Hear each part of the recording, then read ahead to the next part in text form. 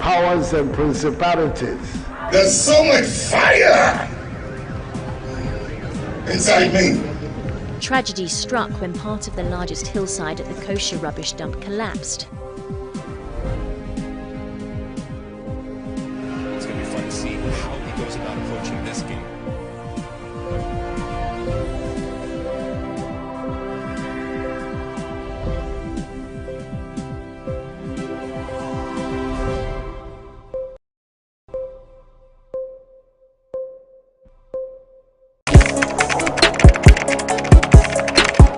We table issues relating to the arts and entertainment for a riveting discussion, of course, without fear nor favor. The question the presenter asked them was a dumb question. You need to speak the fact and move. Varied views. We agree to disagree. So I would disagree with everything you said. I think that he's a smart guy. I think what he did. No, but I also said he's a smart guy. Yeah. I guess that I'm waiting for the what next. Yeah, I don't think that we have to wait for what next. It sometimes gets confrontational, but that's the beauty of the game. Today you're funny face. It's not my brother. Funny face. I don't know him. You don't know funny face. It's not my brother. You don't know funny face. It's a package. We meet, we sit, we dialogue, we learn, we progress. My name is Benefo Huabin Abrantepa, a proud blogger, and this is my forum.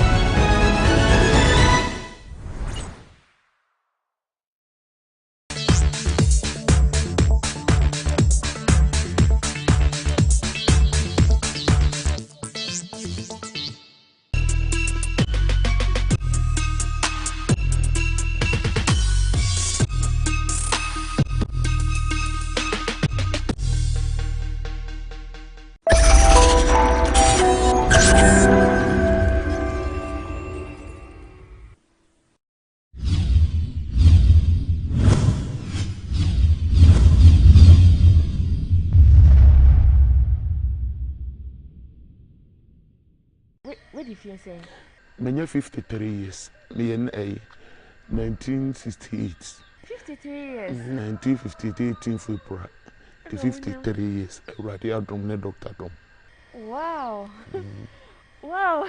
This is very surprising. Hi guys, we are back again. Chale, how are you doing? I hope you are doing amazing. I miss you all. Do you miss me? So I'm currently in Kumasi and I arrived last night and I was lodging at King's Towers Hotel. While there, I made a new friend. She said she watches my YouTube videos. That's how we started building a conversation. And she says she's here for an IVF section. And I'm like, IVF?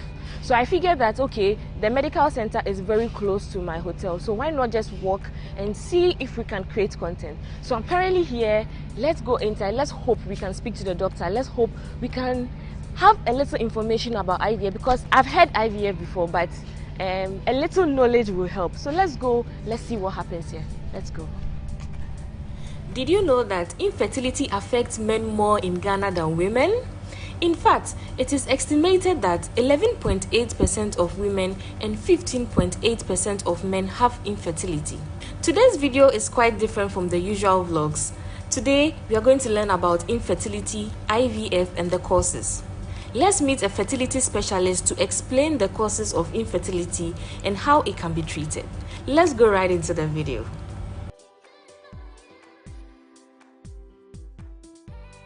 Hello everyone, I'm so grateful to have here the fertility consultant. He's called Dr. Jojo Francis Daveli. Good morning, sir. Good morning, Stella. Thank you so much for the opportunity. Thank you too for coming around to Hallmark Medicals. I'm also very happy being here. So doctor, I would want to know, when you say fertility or IVF, what exactly do you mean? Okay, infertility means that a couple have been together for at least a year. Okay.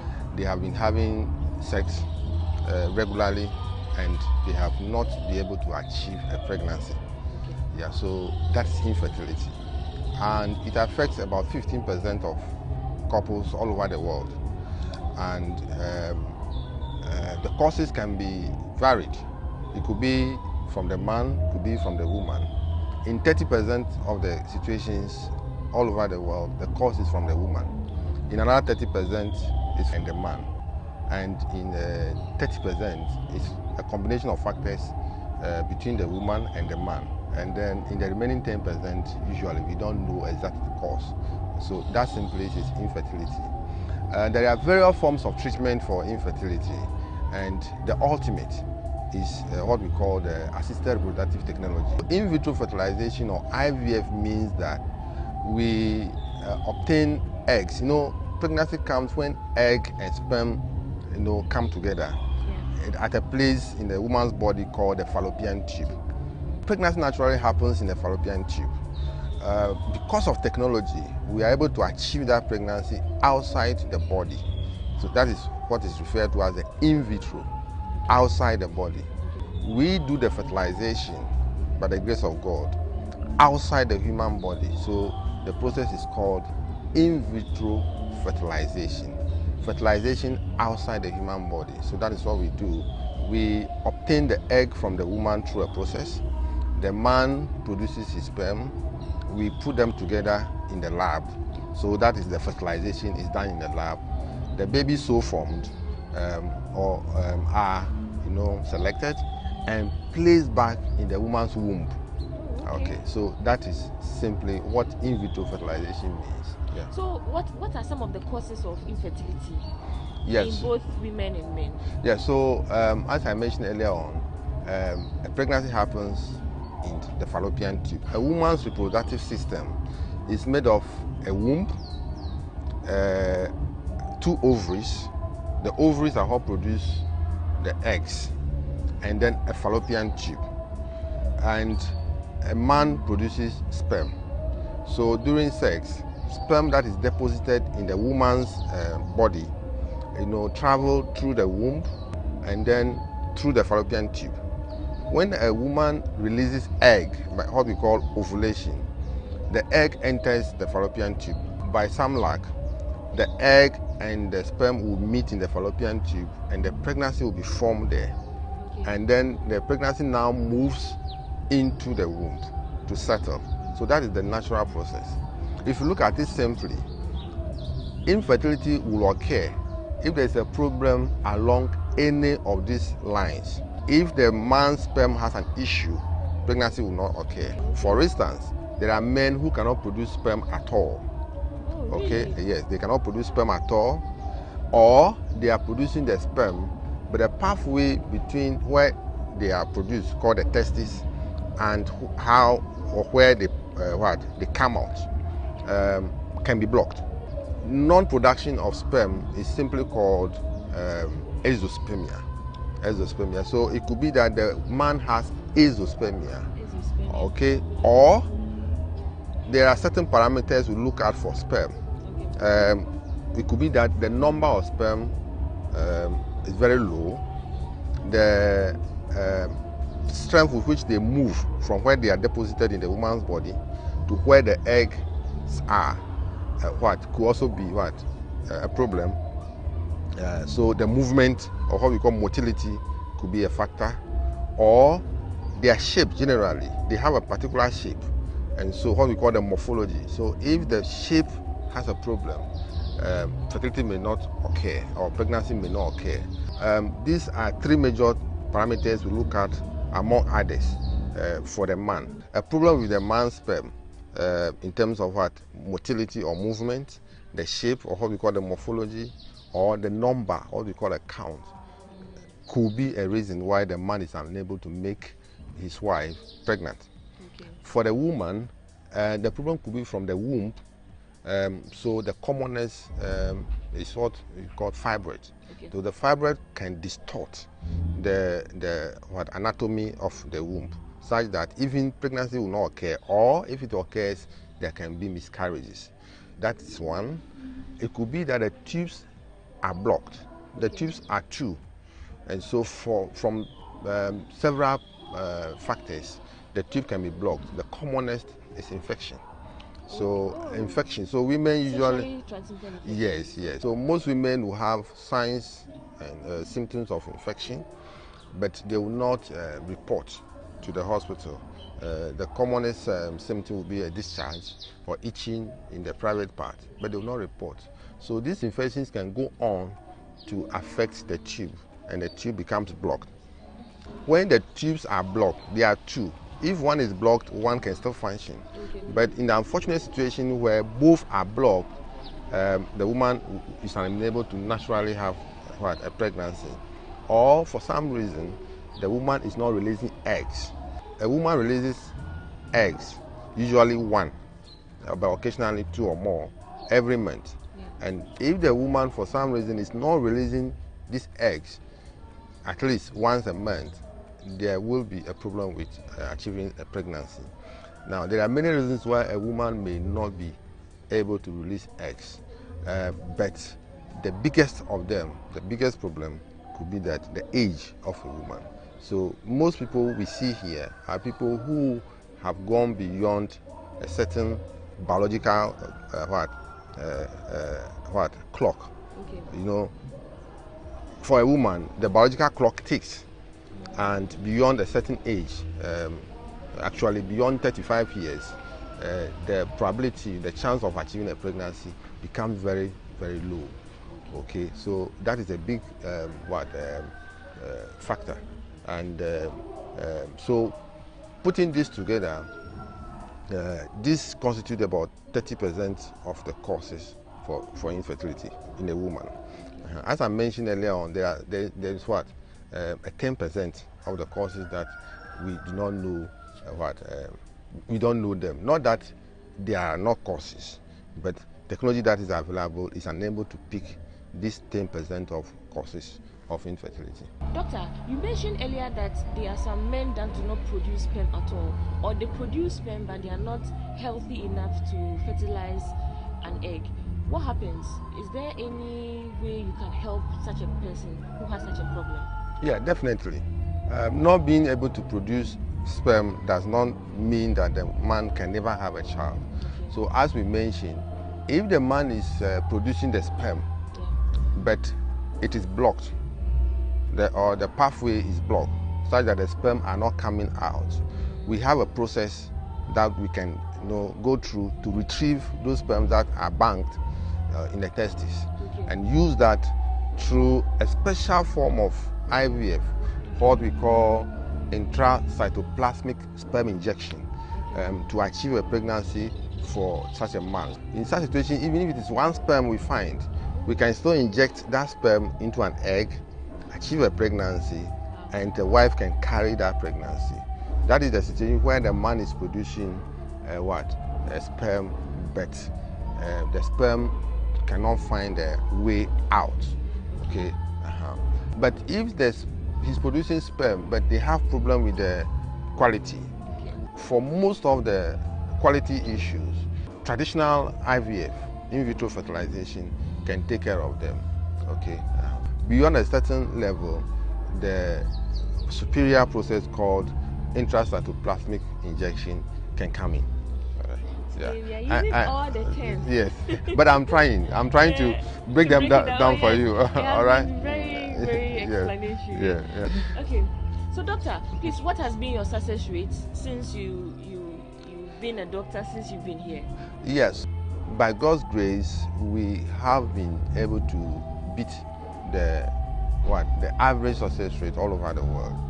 All over the world, successes run between 45 to 55%, and any hospital that goes beyond this should be recognized as top-notch.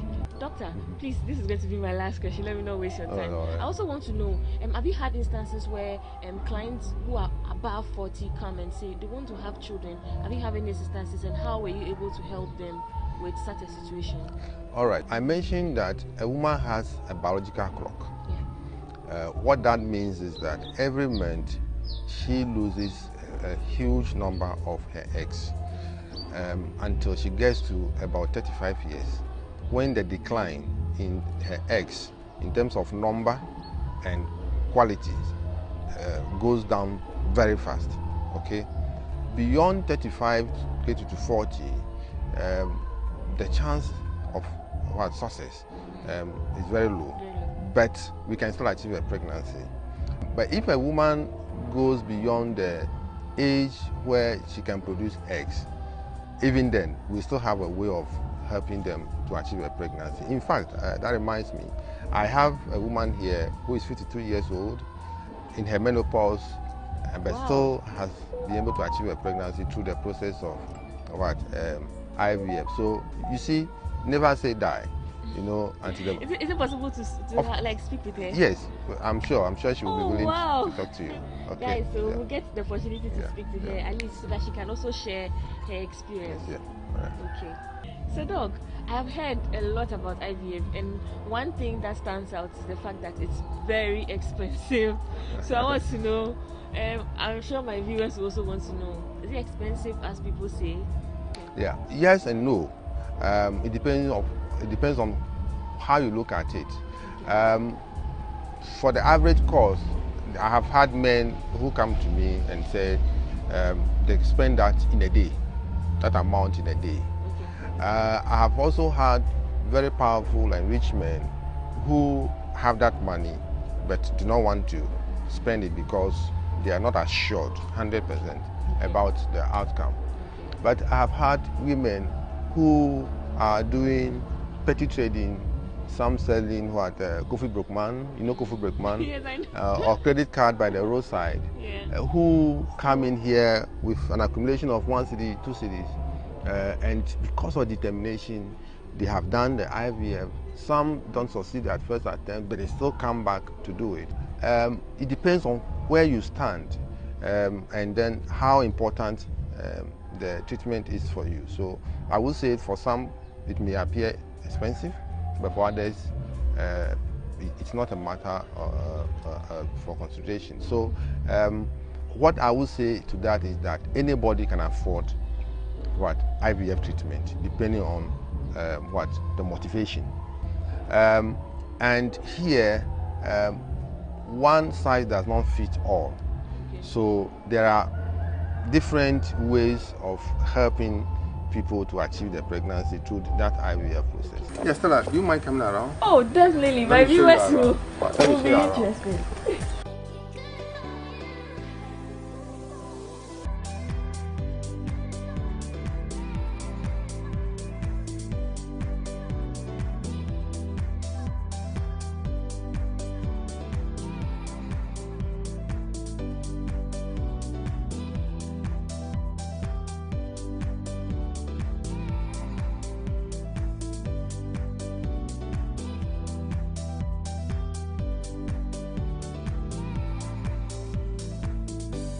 As I was saying, it's not every infertility that we treat with IVF. Okay. Some, it is just because the couple are not having sex at the right time. Okay. What we call the ovulatory time. When we do your investigations, and you can tell when they are having their ovulations, sex around that time alone can let the couple get what they are looking for. So that's what we did for this woman. For so many years, 5 years or so, they were not having a pregnancy. It was all because the woman was not ovulating, and so when we gave her medications and timed the time for having sex, she got pregnant. And then, God willing, yesterday we delivered her, and then she got a very beautiful baby girl. Come and see. Very beautiful baby girl, 4.3 kilograms baby girl. Mother and baby are doing very well. Dr. Dameli also gave me the opportunity into the egg collection room to see how the egg collection process is done. Yeah, so as I was telling you, this is what we call the egg collection process, okay? This patient is a young woman. She's doing the IVF because her tubes are blocked. And so we have given her the medications as we discussed. And what you can see there, those round things you can see are what we call the follicles. They should contain the eggs. So we are coming to do an aspiration to examine and see if we will get the eggs from it. Hopefully we'll get the eggs, and then we go through the process of the fertilization as we discussed earlier on. So you can see I am inside with the needle. Fluid is passing through this tube. There's a tube here. There's a tube here, the fluid is passing through. It will enter these tubes here.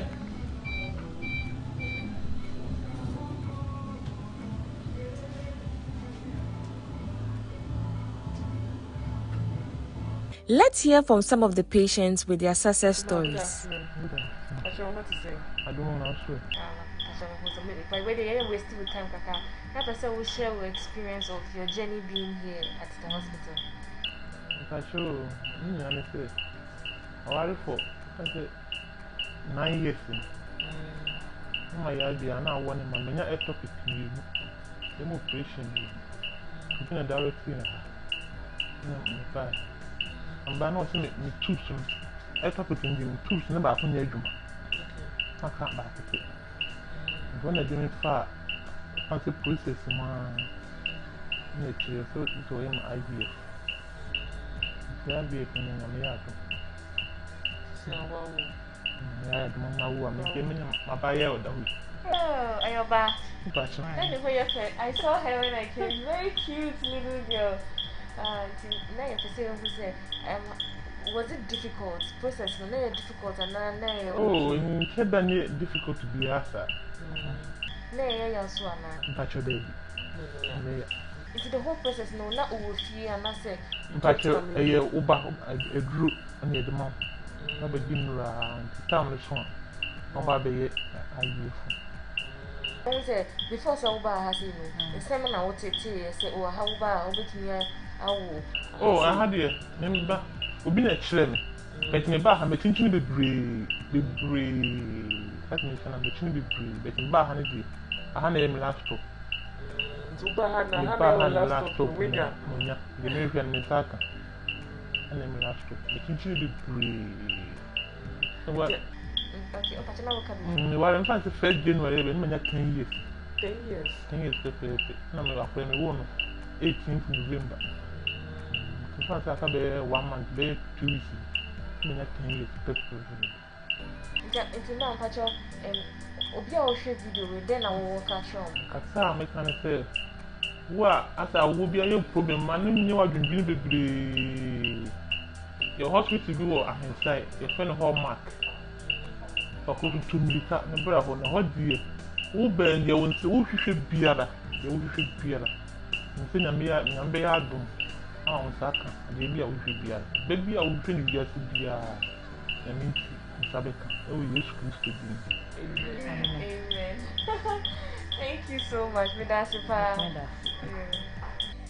Ma, good morning. Yeah, Obo. So what to say? A radiatum. Oh, I'm some warrior 27 years in Yanante wa Yako hospital, mean to me, ma.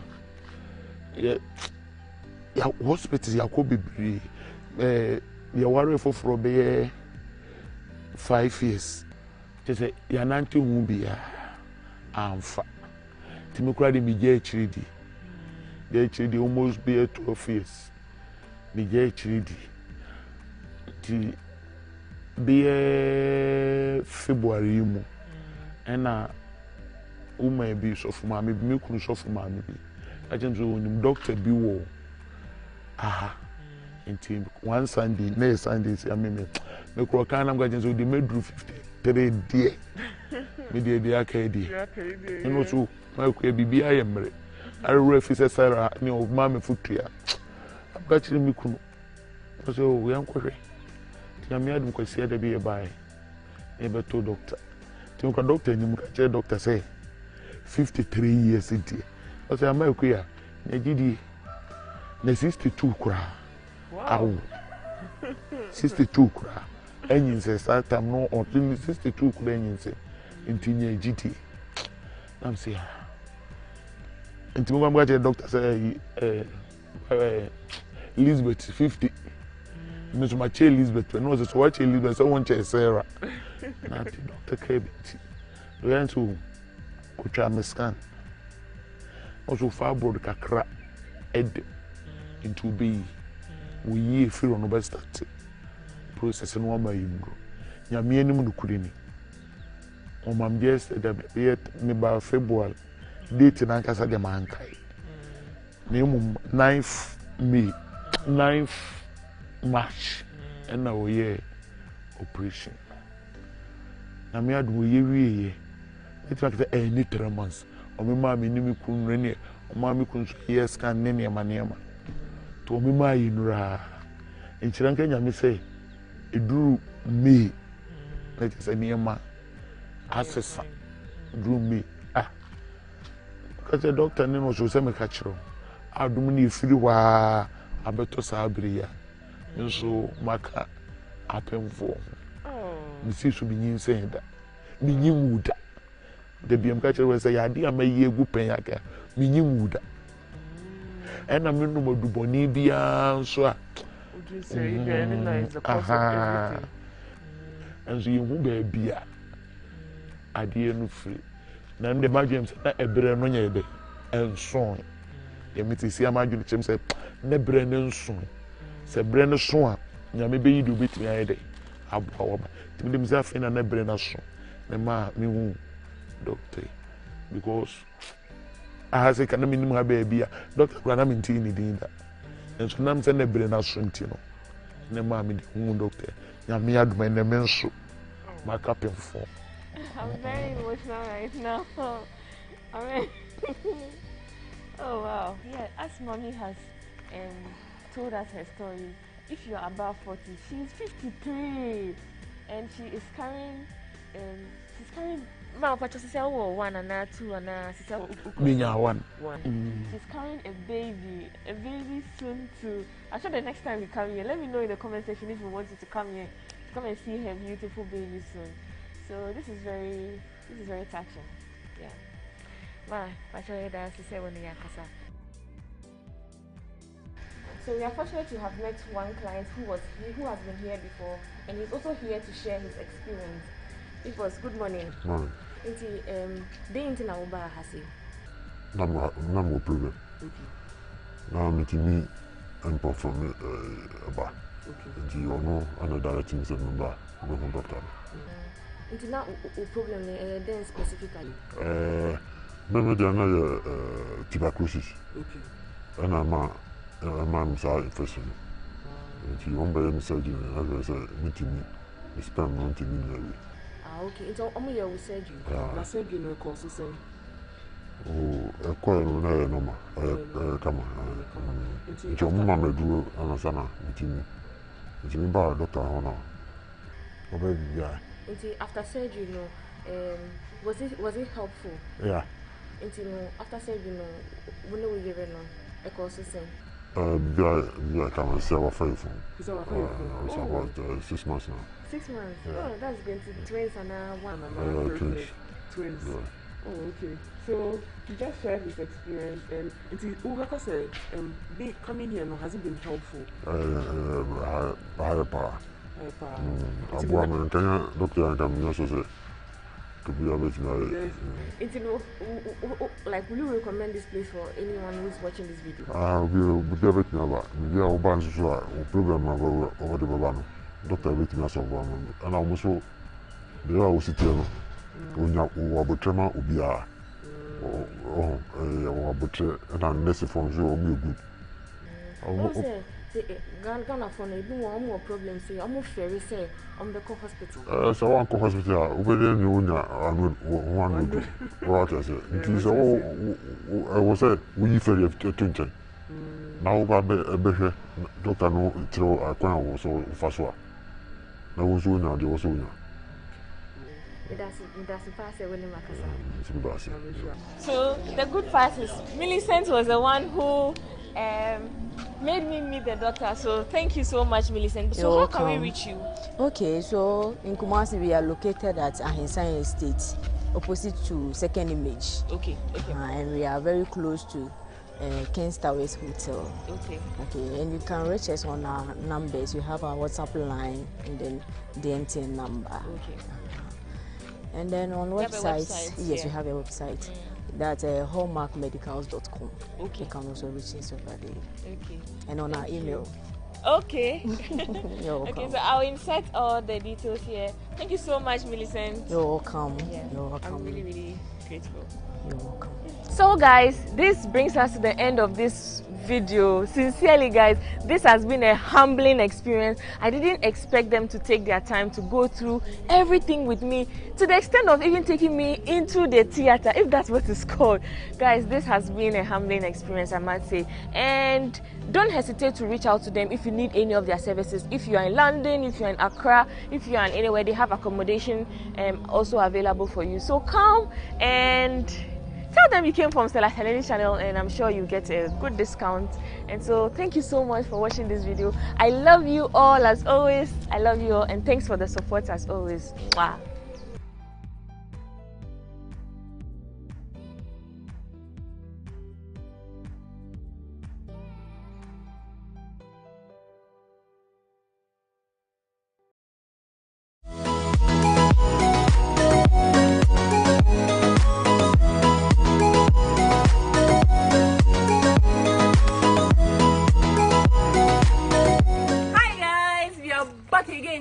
I hope you are doing well. I am currently at Bunso Park, which is about 2 hours drive from Accra, and I'm not here alone. I'm here with a beautiful Nana Ashanti.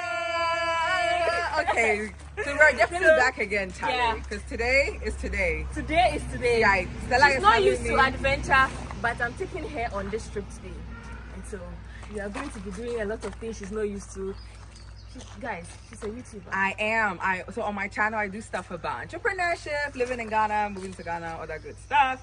I don't do women ambassador duties like Stella, but today I'm here. Pray for me. Hopefully everything goes well. And this is Vlogmas Day 11. That's and I'm right. super excited. I'm taking you guys along. It's a few days to Christmas, and so this is the Christmas feel. How do you feel about it? I don't feel anything because I don't have money for Christmas. But those who usually say they don't have money for Christmas are the ones who live their best life. But we're trying. We're here. We're gonna have some fun today. Yeah. Get away from Accra. If you come to Ghana, get out of Accra. You know, so you can do things in nature, Accra. And I'm like this. Let's go.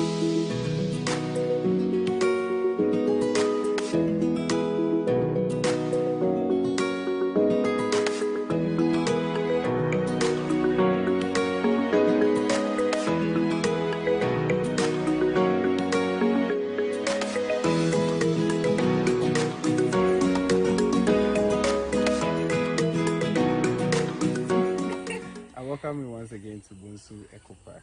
My name is Foster, and I welcome you once again. This is our canopy walk, which has 5 bridges with 6 rest stops. The moment to get tired, you just stay on the staircase and then you rest more. Always normally do maintenance. We do checkups on it because it is hanging. So we need to go on it and then check whether there is a problem on it or not. We just finished this one. I think it was yesterday that we finished with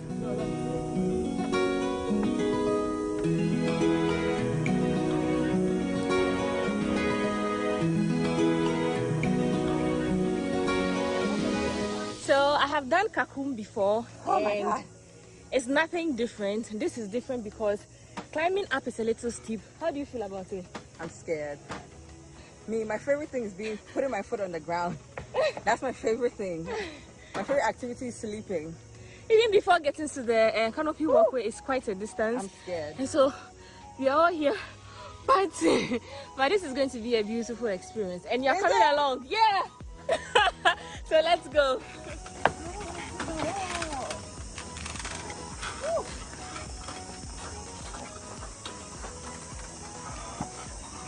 This is so steep, eh? This is bad! Can I turn back?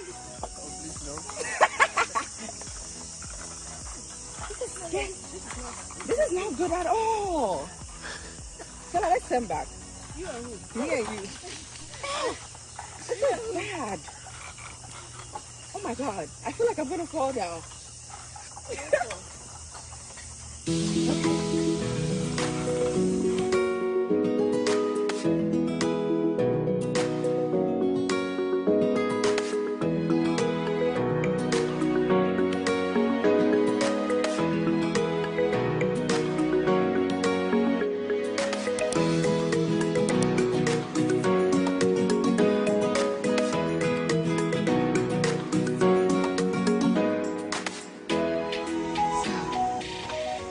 How is it going? She's so scared. But to be honest, this is like really not as smooth as the one at Kakum National Park. It's either it slopes. Oh, my bracelet is tagged on there. Why did? Okay, this is the second time it's happening. I have to take my bracelet off. And this is not as smooth as the one at Kakum National Park.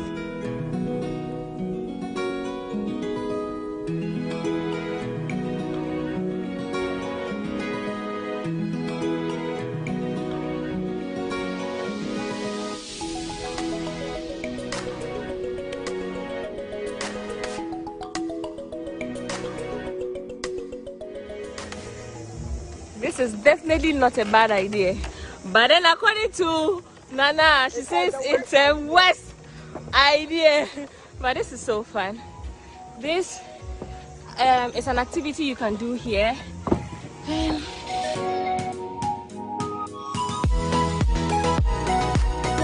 So we just ended the canopy walk. We are going to do the zip line and enjoy the place. I think the place is really, really beautiful. Yeah, so you're coming along with us. Let's go, guys. This is for somebody who is afraid of heights. This is going to be very challenging for you. But if you are someone that's okay with heights, I think this is a perfect place to come with your family and hang out. Not only can you do the canopy walk, but also you can have picnics. You can just do horse riding, just like you would do in, let's say, Ebri Botanical Gardens or Legon Botanical Gardens. So yeah.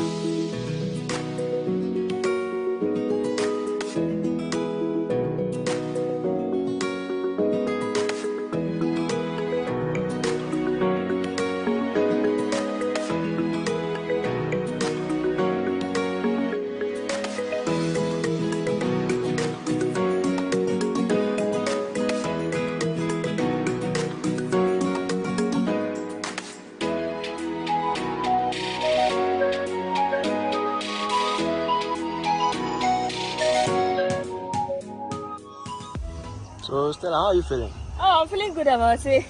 This is not my first zip line. The last zip lining I did was in Legon Botanical Gardens. So yeah, super excited. Just that the stairs to this place, it's a whole ass journey on its own.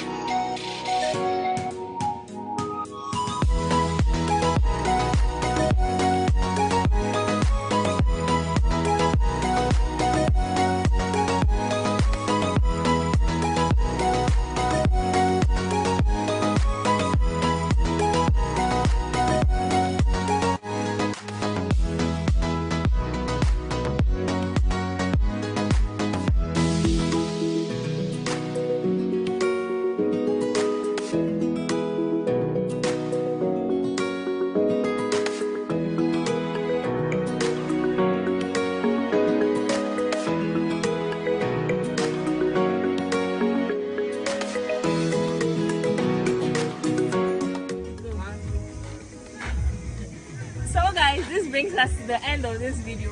I hope you enjoyed watching my Vlogmas episode as much as I enjoyed documenting this experience. This experience was with Nana Ashanti. Do well to subscribe to her YouTube channel. Show her some love. Tell her Stella Chanelli sent you here. See you on her channel. Okay, bye. Wow.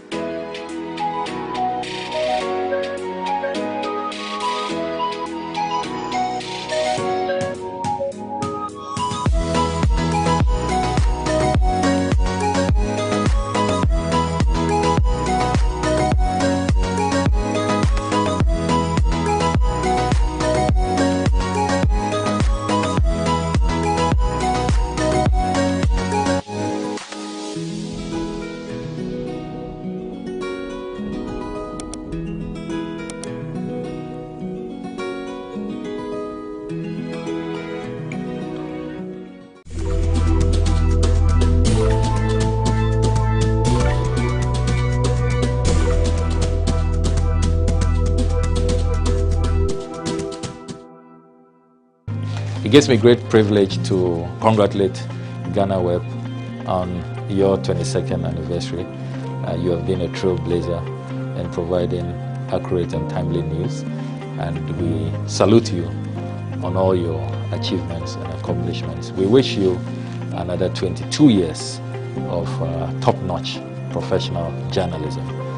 So congratulations once again, and keep up the good job.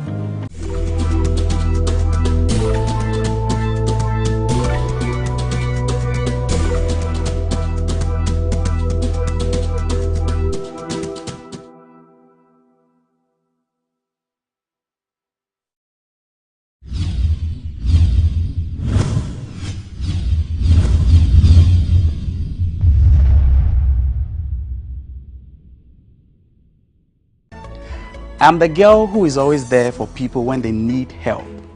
I'm also the girl who goes through many phases of life, but will always do anything to help others. Well, those are not my words, and as you can see, I'm not a woman. These words sum up our personalities live on this week's edition of The Untold here on GhanaWeb TV. Afi Antonio shares her story of philanthropy with us, about the frustrations and whether or not it's worth it being a philanthropist in these parts of our world. Welcome to this week's edition of The Untold here on GhanaWeb TV with me, Eche Atisu. We'll be back with more details.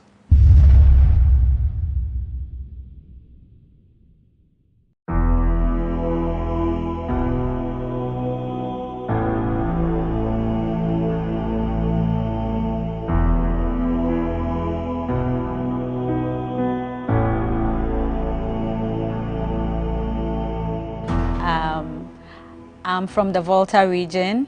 My dad is from Tegbi and Uwe, and my mom is from Angloga. So I'm a full Voltarian.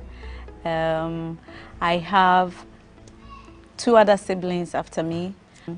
I was born and bred in Bema Camp. My dad was a soldier. He's retired now. So I was born in 1937. We grew up here in Accra, and I attended Kotuka Primary School. And I feathered when my dad retired from the army and we moved to Nungwa, his own house. I feathered at 48 Engineers, JSS, now JHS. And I continued at Nungwa Secondary School where I read visual arts. From there, I went to Takoradi Polytechnic, now a university. I read graphic designing there. Afi says her former schoolmates remember her as the old school girl due to the way she dressed while in school, but none of them knew why she used to dress that way. I don't have very straight legs. I have kind of knock knees. Those who don't know knock knees, that's Alantakakwa. So It was a challenge when I was going to Takoradi Polytechnic because I didn't know how I was going to dress. I didn't want people to see that. I felt it was a deficiency or something, and I felt people would laugh at me because I've had that experience before. So it was really challenging when I was going to Takoradi Polytechnic. I didn't know how I was going to dress to hide my legs. So I took my father's outfit, the old school bars with 4 pockets. So that was what I was wearing in Takoradi Poly till I completed school, and I earned the name Old School Girl. So everyone on campus, when you go and you ask for Philo, Afi, nobody knows that. If you say Old School Girl, yeah, that's me. And I remember when we were going for orientation, when we went like fresh, some of the girls later when we became friends were like, they thought I had some mental challenge when they saw me because of the way I was dressed. But they realized, oh, I was okay, but that was how I wanted to dress. In school, Afi got the opportunity to intern with GBC and fell in love with the media, so she never quite practiced the graphic designing she studied in school. With the help of the late Kofi Bakna, she got the opportunity to do her national service at the OM Studios and has had several media stints thereafter. I worked with Solid Multimedia, Ezekiel Tete, who is popularly known as Step. He was also working at OM Studios. So when I finished my national service, he called on me and said he wanted to start his company. So since I'll be out there looking for jobs anyway, if I would want to join him and work with him, although he won't be able to be paying me, but he will sort my transport out and all that. So I told my dad about it, and he said, okay, if that's what I want to do, that's fine. So I started Solid Multimedia with Step, and I worked for him I think about 5 years, and then I moved on to other places, but still in the media.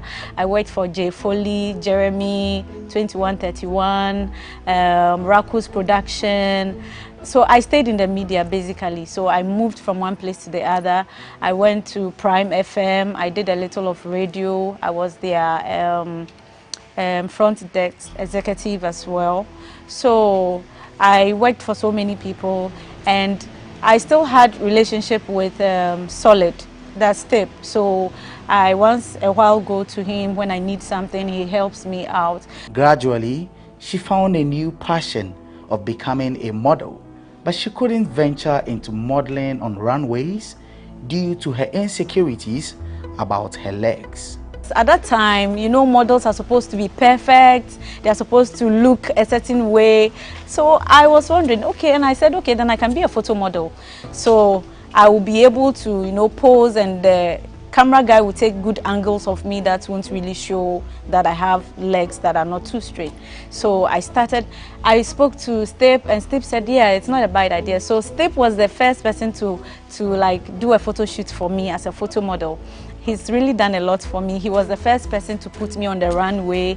He advised me to join a modeling agency since I want to be a model. At least even if I just want to be a photo model, I need to know everything about modeling. So he put me on the runway for the first time, and I enjoyed it. I didn't mind whether I had straight legs or crooked legs, or it was fun. At that time, I spoke to Bulldog. He was a friend as well. So I told him I want him to manage me as a photo model. So when Steve took the photos, I showed it to him, and he was like, oh yeah, it's nice. So then there was High Five. So I posted my pictures on High Five and all that. I was getting good feedback, and I'm like, okay, this is going somewhere. Through modeling, Afi gained a lot of followers on social media and decided to use her newfound fame to help people, and through this, the Afi Antonio Foundation was born. I had a TV show then, my own TV show called Celebrity Delivery, where I connect people to their mentors, their celebs, and they hang out together. They ask them all the questions they want to ask, and they hang out. Like if it's a gym, they go to the gym, they gym together, we go to the restaurant, they eat, and they ask questions and all that. So There was this girl who was disabled. She sent me a message on our Facebook platform saying she looks up to Nana Aba Namwa, and she would like to be to meet her and be like her. So I was like, okay, I'll try reaching out to Nanaba and then I'll get back to him. And she was a single mother, so I was curious. And I asked her where the child's father is. I gave her my number and I took hers as well. So we're chatting on WhatsApp. And she told me her story that the guy who impregnated her left her because she refused to abort the baby. I was interested in her story, so she told me more about it. And I was like, how can I help this girl? I called her and I told her, will she be okay if I share her story on my Facebook and see if through that Nanaba Namwa will even see it, because I will lace the fact that she wants to see Nanaba in it. So she was reluctant at first. Like, she was like, what if the guy sees it and comes at her? And I'm like, she shouldn't worry. If the guy calls her or anything, she should just direct the guy to me. I'll deal with the guy for her. So she finally agreed I could share her story. I shared her story and it went viral. Nanaba Namwa saw the story and she wanted to meet her. So she went to see Nanaba Namwa, and Nanaba made it possible for her to do some sort of like attachment kind of at GH1, which she really enjoyed because she wanted to be like there. So Nanaba made it possible for her. So that's how I started. So I started helping people with my social media, and I realized that it was something good. So I said, okay, someone told me, so why don't I just register a foundation if this is what I really want to do? So I decided to register my foundation on my birthday 3 years ago. My foundation is 3 years this year. So I registered my foundation and I continued the good work using my social media platforms. The path Afi's life has taken is not the path she has always wanted to go. Being the daughter of an army officer, Afi had dreams of following in her father's footsteps, but that didn't materialize, and her father tells us why. She went for the exams, she passed the exams. Like she talked about the knock knees, I think, when she was at Tested Military Hospital, she said some 2 lady officers were standing behind her and they were talking about the knock knees. And it's like they were not going to select her. She called me. I have been mentioning a certain officer's name, Kenneth Damwa. Kenneth Damwa was once a paymaster, my boss, when he was a cashier, Ghana Armed Forces cashier. I worked with him. We were so close. He left the pay service and went to PA, Personnel Administration, where they recruit soldiers and then take care of these military cadets. And he was with them at S7 that time. She mentioned it. That there's a soldier there with the name tag, Damwa. And I said, talk to him. Tell him that you are W. Antonio's daughter. She spoke to him and asked her, come on, come and stand there. Join these people tomorrow. Go to Bemakam for your exams. So she wrote the exam. She passed and they went for medical exams. She got to a point when they got to the dental. She called me and said there were 2 doctors in the room. One, after examining her teeth, said she should go around to the other departments and come back.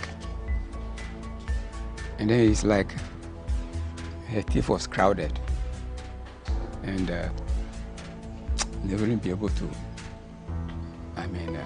take her.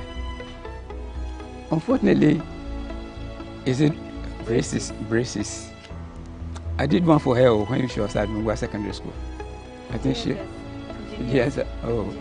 wasn't feeling comfortable with it because you cannot eat meat and that kind of thing. She threw it away. Can you throw it away? Oh, it got missing. How can that thing get out from your mouth and get missing? I removed it and I put it somewhere. Oh, now you needed it. You see, you needed it. It could have corrected that thing for you. Now, so she suggested to the doctor, oh, can't I be taking it then I'll go in for it?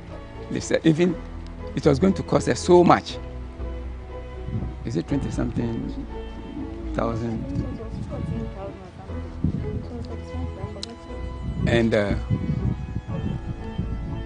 even still, this Colonel Damwa did his best. I told him, he went to see the doctors. He told me the doctors drew some diagram on a paper that, in fact, the way the teeth is, in fact, if it were to be other rank, that is those that start from the scratch. But commissioning, if they see that kind of thing, they'll be in trouble. And so she missed that one. She was determined to be in the security services. She wanted to go to immigration. It didn't work. Customs, it didn't work. So she gave up. So when she started this, I realized that that's her passion. And so, and I realized that it was God-given passion. And so she had it corrected, and she can now laugh without closing the mouth. Before I always smile. Never see my teeth. So how did Afi feel when she was disqualified because of her teeth? I felt bad. I really felt bad. I'm like, but this shouldn't be the reason for, not taking someone. And I can correct it whilst I'm in the army, whilst I'm being trained. So when I asked him that, can't I be in the army whilst I'm correcting it? He said, no, I have to go and correct it and reapply. I'm like, wow, just my teeth. And it wasn't that bad, though. It wasn't that bad. It was like some are in and some are out. Yeah, it was zigzag, kind of. It wasn't that bad. So I'm like, so then when I went to Kolebu, amazingly, the doctor that failed me was understudying the doctor who was going to work on my teeth. Can you imagine? So when I went there, I saw Dr. Salifu. He said, Dr. Salifu, do you remember me? Oh, no. I said, I'm the lady you failed during the army. Yes. Hey, so you still want to be an officer, eh? Oh, okay. So they started calling me young officer when I go there.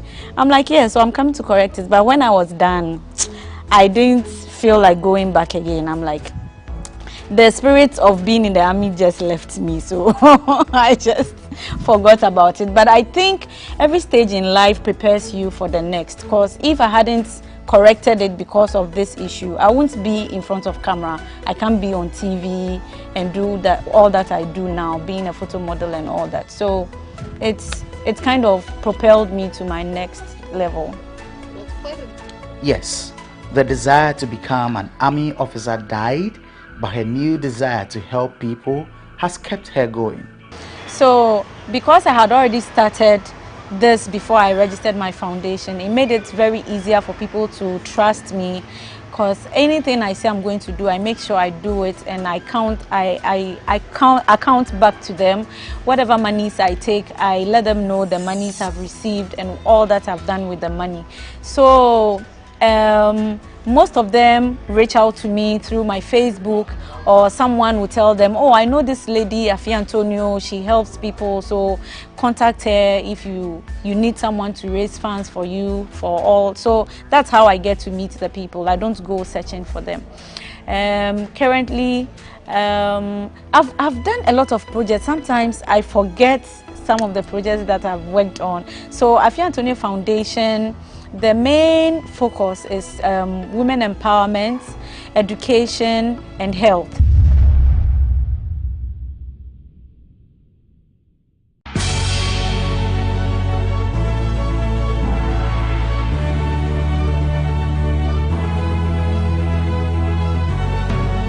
From the dawn of time, people have engaged in several businesses. With the onset of technology and innovation, life has relatively been made easier. By using debit or credit cards, mobile banking. Thank you. And your favorite, mobile money? Tech has indeed married business. On BizTech, we spend time with faces behind known and upcoming businesses in the country. Learn more about the new technologies and innovation, as well as find out about the trending issues in the world of business. Join us as we serve you with a variety of compelling interviews, projects, and others right here on GhanaWeb TV.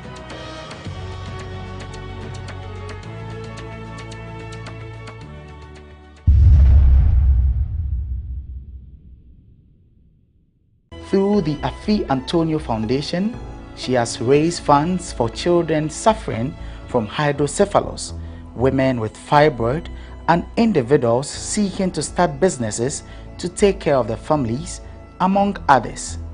She shares a few of the projects she has undertaken. The Blue Eyes Girl, the little girl called Chota with Waardenburg syndrome. So her condition gives colored eyes and pigmentation of the skin and hearing impairments, like she can't hear and she can't talk. So the mom reached out to me and said she knows I help people, so if I could help raise funds for their daughter to send her to SA, because South Africa, the surgery can't be done here in Ghana. So I'm like, okay. The money needed then, I think it's 3 years ago, if I'm right, the money needed was $57,000. That was a lot of money. We were able to raise part of the money, and it took over a year to even do that. We raised part of the money, and we did the surgery for only 1 year. So we are hoping that we raise the rest of the money so that she'll go back to have the second year, the implant, and then have therapy over there. So now what we are doing to raise funds is we are no more begging people for money. She's now a model. I've trained her to be a model, a photo model. So this year she turned 5 years. We had a photo shoot and we adored her as a photo model. So anyone who sells kids, clothing, shoes, whatever, you can use her to advertise your product and pay something small, and that money will go, we'll save that money, which will be used for her second cochlear implant surgery in South Africa. There's a little girl called Perpetual, whose father, someone told me about the father. The father was on a program on GH1. They were celebrating mothers, and he was celebrated as well because he's taking care of her daughter, who is 9 years, physically challenged. Her legs couldn't form very well because the mom tried aborting her, but the abortion didn't work and it affected the legs. So she crawls on the floor, and because of that, the man is unable to work. Like, he does just small works around his area, and he was living in someone's uncompleted garage, and the person was taking it back because the person said he wanted to continue the building, so they had to move.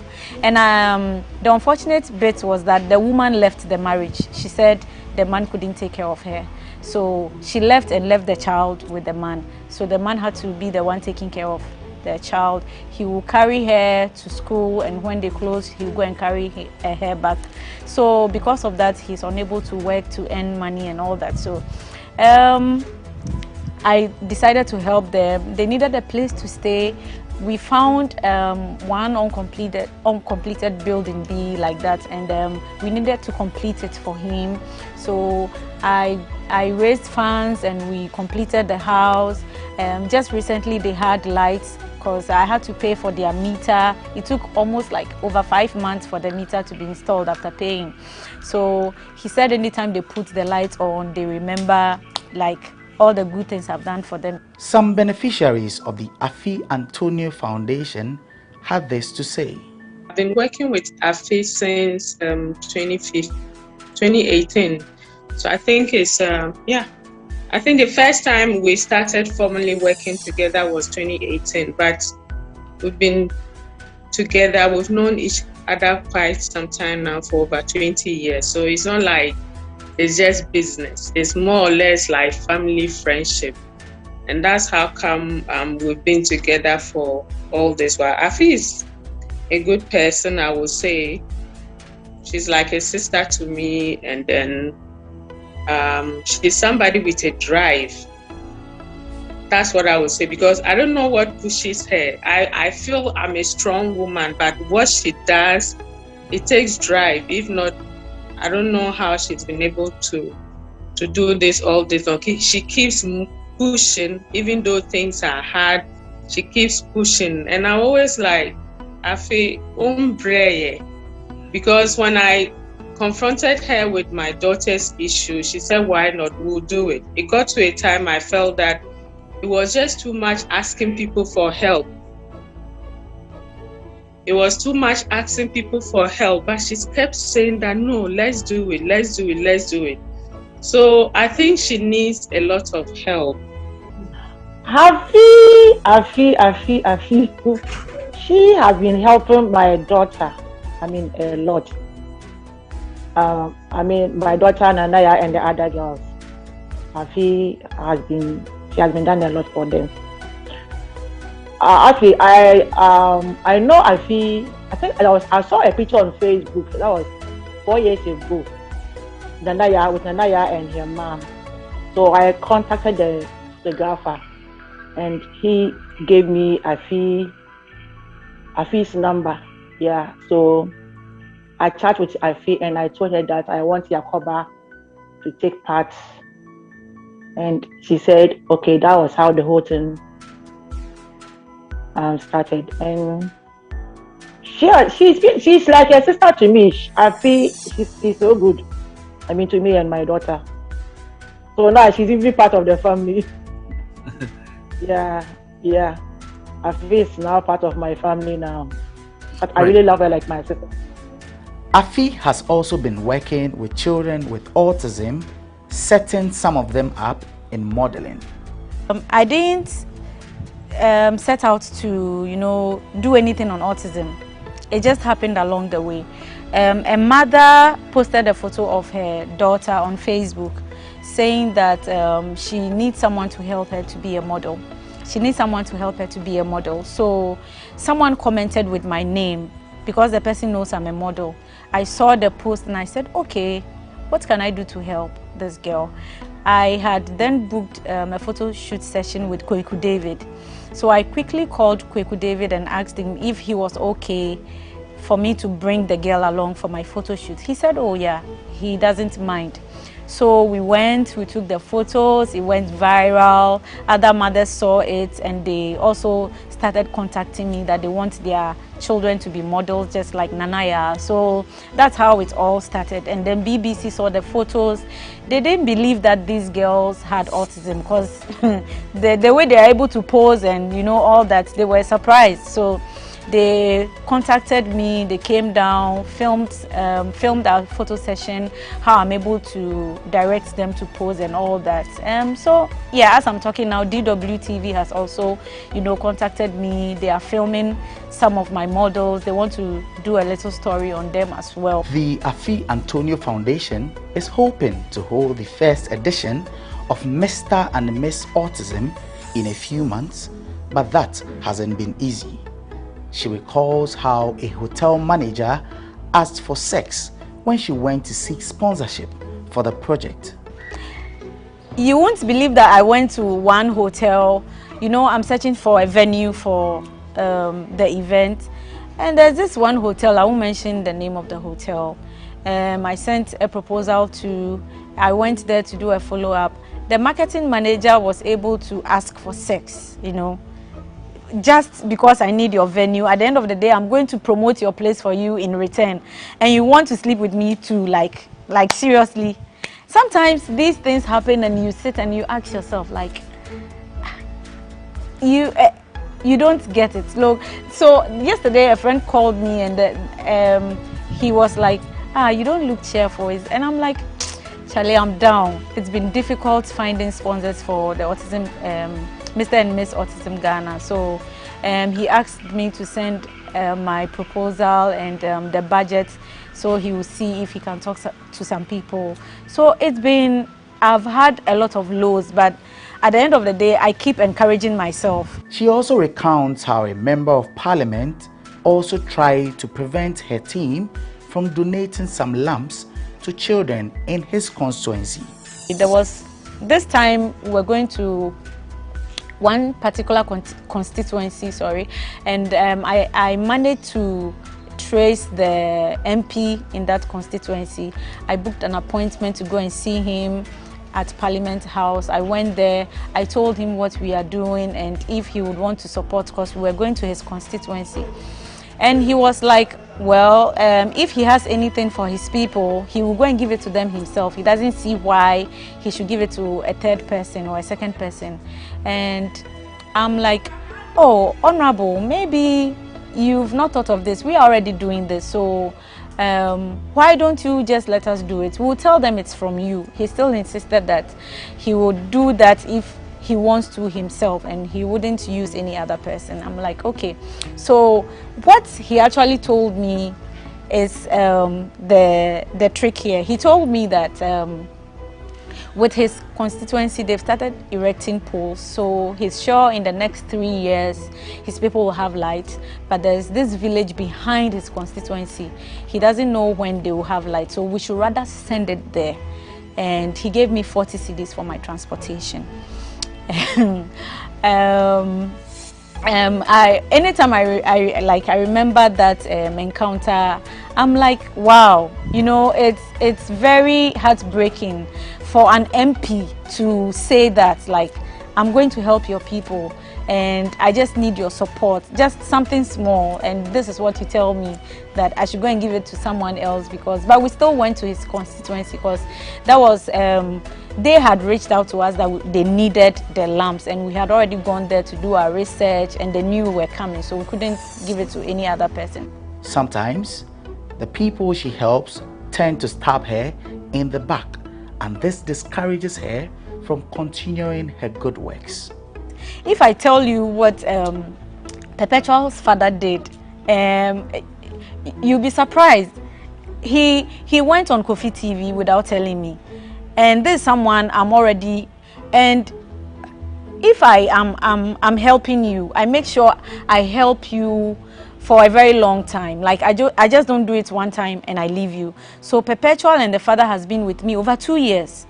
That I've been helping gradually, because finishing a building is not that easy. We do it in bits, and when they need some money, the father will call me, oh auntie, today then I'll send them something small. Sometimes me myself, I don't have money, but I'll try and send 50 cedis, 100 cedis. So he calls once in a while. So I was there and someone called me that I should watch, I should go on Facebook, Kofi TV. Is that not Perpetual's father on Kofi TV? I'm like, wow. I went and I was watching it. And the part that killed me was that, oh, sister, be a friend of you, waboy and pa, baby, or be a nyamishano, or not to cement my. That was all he said about me. And I'm like, who is Afi? Like, at least even if you say, oh, Afi Antonio Foundation has been holding us down till now, that is even okay. You don't need to mention all that we've done. But if you say Afi, who is Afi? Like, and they put his number out there for people to send him money.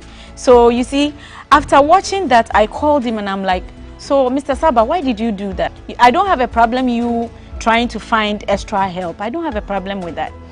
So you live all the way at Wager, somewhere in Wager, and I don't have a car.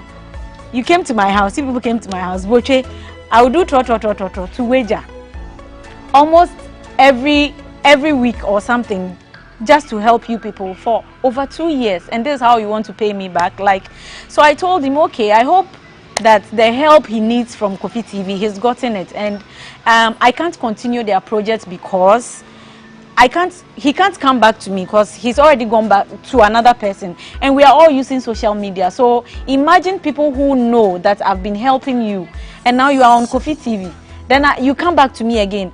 Even what you said that I did for you, people will think that the monies I took to help you, maybe I've squandered the money. Afi had these words for persons seeking to go into charitable works. Whether it's worth it or not depends on the individual, the mind you have behind what you are doing.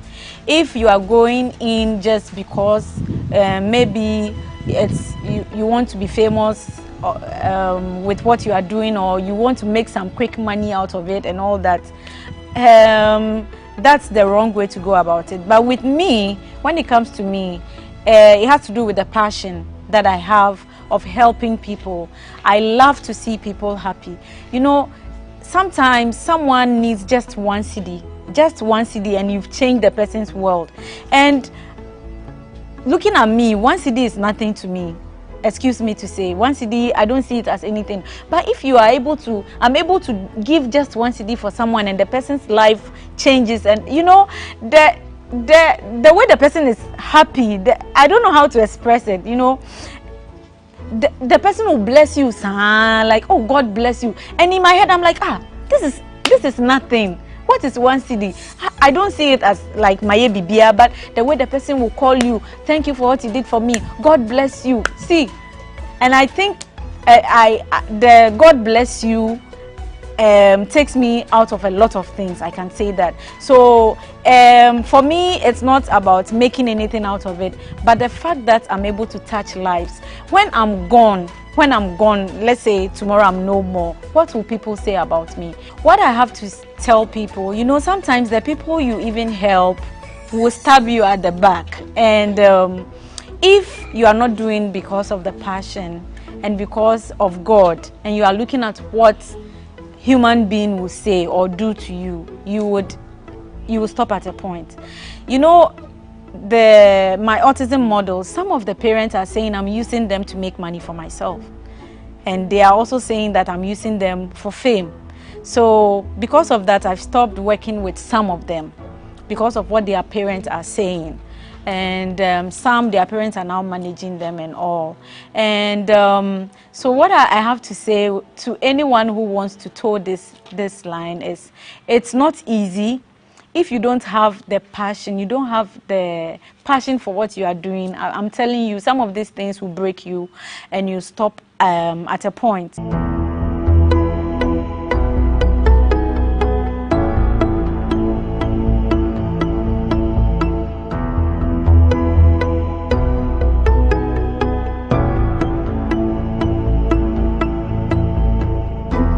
Afi Antonio, founder of the Afi Antonio Foundation story, brings us to the end of this week's edition of The Untold right here on GhanaWeb TV.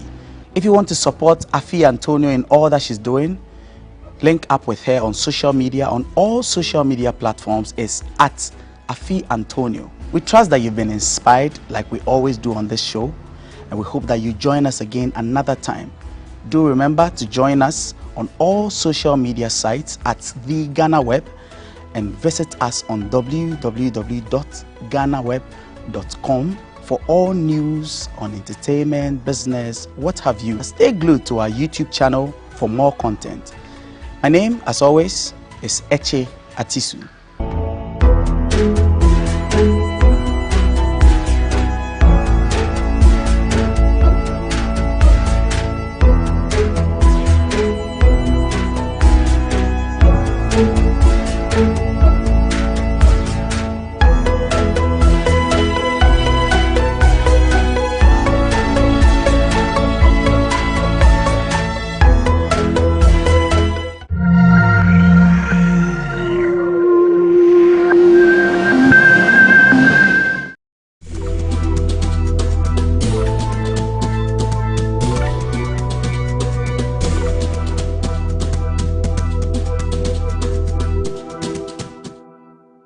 I would want to congratulate management and staff for how far they've come. GhanaWeb is the biggest portal in Ghana and even in outside Ghana as well. For the people outside Ghana, this is their go-to portal. And anybody outside Ghana will tell you that GhanaWeb is where they get their source of news from. I've had friends who are residing outside Ghana, and anytime there's news about me, and this time it's about me, they hit me up and say, oh, I read this story about you on GhanaWeb, I read this story about you. So it tells me that it is the #1 portal for everybody else, for both of us in Ghana and outside. So I would want to congratulate the management and staff for the work that you've done over the years. And I wish you guys well. I pray for strength, for success, for favor, and for special grace, that you guys will live on to be 50, 70, and 100 years. Congratulations to you guys.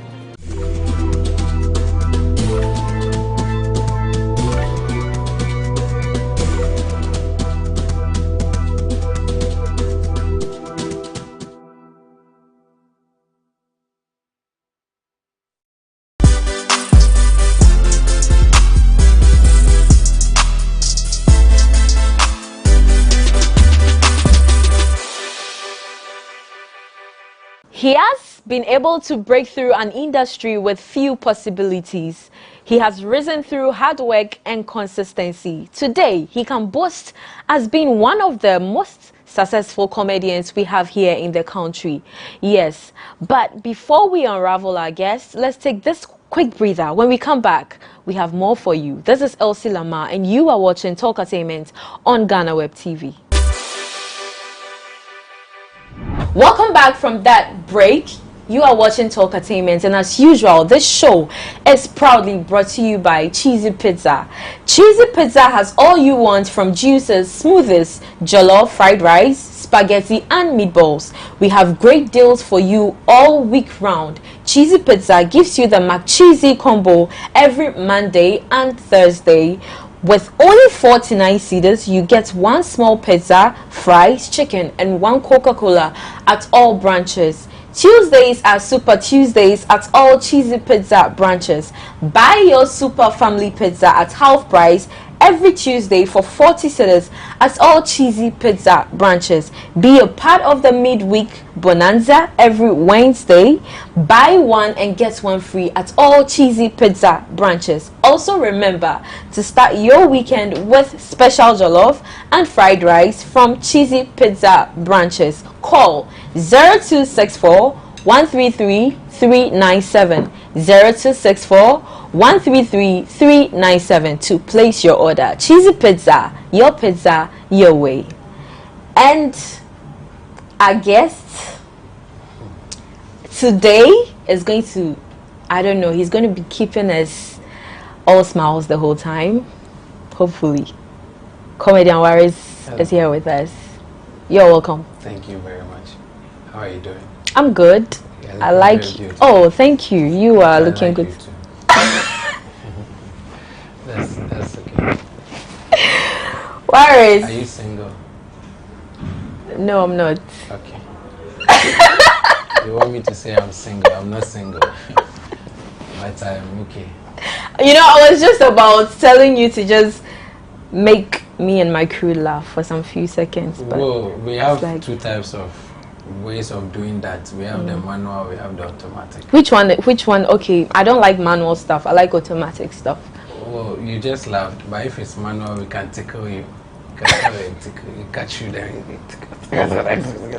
Waris, you know, funny enough, you don't look it like you're a comedian, but you don't look, you're calm. You have a calm personality.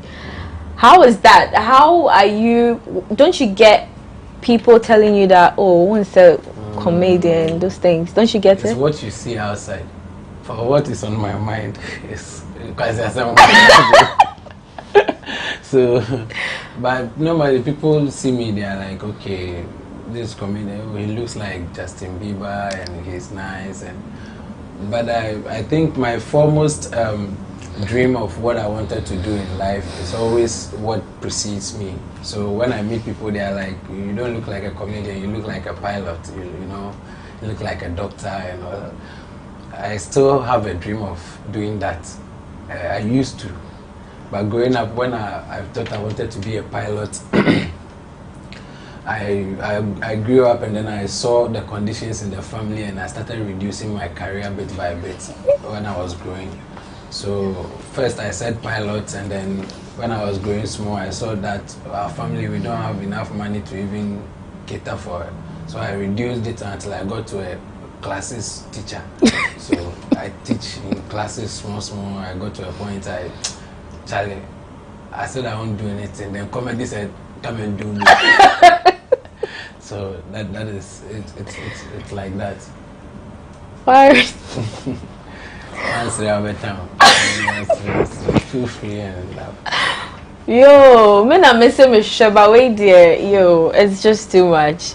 What's with you and big ass? I think big ass is the. You know why I'm asking that? Yeah, I like looking at them, but is the not only you like making use of them in your skits. You did well adding the end bit of in my skits. But when you say I like making use of them, where? What is your evidence? In your skits. What is now? We change the song. It's not in anything. It's IGP. So, if you give me allegation, ask me what is your evidence.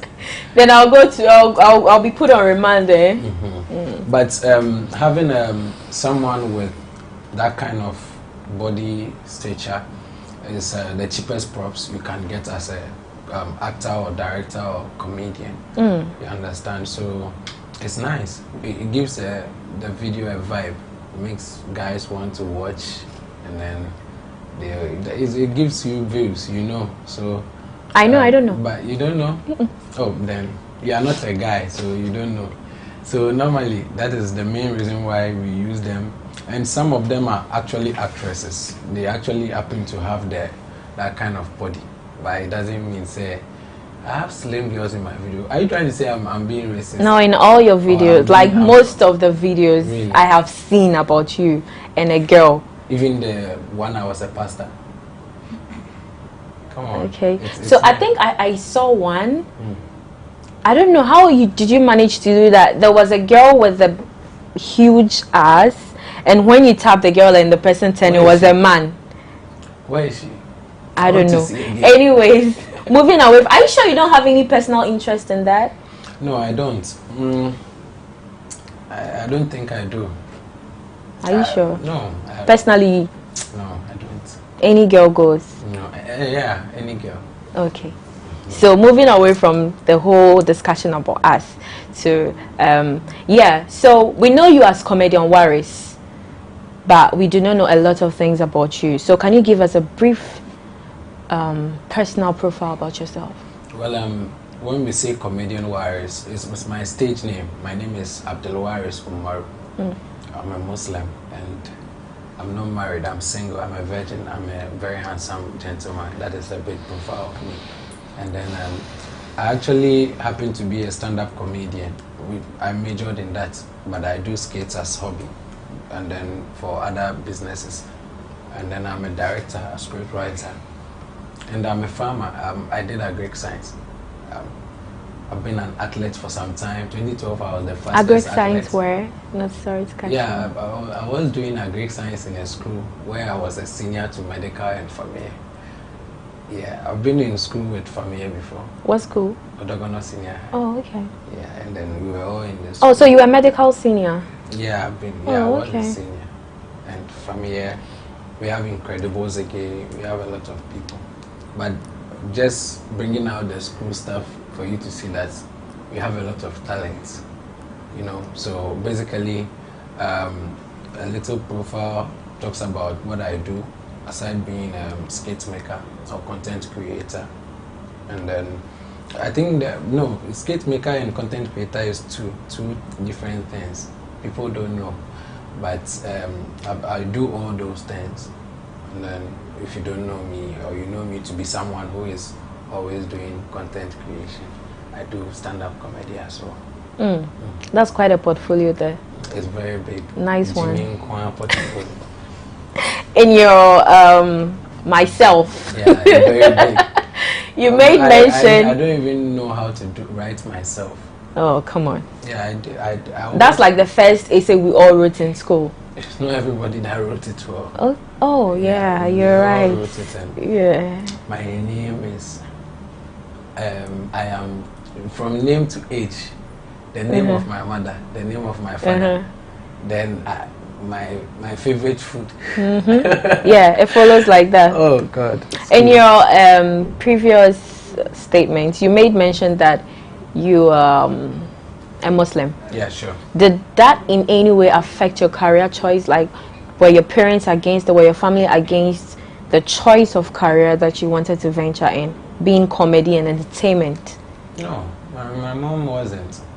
It was okay. When there is money, how would you be against it? But you know, Muslims are very religious and they are very particular about certain things. Yeah. Maybe it might be Ramadan, month of fasting, and you are not supposed to do certain things. You have to be modest, but your job requires you to be doing certain things that will put you out there.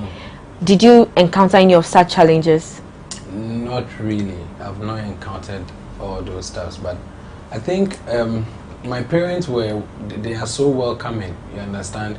If there would be any problem, it would be maybe fans who are very, very religious, who feel I shouldn't do certain things. But in any ways, I've had control over the craft to know what I need to do and what I don't have to do.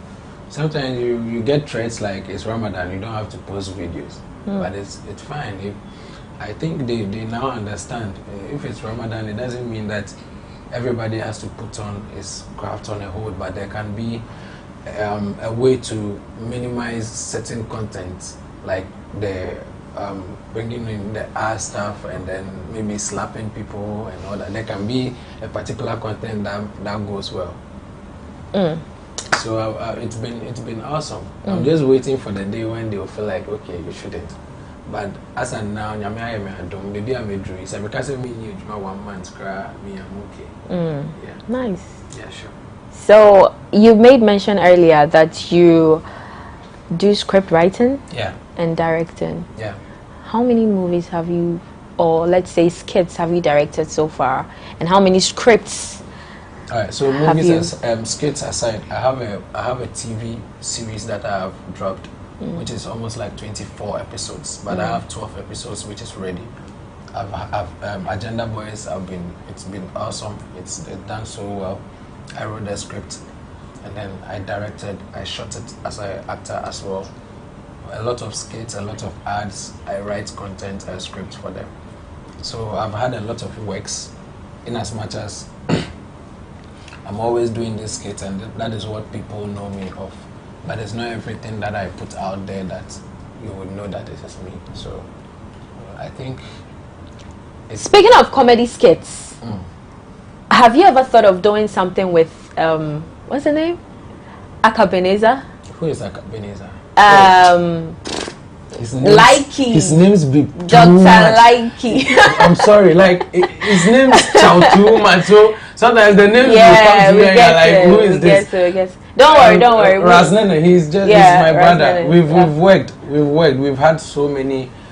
We've met. We worked on Tracy Boache's TV series. We've shot skits on our own without having any. I met him in Kumasi as well. I was actually born in Kumasi, so I've been there. I've met him. Raznene is my guy, but his name's Chow. You go be there and they say, you know, Dr. 24. Likey. Who is 24? You don't know Raznene. So Charlie, his name's Chow. His name's Chow. Not to make anybody feel like you didn't know Akabeneza. Oh, don't worry. It comes out like that. But you said you've worked with him on a couple of productions. Yeah. Okay. Yeah. In the past. Yeah, in the past. Which are out. Yeah, they are all out. Even the skits, some of them are on my pages. Yeah, and some of them are on the YouTube page, Amagana. And Amagana, yeah. What would you say about him? He's very good.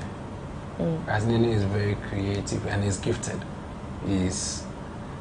I think he's a very smart guy. Sincerely, he's one of the honest guys who always wants to play real, so it's cool. For the work though, everybody has his own personality and then what he does below. So whatever the person shows to you, if it's not threatening, it feels good. I like to work with him again. Waris, you tout yourself as the biggest comedian in Ghana. Yeah.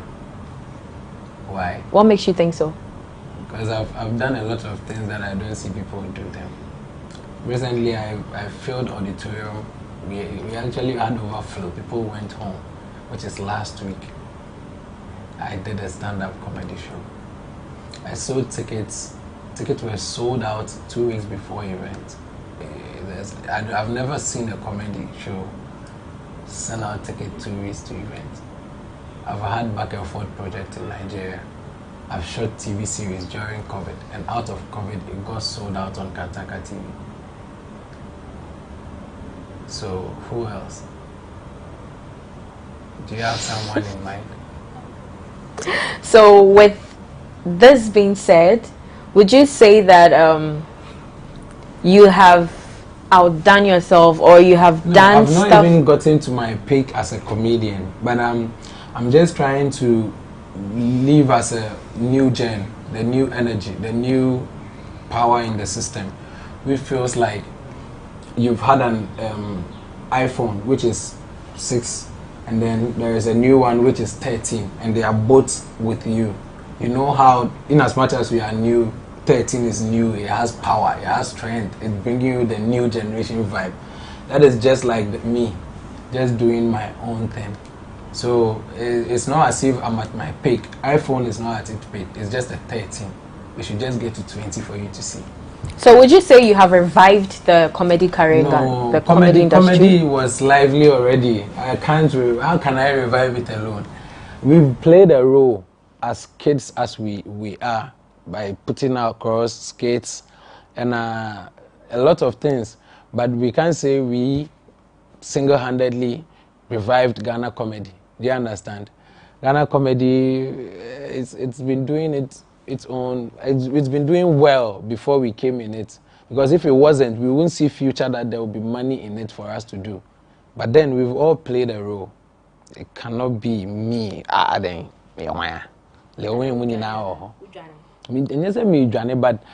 I happen to be a guy who knows how to talk about certain things. Do you understand? Because I've been in the media space before. I've been a sound engineer. I've been a presenter before. And I know what I'm talking about. I can't be the one who revived Ghana comedy. Comedy, come on. I'm off with Jimmy, Lewi Jimmy, Funny Face Jimmy, DKB Jimmy, Obi Jimmy, Lexi Jimmy. Now I'm reviving here. Played my role though. So, yeah. Speaking of comedy, I've seen you with Nasty Black do a few comedy skits here and there. You guys have been doing a lot of work together. What's the relationship with him like? My side chick. That's for you, eh? What is the relationship? He's my cousin. Well, it's a vibe. I told you I did projects in Nigeria and I met a lot of comedians. We spoke. They wanted to see what is on the outside market from their end. And so they decided that they would definitely try and come to Ghana and have a project with us. So he came to Ghana to see how the market is. And he loves it. You understand? The market is good. He loves the media. He loves the fans. He loves the audience. Everything. So he's just a friend. We just happened to have a project and then he's gone. But how was it like working with him? It was like working with every other comedian. Just that he is a Nigerian and then he has that kind of vibe where we don't have our comedians have it here, which is their language and they knowing more about skills than we do. Do you understand? But Charlie, it was a big vibe for me with Nasty Black. Okay, so with you and your exposure in Nigeria, would you say you are more recognized internationally as compared to other comedians here in Ghana? Well, what you don't know is that there are a lot of comedians who do a lot of virtual shows. I play virtual shows in New York, in Maryland, and people don't even know because I'm using my phone in my room. And there is a time when everything will just come out. But I can't know what other comedians are also doing virtually because it's a virtual world. You understand? But I love and I believe in my accomplishments. I want to really, really acknowledge the fact that I've been able to work so hard. And I really love the audience out there, how they really love and support my brand. I acknowledge the fact that I'm being recognized over there.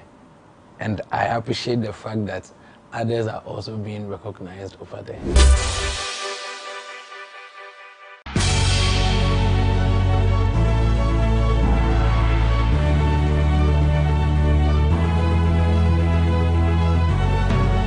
From the dawn of time, people have engaged in several businesses. With the onset of technology and innovation, life has relatively been made easier. By using debit or credit cards, mobile banking. Thank you. And your favorite, mobile money? Tech has indeed married business.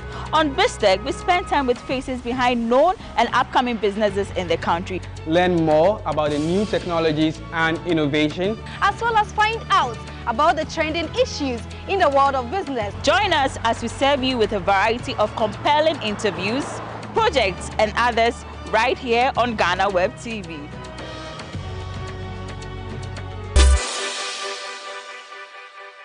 Welcome back from that break. If you just joined in, you are watching Talk Entertainment on GhanaWeb TV, and this show is brought to you by Cheesy Pizza. Cheesy Pizza has all you want from juices, smoothies, jollof, fried rice, spaghetti, and meatballs, we have great deals for you all week round. Cheesy Pizza gives you the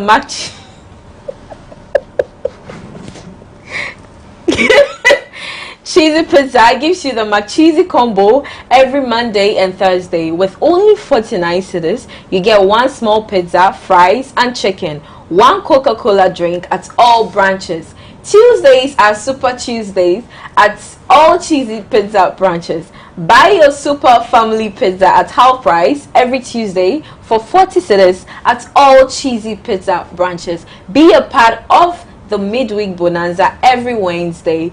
Buy and get one free at all Cheesy Pizza branches. Also remember to start your weekend with special jollof and fried rice from Cheesy Pizza. It is 12. Call 0264 133 397 0264 133 397 to place your order. Yes. Cheesy Pizza, your way. Where is? It's 12. I've counted.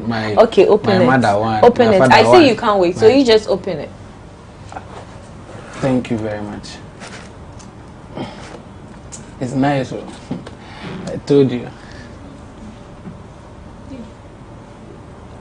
You have more drink. I like cheesy pizza. Very nice. So, will I take this one home? Why are you crying? You want to eat some? You know what is sad?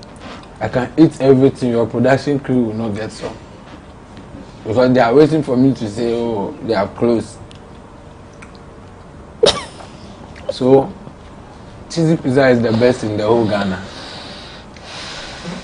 That's why I was disturbing you that I want to come for an interview. Please, so can I take a bite? Can I also take a slice of pizza? Who are you?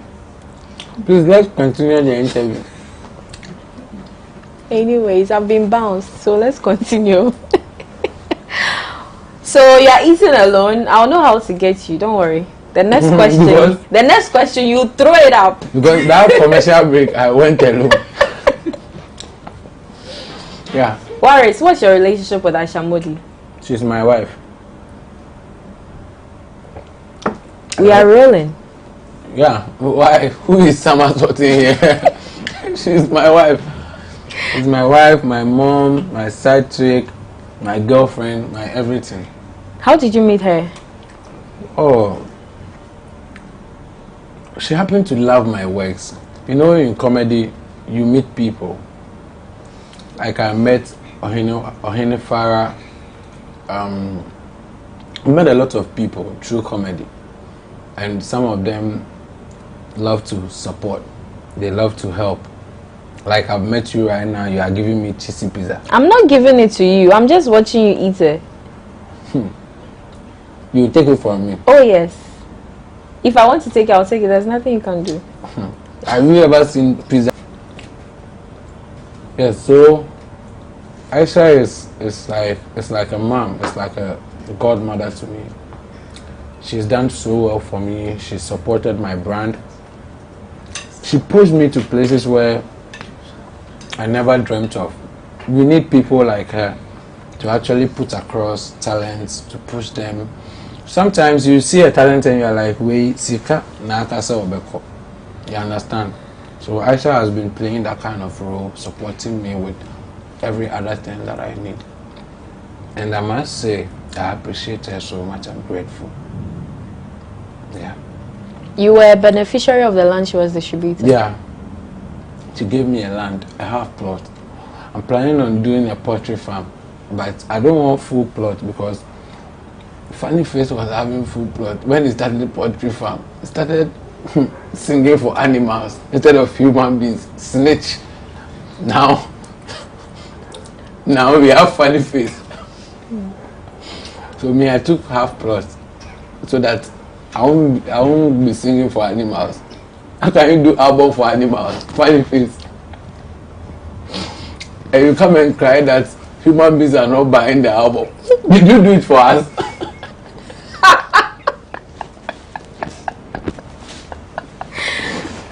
Wow. Speaking of Funny Face. Speaking of Funny Face, what do you have to tell him? He's going through a lot. He's going through trying times, what do you have to tell him? To be very honest with you, I look at today. I was even watching Funny Face's video when he got an endorsement deal with a petroleum company, and I was so smiling. I was looking at him. If no one knows about comedians, we are always on the edge. Someone who is so devoted to do comedy is the only person who knows what he thinks of, how crazy he thinks about life, and what he sees to be able to turn them into comedy. For me, when I see Funny Face, what I wish to tell him is that all is well. Because from where he is, when you look at Funny Face being the king of the streets, making people laugh, children running up and down, endorsement deals chasing him.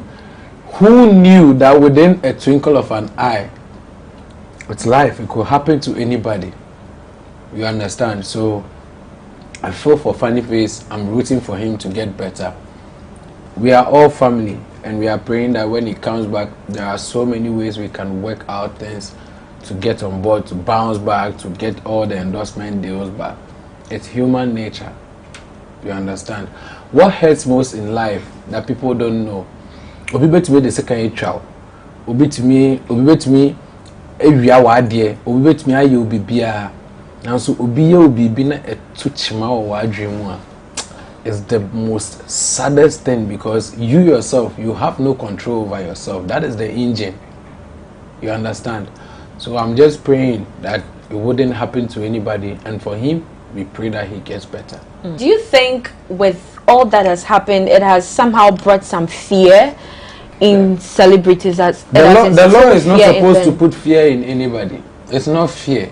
Because Captain Planet came out to say that he, with how things are going, he's sure by December, dear, now celebrities be Christmas where. No, I'm not sure every celebrity is. Let me put it this way: I'm not sure every public figure is that kind of giddy. Do you get what I'm saying? I'm not sure every public figure is chasing clout to make it in life. It can never be that way. But rather, this is beautiful. In as much as it's a thing that we never expected to happen. But this is beautiful in a way that if we are arresting even military men for being or doing something that is not right, you policemen should buckle up, because when you do the wrong thing, you'll be arrested.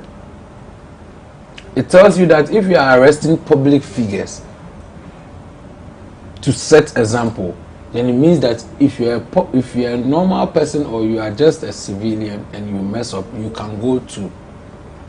It's a good thing for everybody to know that the law is actually alive. But it doesn't mean, say, ebi ana obi ti baby na nanka ordering say e beti shatawale e beti we law dey etumi chi obi a me amiti e betumi achi me DK be say we do ebi ni tie kase too much e beti no, because o dey besi amanfo enim ne nema hat as here IDP buy no chale shoot inti any gun inti say akase me shoot me shot kra me aso mbia ko shoot me shot me then they shoot you and you understand? So it's in a way a good thing, and then we hope that everything would be cool. There will be no cheats in the industry. Because there will be no cheats, hard work. Hard work ebeko. I remember because it will be the second war. Me and son meet me and my video be a viral. Speaking of cheats and speaking of from what you have said, you started active comedy in 2016. Yeah, please. And till date, have you encountered any down moments? So many. Okay, can you tell us a few? I've had a lot of broken hearts. Like a lot of people have given me broken hearts. Like they see me to be. You see, I'm so innocent and God-fearing. So the ladies, when they come, then they're listening. They are like, we want to break up. We don't want to, you know. So that has been a thing. Like MFA broke my heart. When I dream, I see pink cat. I've never seen some before. But I've had down moments. That is why, most especially, I actually had to do a show called Seriously on Serious. I had a down moment in my life where I couldn't even create a joke for almost like 3 months, 4 months. I couldn't even write a skit. When I say I couldn't write, and you say me what? My mind is not going there. Because I me create let me just doom. As a career was parking and doom. Because of the broken heart? No, because of the issues I was going through in life. But you see, the Seriously on Serious comedy show came on for me to tell people that I found ways of using my own issues, my own challenges, my own issues. I found ways of using them as comedy. And why am I saying this? Comedy is not just for you to laugh. Comedy, when you learn it on your own, you can use it as a weapon to fight anxiety and depression. You understand? Yeah. So with that, I was able to sit down and tease myself. I'll think about everything that happened within the day. And I'll ask myself, so what if this happened? What if when I came to the studio, I did this rather? What if when and you'll be laughing to yourself? Yeah, then I'll be creating it. So before you realize, I've gotten a whole joke about me going somewhere and getting pressed and messing up and all that. And then all of a sudden, my ex popped up and he was like, I know him, he will do this. So I've had down moments. I'm human. What about career based? Like, have you had any instance where you feel you have been either sidelined, bullied, or you know, coming from your own colleagues? Some of the things I say might not be too serious to people, but there will be days when people will just watch videos and then they feel like this guy was really saying something serious. Look, this world, nothing is fair. Nothing is ever fair in this life. You can't say you don't eat lion's meat, so when a lion is coming, he shouldn't eat you. He will eat you. It's not fair everywhere, and you have to be prepared. Man has been hearing of death. People are dying. Are you saying no man is prepared that one day he will die? We know. But when someone dies, we still cry and shout and fall down and all of that. It's sad, but it happens. It would. There's no way it's going to stop. So when I'm in an angle, like I'm in a new space where I want to do something, when I check my strength and I'm so strong, I don't see anything. When you bully me, I'll bully you back. When you don't bully me, I show you back love. Do you understand? So as a man or someone who has passed 20 with a lot of advices in your life, I don't see you standing somewhere to say, me buy a cry, will be pamome, will be crying on pemasem. That one, nobody will love you. It's not everyone. You understand? So I think those are things that gets to comedians or artists for them to feel like, okay, they are not being loved. No, do you expect somebody to love you before you can breathe? Bro, like you go choke. You understand? So being bullied in the space, being sidelined, there were a lot of things that were done, but we used it as fuel to push ourselves to get to where we want to be. There was a time when I wake up early in the morning and I'm like, Warriors, if I'm not part of the first 5 comedians in Ghana by 2022, I won't be happy. And right now, you check Google comedians in Ghana, on Google Wikipedia, I'm the third. I'm the third. So, I think it's hard work. It's hard work. And what hurts me most, I don't know how to translate my emotions for people to feel what I have felt in my life. But I want people to know that hardship is not a thing that should make someone take his life or be suicidal. Hey, mommy, nipa faniye mu. Hey, nipa faniye mu. Can be trying. Nipa faniye mu, and those things didn't even make us slow down. When I started comedy, I was one of the only artist that, I mean, a lot of comedians can testify. Mijina traffic lights, I say. Every end of the month, I share 5,000 solid flyers, comedy flyers. What is a flyer? Oh, Ben will be cano or co. Oh, Ben will be cano or run a glass. Oh, Ben will be no or train what to say a crumb for. Oh, Ben will be cano. I must not say this, but oh, Ben will be cano. Oh, hey, I don't best risica like those. So you see, man has been from a place where we felt like it wasn't possible to a place where we feel like challenge yebi. So Oshana Osho Bina or struggle no if you say na. You always feel like you have to translate your emotion to let the person know that any hardship ni beku nipa. Hardship beku niga anka chale. Poor money na anka omewu. Were you at any point suicidal? Suicidal? Me. Like I'll slap myself. No, I've not. Look, there was a time in my life where there were issues. I wake up from October 28th, 3 years ago. I wake up from October 28th, 29th, 30th, up to November 1st, 2nd, every single day from 28th of October, I spent money till January to February. Every day I wake up and they're like, your brother has done this, you're this, you have to pay this, you have to pay this. When I finished, someone called me. It was my brother. My brother was actually mentally ill. When I finished all these stuffs, someone called me and my cousin and he was like, don't you think Waris is using his little brother for money ritual? Oh, really? Yeah, and then when she called me, she was crying. And then I told her, look, Samira, I've been through the valley of the shadow of death. I've seen everything.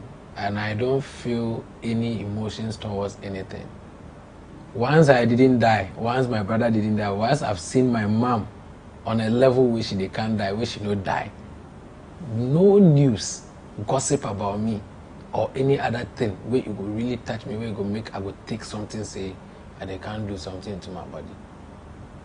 And one thing about me is that I live alone. I live solely alone. Me say bibia to me na makotena down from na ya bon command to forget. Madam, I will face it. I should be with my depression. I'll give him chair, we will eat. You bet the light go about bedane.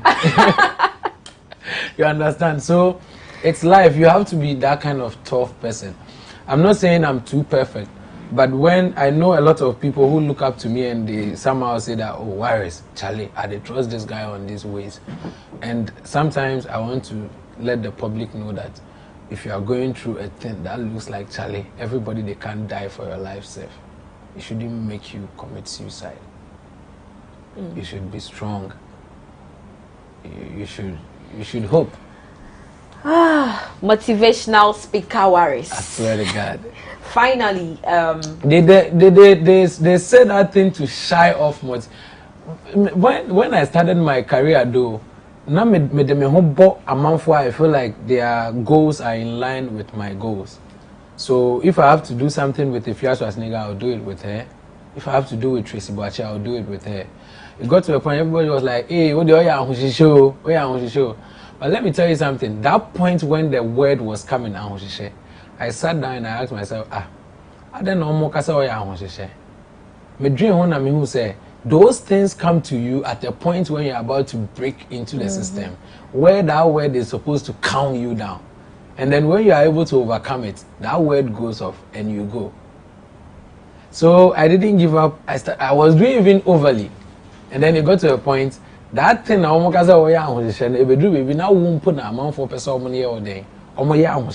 also. You understand? This is in MFA, I say same. What they call Fafa baby beam. Your comedy career is it paying off? Oh, it's paying. Charlie, look at the phone I'm using. Hey, please zoom in. At least let's see the phone. Me for phone in your shake crowd, my 2 way I'm the tour. Hey, sir. Comedy here. In Tianka me before me iPhone 12. It's coming new every day. It's Japan. Yeah, at least. You understand? But if you look at some of your camera guys, some of them know they use 12 cent. Please leave my camera guys That out is why of it. It's not an achievement. It's iPhone is achievement right now. The madam will be on the charger credit bar. iPhone charger. They say, hey, iPhone charger. Let's go home. On this note, Warris, please put out your final words out there. Well, these are my final words, but it doesn't mean I'm dying. My final words is that, you see this pizza here?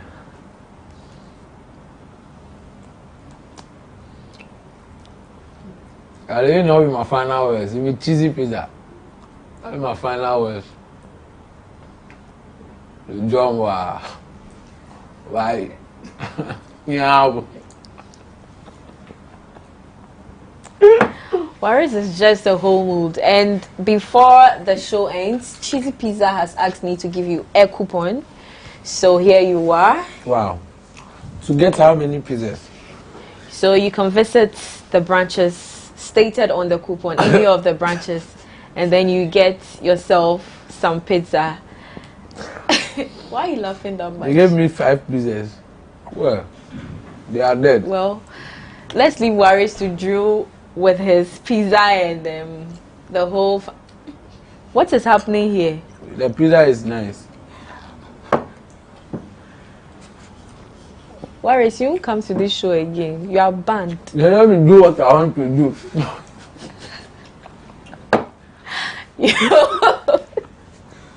Yes, I guess you have had a good time on the show. You said I'm gentle. Now I'm doing madman thing. I say no. On the show. Should I leave the show for you, Warris? And they wrap up for me. Hello. Hello, everybody. Look.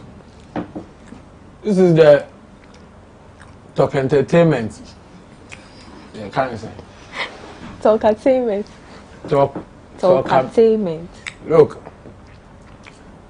Thanks for watching me on Talk Entertainment right here on GhanaWeb TV. The name remains Comedian Warriors, and I'm here with my guest. What is your name? You think I'll say it for Elsie you? Lamar. That's true. Do you have a boyfriend? Why do you keep asking? I want to know if you have one. When are you breaking up so that we just marry? Sign out. So sign out. You two, you are watching me. You won't sign out. Why? Sign out. You what? Comedy world. You did see that.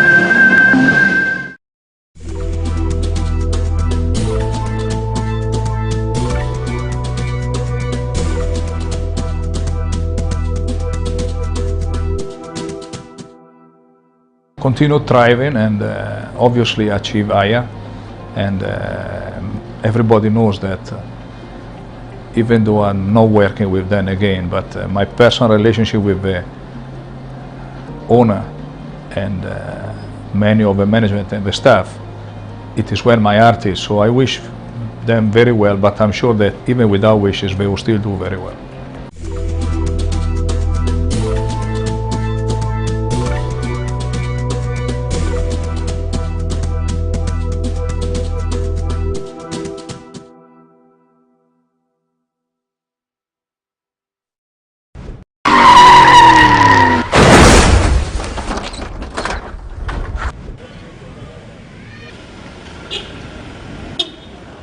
Welcome to another edition of the GhanaWeb Road Safety Series here on GhanaWeb TV. The conversation continues, and we are creating awareness about how you and I can ensure safety on our roads, as well as curb road accidents as a menace that has gone on for so long.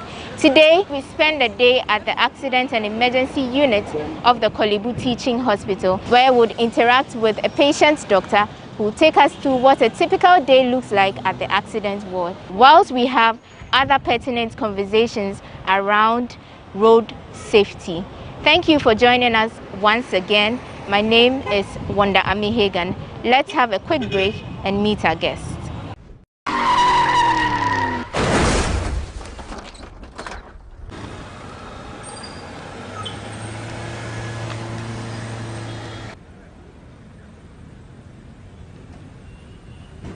So we are at the entrance of the emergency unit at the Kolebu Teaching Hospital, and Doc is going to take us through the procedures that one has to take, a patient has to take once he gets here for treatment.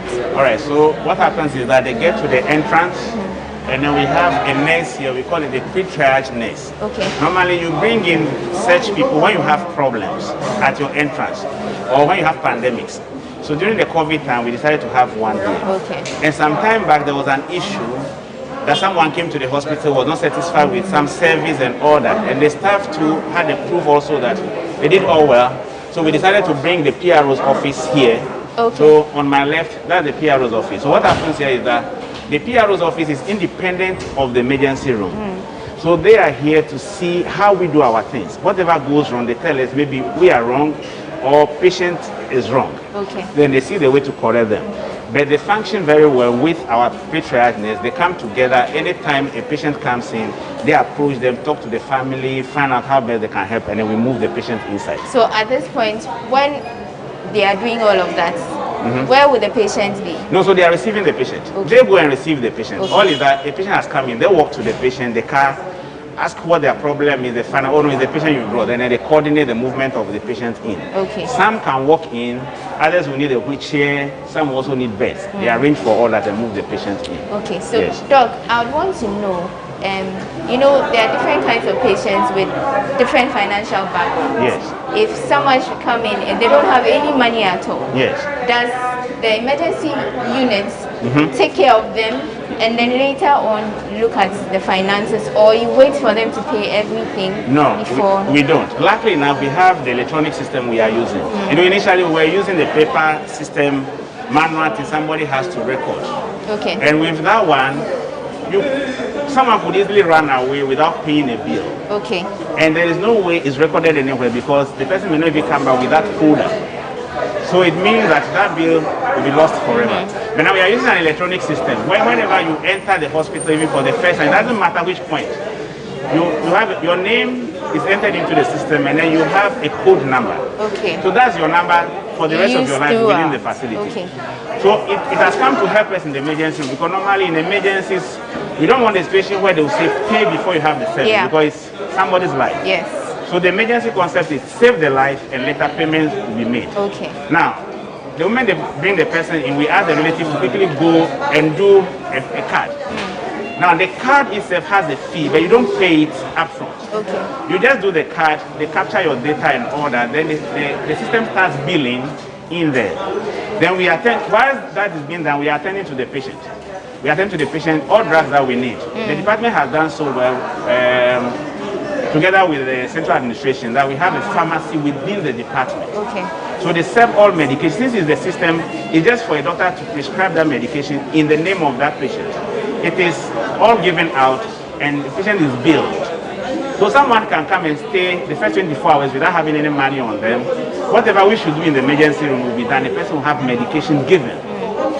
Then later on they have to come and pay all those bills. Okay. There's a limit to it. And when it gets to that limit now, the notification from pharmacy, for example, will come that the patient has hit the limit and now has to make some deposit before further medications can be issued. But then the patient is stable. Okay. All right. Okay. All right. So where are you taking us now? All right. So this is the triage unit. When you enter the emergency room, we have the triage where they check the patient's vitals. So vitals, I mean like the blood pressure, the sugar level, the way the patient is breathing, the oxygen level, and then they assess the patient's general awareness. Ask one or two questions and then put all this together. So these are very objective values that we put together, and then it gives a color code.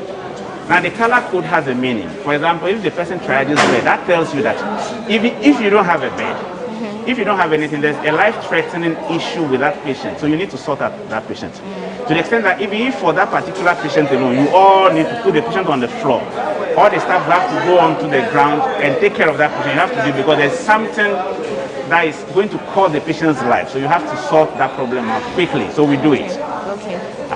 And then after that, we have orange, and then we have yellow. Those ones have a time limit to be seen. So at least those ones you can look for a bed, you can look for an ideal place, and then pull them before you go ahead. So these values, as I said, are all very objective. If I do it, the values I'll get, when you also do, you get same values. Same values. So it's not now like because I know the person. No. So sometimes you may even come and then you are waiting for a moment. They ask you wait.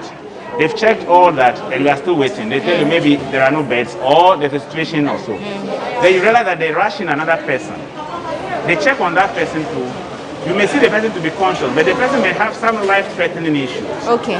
So they may even attend to that person before your relative. Then people now tend to think that, oh no, there's something going on, someone has, no, it's not so.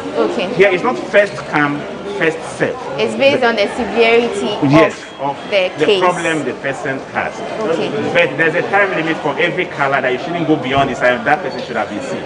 So you realize that someone who has come earlier on has been waiting. Another one comes in, has been checked on, and then that person is given faster attention than the other one. And then relatives may not understand. But it's our responsibility to explain it to them. And is that done? Yes, it is done. The only thing is that if, for example, now, let's say that they received you nicely, you've come in, but you are still anxious because your patient is still complaining of maybe a pain in the tummy. Then another one comes in, probably even walking. But then when they check, you realize that something is wrong with the person, very serious. So that person is moved in. At that point, maybe nobody will explain anything to you, but you're already furious. So you may not wait for the explanation, and then you may just burst out, start talking. But if you have the patience, it will be explained to you. And even if you ask, it will be explained to you, and that's it. Okay, so what you're saying is patients may not look like what they are going through or how severe their cases may be. Yeah, that's so there may be someone sitting on a wheelchair with a less serious case than someone who may be walking around. Yes. So let me give you just a scenario. With experience, I was at the accident area, and there was this mass accident where about 15 people were in a vehicle and had an accident. They were brought in. There were some young guys among them who were shouting, "Attend to me, my leg is paining me this." There was an old lady, an elderly woman who was sitting down. All you could realize was that she just sat down, put the hands on the thighs. We call it the tripod position, leaning forward a bit. Tripod position, yes. Okay. Leaning forward a bit, and you realize that she was trying to breathe in deeply and take it out. That tells you that that woman's breathing is a problem. She has a very bad problem, worse than all those who were shouting.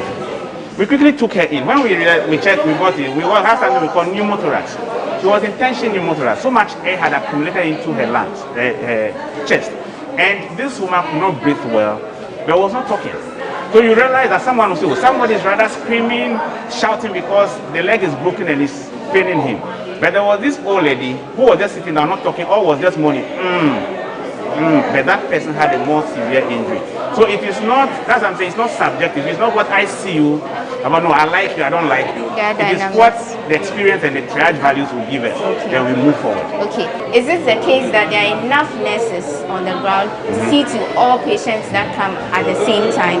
Because maybe 2 or 3 or 4 patients may come with the same severity of issues, and there may not be enough people to check, what is happening to them at the time they come. Yeah. So this is what happens. All patients who go to the clinic are stable. It means they don't have a life-threatening issue. Yeah. They don't have an acute problem. So they are being seen at the clinic. Those ones, they can be in the queue for their vitals to be checked. Their blood pressure, sugar, and all those things to be checked. In the emergency room, always we assume that anybody who walks into the emergency room or who is brought to the emergency room has an acute problem. So we make sure that we have enough nurses at triage. And you can have 2, 3 patients being checked on at the same time.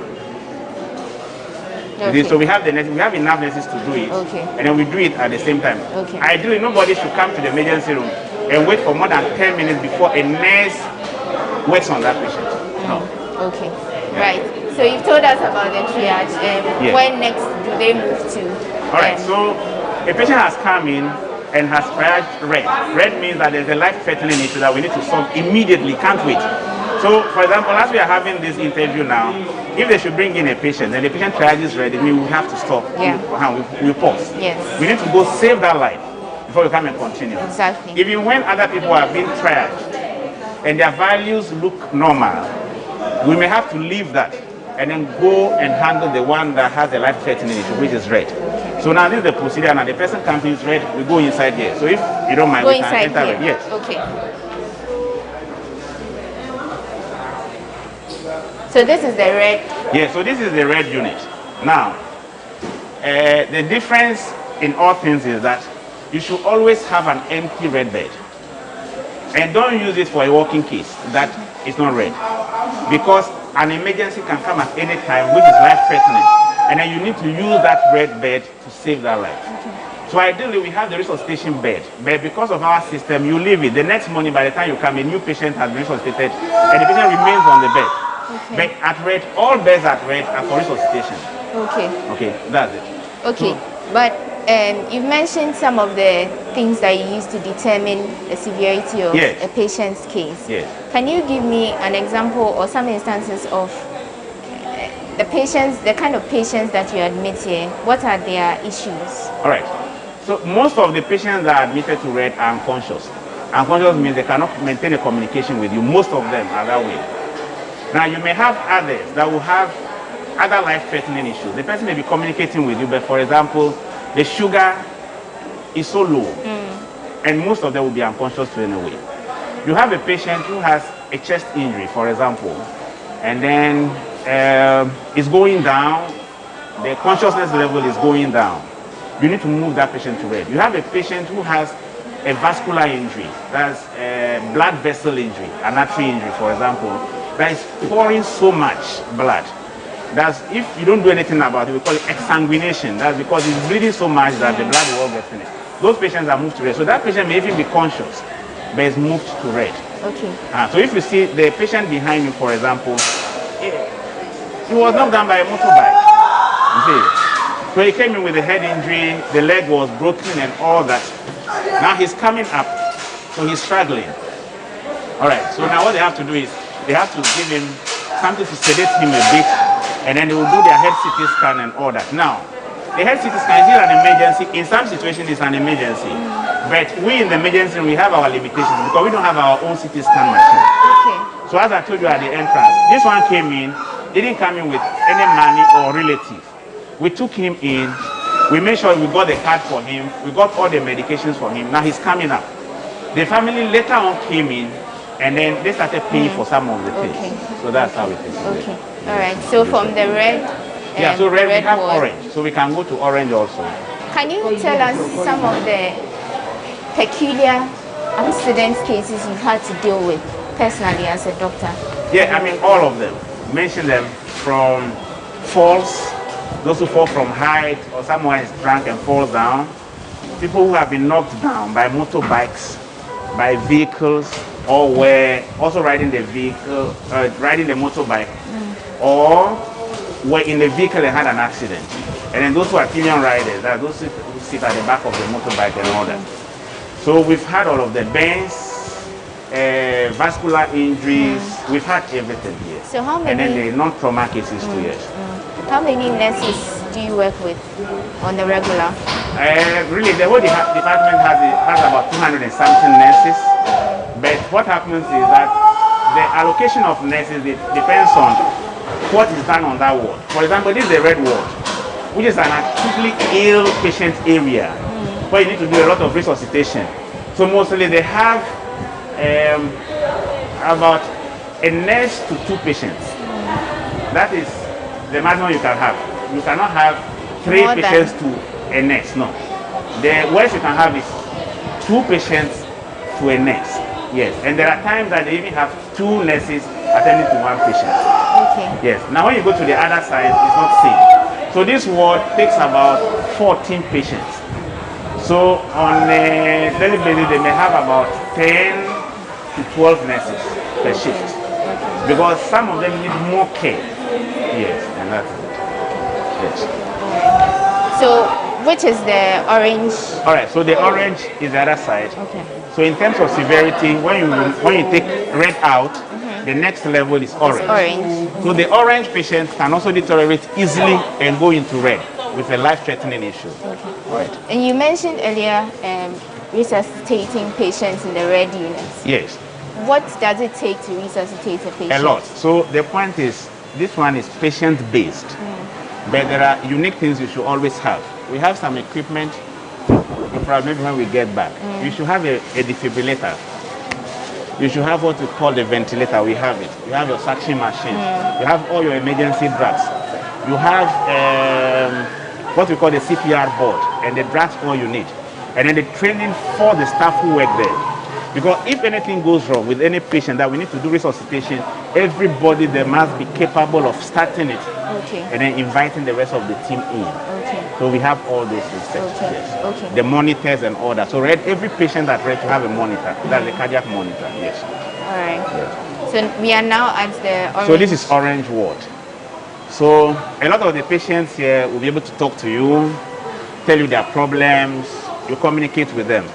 But they have an illness that makes it that they can't go home now, so they need to be seen. Most of them would be admitted to the wards. Yes, whenever there's a space on the ward, they are admitted to the wards. Some of them to stay in the emergency room longer than it should be, but that's it. That's orange. Okay. All right. So where are we moving? We have yellow. We will not go there because during the COVID pandemic, every unit was asked to allocate an area for suspected cases. You do the testing within the unit. Within your unit. So ideally, if you are a health facility, you should have an area where you keep a case that you suspect of COVID. Because one thing about COVID is we human beings moving around and move the virus around. So if you suspect a case, it's better you keep it, isolate it somewhere, let the proper testing be done. If it turns out to be that it's not, then you move the patient to any ward at all. But if it turns out to be, then you move the patient to the treatment center. That way you're able to contain the illness easily. So now when COVID started, in the emergency room, we didn't have an area to isolate these patients. So the decision was taken to use the yellow ward. The yellow ward just looks like this, but it's on the other side. Okay. So initially, things were going on well. So we're only keeping the suspected cases. We'll get the COVID result, then we move them to the treatment center. Kolebu has a treatment center. But currently, the treatment center is full, and we learned all other treatment centers are full. So we have a lot of the patients now that are positive. So it has become more or less a treatment center, though it has not been well equipped to treat. So we can't enter there because the patients there have COVID. Yes, okay, so then it means that the people who ordinarily would have been put in those wards, where are they put now? That is the pressure we have now. So you realize that has given a lot of pressure because that takes about 14 patients. At a go takes 14 patients. So it means those 14 we now have patients. that pressure of dealing with those 14 patients at triage. Ideally, triage is not a place for a patient to be seen, attended to. No, a patient is to be triaged and then sent to the appropriate area, and then the triage nurses become free for the next cases that will be coming in. Okay. But unfortunately now, because of this situation, sometimes even the triage nurses need to treat a patient at triage because we have that pressure on us. So that's the deficit we have now in the system. Okay. Yes. And how do you deal with relatives who come with patients like this? Because some of them come with emotions and all of that. Yes. How do you deal with them? You mean those who are suspected of COVID or any other patient at all? Relatives who come with accident victims. Yes. Yes. Okay. So this is it. The point is that ideally you are not to allow all relatives in because it gives a lot of pressure. So that's where sometimes I say the security man's work is even more difficult than ours. Good. So a lot of relatives come in. You are attending to the patient. You can't attend to the relatives at the same time. But that's why we have the PRO's office, the pre-triage nurses. They handle the relatives for us first by talking to them to understand what we have at hand. And surprisingly enough, or somehow okay, the relatives who bring these bleeding cases, the accident cases, understanding that they have a bad situation at hand. So they cooperate a lot with us. Whatever you ask them to do, most of them do it. Apart from the very young ones who are from some particular area, they feel that all of them should be there. They come in making a lot of noise. But this is our work. So we know how to go about it. so that doesn't distract us from attending to the patient. There was a gentleman who came in, had a very bad open fracture. So open fracture means that there's a communication between outside and where the bone is broken. So there was a large wound. This patient was not looking stable. We managed to get blood. We ran up and down to get blood.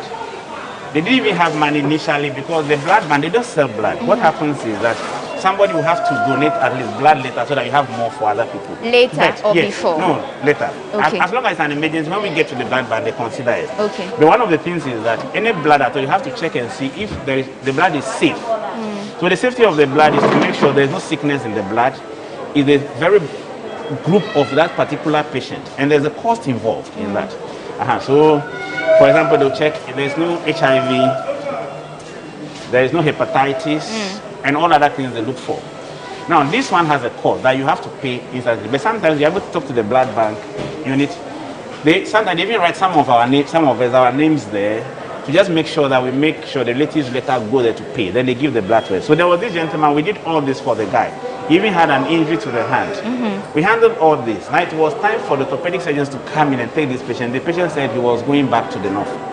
Okay. That the grandfather said he should come back home. This was somebody who came in dying. They had to go look for blood, do all this for him. And eventually they even brought the letter that they didn't want care again, and we had to let them go. But was he okay? No, he was alive. But that's the striking part of it. That someone who comes in dying, you've done the first part of it, and then you know that this is a young guy that if that one is taken good care of, because you give it to the orthopedic surgeons, they have the way they do it. When we get to the ward, you see people having some metals, external fixators, because they have broken limbs with wounds. So normally they pull those metals and they have access to treat the wound, so that the people will be safe. And it's somebody who said he was living. That bad wound, even to prevent tetanus prophylaxis that wanted to do, they said they will not take it. And they wrote the letter against it. They won't take the injection? Yes. So they wrote letter against it. And they left. So that's a painful part of it. Okay. The other ones too is that sometimes we are emotionally broken down, more especially when the end result is bad. And we've had very bad end results. Someone was knocked down by a motorbike, just on the Kolebu Road towards the fire service to Mampubi Post Office. Knocked down by a motorbike. Brought in. Motorbike accident. We were checking. The guy had the carotid artery severed. That's gone. Comes in. Ray himself was the one even riding the motorbike. Comes in, severed. We tried all that we could. We couldn't save him. It was too late. It was too late. The point is that artery is like the main pipe supplying a house. The moment it's cut off, even if it happens within the hospital, very few of them survive it. Yes. Those are cases that need to go to theater straight and a lot to be done. Yes. It's a main blood supply vessel. Okay. You spoke about blood in your submissions. Yes. Has there been a case, because I've heard so many people in their experiences in different hospitals saying that they needed blood and they had to get someone to donate before they even had the chance to, undergo surgery or anything they needed the blood for. Has that happened here, or does that happen here? No, in our case, no, because we are an emergency unit. So you have the clinics. Probably at the clinics it has happened. So I cannot say in Kolebu it doesn't happen. Yes, but I mean here at in the emergency room it doesn't happen, because what happens is that whenever we make a request, they know where it's coming from the emergency. So if they have the blood, if only they have it, and in that particular group of that patient, they always give it to us. But the issue is that someone would need to go and donate. But the issue is that they don't sell blood, and there's nothing that can replace blood except another person. Except blood. So when they give you blood, at least it's also okay. You also make sure you also replace it so that the next person will also get some. Okay. So but for the emergency room, we don't have that problem unless they don't have it. Then now we have a lot of situations where they don't have, and they've been telling us that initially they were getting donations from institutions, some are schools, churches, but because of COVID, the donations have gone down. Okay. All right. So through this means we are pleading with organizations, groups that would like to donate in the name of Kolebu, and they can come and donate, and then we would have it. How are you as a hospital liaising with authorities to ensure that the canker of road accidents is minimized or is dealt with in the country? All right, so ours will be only to educate and advise. The law enforcement agencies will now have to take it up. Okay. So this is the male ward of the emergency. So this is really for orthopedics. It's not under emergency. Okay. But it's where most of our male patients come to. All right. So we'll see them lying here. Good morning. Good morning. All right. So this is what I was telling you. You were asking about somebody has a big wound, whether you amputate or not. So this one tells you that the fracture, there's a fracture. The bone is broken, but there is a wound, an extensive wound at the site. Okay. So the way to treat it now is that they will put the metals and then have access to the wound. Now the metals are to hold both ends of the bone, and then align them very well so that a new bone will form around it to heal it well. Oh, okay. But once you do that, the soft tissue, there's a wound there. So you need to care for the wound. So now, from time to time, they have a schedule when they open the wound and dress them. So this morning, have you had your dressing this morning? No. Yesterday. Okay, I think his was dressed just this morning. Yeah, so that's what they do it. So they how have a schedule. long does a patient with a wound like this, for instance, stay in the hospital? No, really, the point is some of the patients, depending on the nature of the wounds, may need antibiotics that will go IV through the vein. Okay. That person can't go home. Now, when they realize the wound is healing well, and then now they are comfortable that, okay, patient can go home, the medication will now be oral. So the antibiotic now, he doesn't need to take the IVs because the wound looks okay. Patient is educated. The family will be there to support the patient, because the worst thing that can happen to any team is that after you fixed all this, patient goes home and this whole thing breaks down. Goes to work on it, doesn't have any family support. So on social issues, if there's a social issue, the patient won't go home early. Other than that, the moment they realize that your wound can heal well even when you are taking oral medications, you have family support, and there's a place to dress the wound. In most of the cases, they even ask them to come back here to dress, depending on the distance they have to take. Mostly they like handling the wounds themselves, because they don't want a situation where you go elsewhere and then someone will go and mismanage the wound, then the whole thing will break down. And so then they give them a time to come back for dressing. So it depends. Somebody will be here in just 2-3 days. They realize that this person can be managed from home well, is discharged. Someone will be here 2-3 weeks and still hasn't gone home. Yeah, so it's individualized, yes.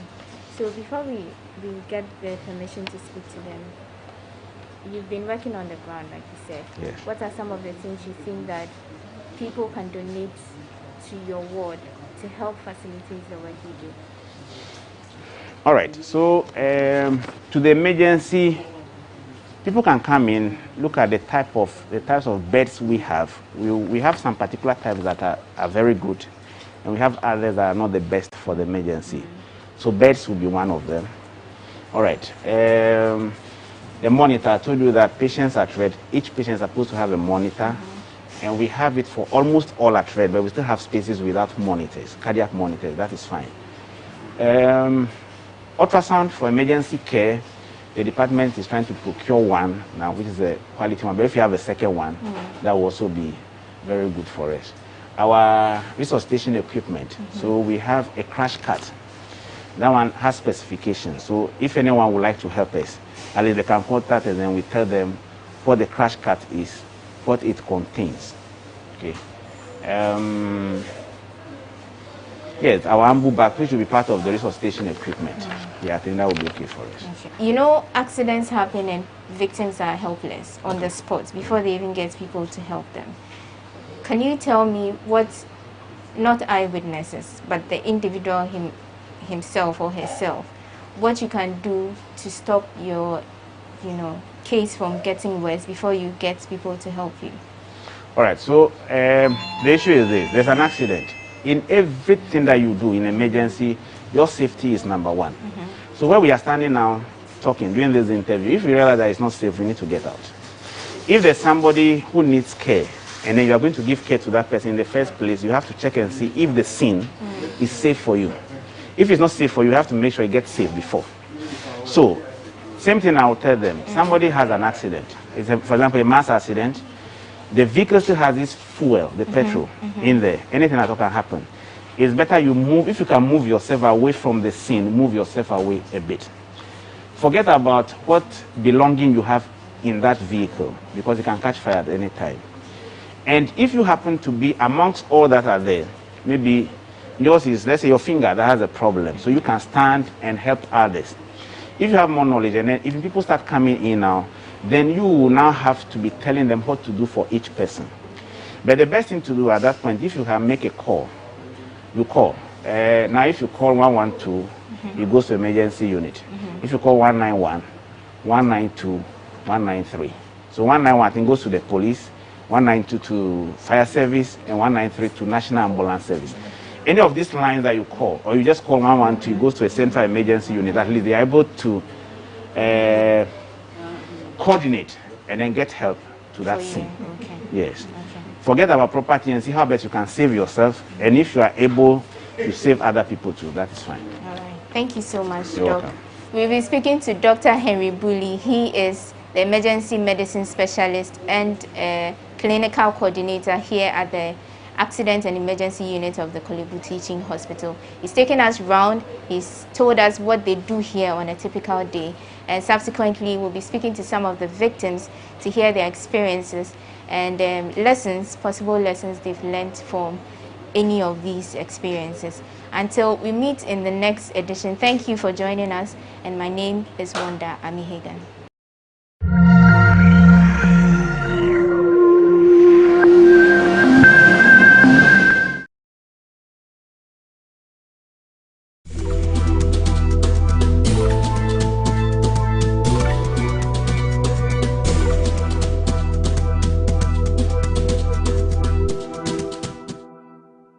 I and the body I represent, the Alliance for Christian Advocacy Africa, want to wish GhanaWeb, the management team, very well. They came at the right time, and they have served a purpose. When my story appeared on GhanaWeb, I found that other media houses that have not interviewed me, that have not called me, they still have the story on their website, media platforms, and I know that even if they don't acknowledge, I know they pick it from GhanaWeb. So they have served the media needs, or they've made significant contribution to media needs in Ghana. We wish them a very good future, but we pray that they will also need be find a way of reducing the hurt that people are going through, because it seems to me people who receive some kind of abusive feel hurt, but they may still want to go to GhanaWeb because of its uniqueness. We wish them a very fruitful years in the coming years and days ahead of us.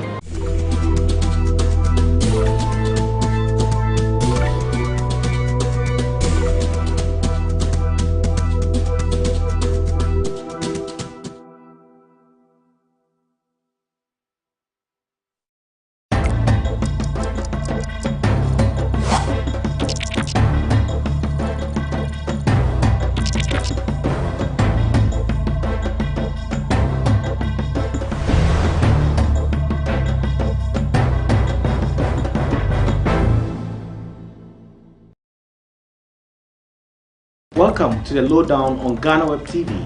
This is your socio-political program that updates you on the issues and facts that matter to you. My name is Ni Akwe Ismail Akwe. In this edition, we are going to find the missing link between job creation and wealth creation in Ghana. We are going to tap in the knowledge of our guest, who is an experienced economist and serial entrepreneur with excellent background in business management, business development, and investment services. We'll be right back after this break.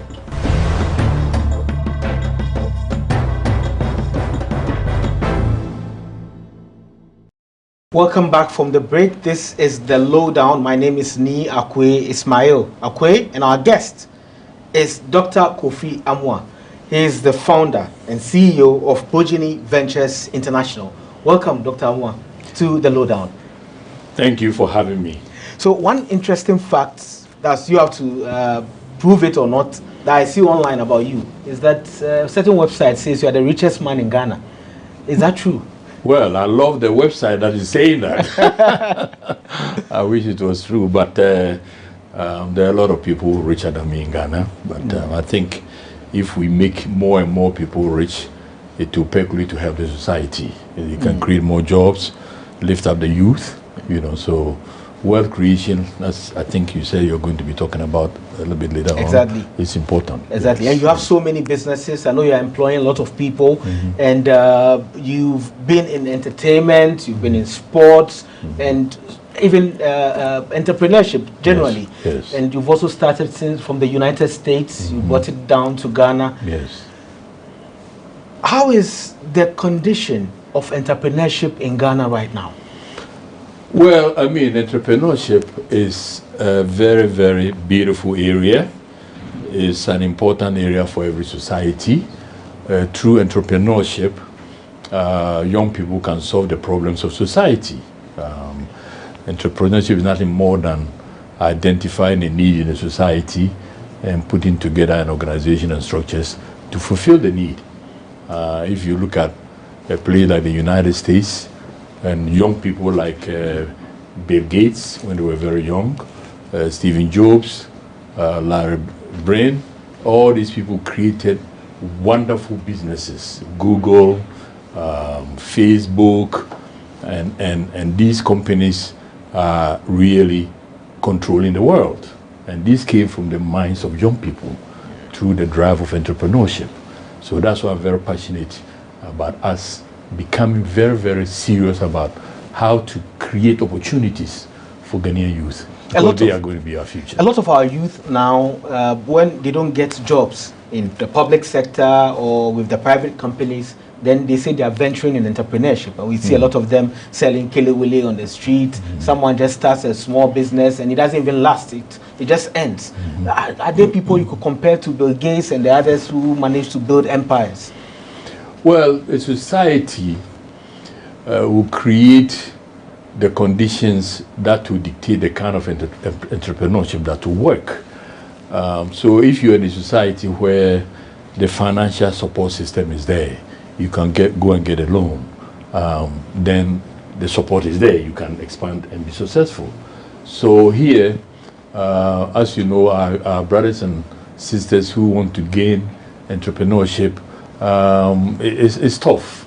Even if they will get a bank loan, the collateral becomes a hindrance. Even if they have the collateral, the interest rate on the loan is too high. So these are the areas that as a society, we have to make it better so that it will be easier for the creative ones amongst us to start businesses and employ the others. But loans are a problem. And I know you had the savings and loans, global access, that was closed by the you don't have to be nice about it. And did you give enough loans to entrepreneurs? Did you see, I mean, while you're running it, did you see a very fruitful venture? Yes, we did give to some people who were honest and they will pay their loans back. You have all kinds of people. So in that arena, one of the things that we need to have is the credit rating system. When I was in the United States, I was able to build up my credit to A1, so that banks will be calling me, don't you need any more money and all of that, because banks they really value business people who get a loan from them and without any sweat from them, they pay them back, because that's how they make their money.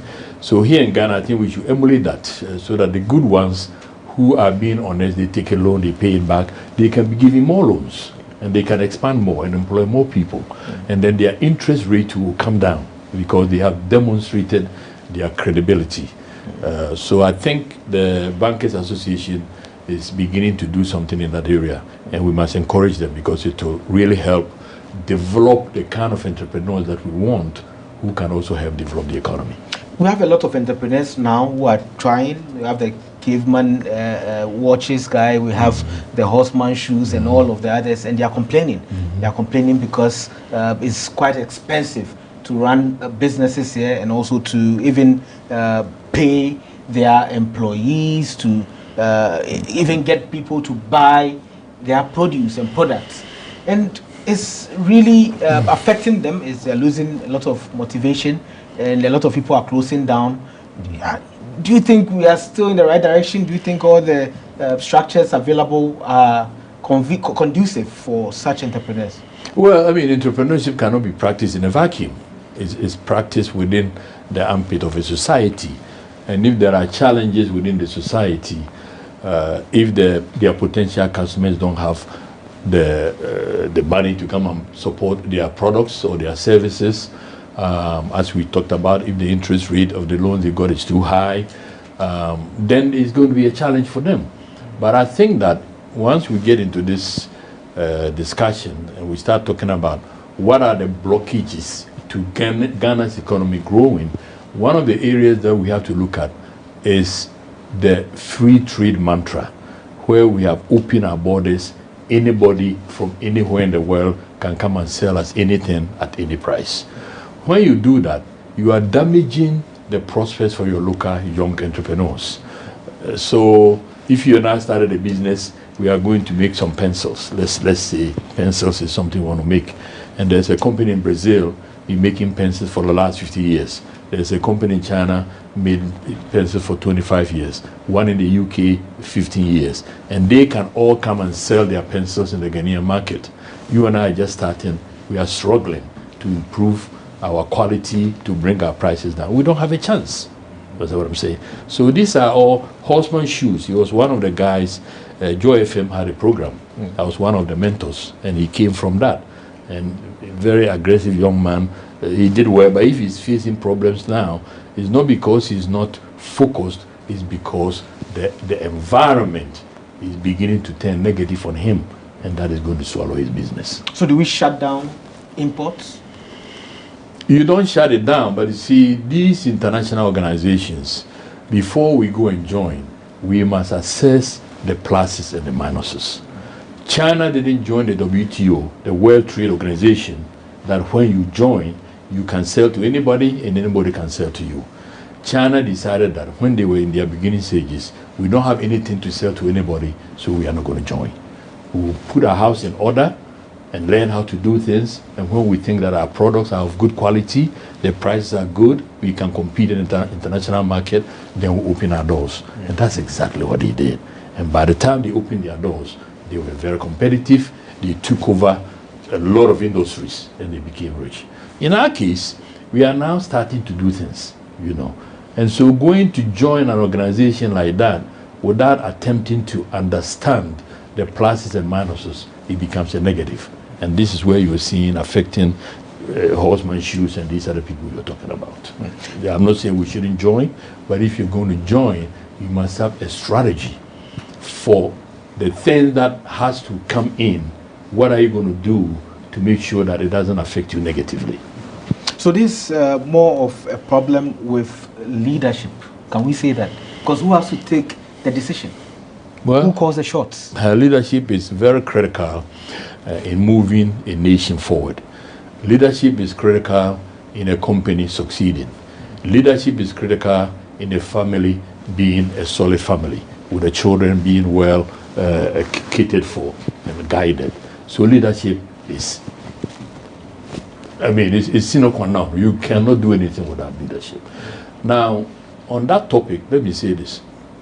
Ghana's classmates, Singapore, Malaysia, Korea, all these countries, when I say classmates, mean we got independence at the same time after the Second World War. And Lee Kuan Yew, that you mentioned earlier on, came to Ghana twice to get advice from our first president, Kwame Nkrumah. So you see that these leaders, and he was there for 32 years, you see how he has transformed Singapore. They are now about $55,000 per capita income. about 90% of the citizens of Singapore own their homes. You understand? And they started from nothing. They were a colonial country. So through the force of his leadership and be able to get the right people to come and the foresight of his policies and gradually making the sacrifice that he thought was necessary for them to make, they have risen. They are now a highly developed country. We started with them. What happened to Ghana? Malaysia came to West Africa to pick the oil palm seed. Malaysia makes $12 billion a year from oil palm alone. India imports 6 million tons. China imports something like 80 million tons from them. From Malaysia, there are so many derivatives of products from this one crop. It's really underwritten the cost of their industrialization without borrowing so much money. And in saying that, let me say that if you look at the Ghana cocoa industry, it's a clear example of something that we could have used to underwrite our industrialization financing. Because when Tete Kwashi brought this crop here, we hadn't seen it before. And to me, I get excited when a society hasn't seen something before, but it can see the benefits of that something and create the system, the processes, the policies, the support help, the financing scheme, the extension officers to support farmers who were really not that. Now we are talking about education. There are certain things that the human being, his own native intelligence, can guide them and they'll be successful. And Ghana became the largest producer of this crop at one time. That's something we should clap for ourselves and emulate ourselves. We could have done that with maize. We could have done that with oil palm. So many things we could have done that with. And escalate ourselves from nowhere to somewhere without having to borrow so much money, but financing our forward movement by the output of our own production. And when we talk about this job creation thing, we are talking about using the resources God gave you to create a better future for your society. And that's what every country has done. Let me give you this example. The United States, the UK, Germany, these were the first wave of countries that developed from the 14th century to the 18th century. And when you look at them, their industrialization policy was basically starting from agro-based activities, then moving into the factories to process these things and creating a strong domestic economy from which you can satisfy the needs of your people. And as you become rich, you get into the international market and you start trading and make more money. You look at the United Kingdom. The United Kingdom, they were shepherds. These people were rearing goats, cattle, and sheep. Their best export was wool. They didn't even know how to translate the wool into textiles. They were just like we just ship our cocoa beans. They were shipping their wool to Italy and Germany and Belgium. These were the countries that had the expertise to turn the wool into textile, to making clothes. King Henry VI came on and said, no, from now on, nobody can export wool in its raw form to anywhere. We have to use the wool inside the United Kingdom to create the textile so that we can create jobs for our people and become rich. They didn't even have the expertise. They went to Belgium and poked their best people there and brought them in. I'm saying this to say that at some point, Ghana could have said, not a single cocoa bean should be exported to anywhere. We can do a JV. The Switzerland people can come here. They have the know-how, but we have the seed. The Hershey's of Pennsylvania, who make all this seeds candy, big nice chocolate that they are making billions of dollars from, they could have joined us here. You understand what I'm saying? So the policy of a society becomes the vehicle, the road that you travel to get success. And through traveling that road properly creates the jobs for your people. When people get up and they have somewhere to go, they are going to create wealth for themselves and for their society. But you see so many of our young people walking around hopelessly, and even those who have a job, let's be honest, when we go to work, not too many of us are seriously working. So I want this call to action to be listened to by all Ghanaian citizens, that we were not brought into this world to suffer the way we are suffering. We can do the same thing that other nations have done to escalate ourselves from poverty to wealth. Because if you look around, our soil and climatic conditions support so many things that we can do and be successful. This is very interesting because we've been clapping for ourselves for some time now. Every Independence Day we look back and then we see from the 60s going, there were plans and policies to make the macroeconomics, indicators work in our favor. We had all the businesses, we grew the crops, we also had the industries, and slowly we're moving away from an industry of agriculture and manufacturing to a more service-based industry. And currently we have many services all around, and everybody is fighting to eat from the same cake when there are others that nobody is looking at. What is making the services more attractive to the people than I don't know if it's more attractive or that is the one with easy entry. People cannot find a good job, so somebody says, Abena, his wife, I have 1,000 CDs. Maybe you can start doing something. And what can they do? Buy and sell. We have become a buy and sell country. We are not a make and sell. We are not manufacturing things. We are importing things from outside, things we should be able to make. You understand what I'm saying? So until your economy has become a bit more sophisticated, if at the beginning stages the service sector is the largest portion of your economy, you are on the road to failure. We must be an economy that is making things. You have our young people coming from our universities to sit at home for 3-4 years before they get a job.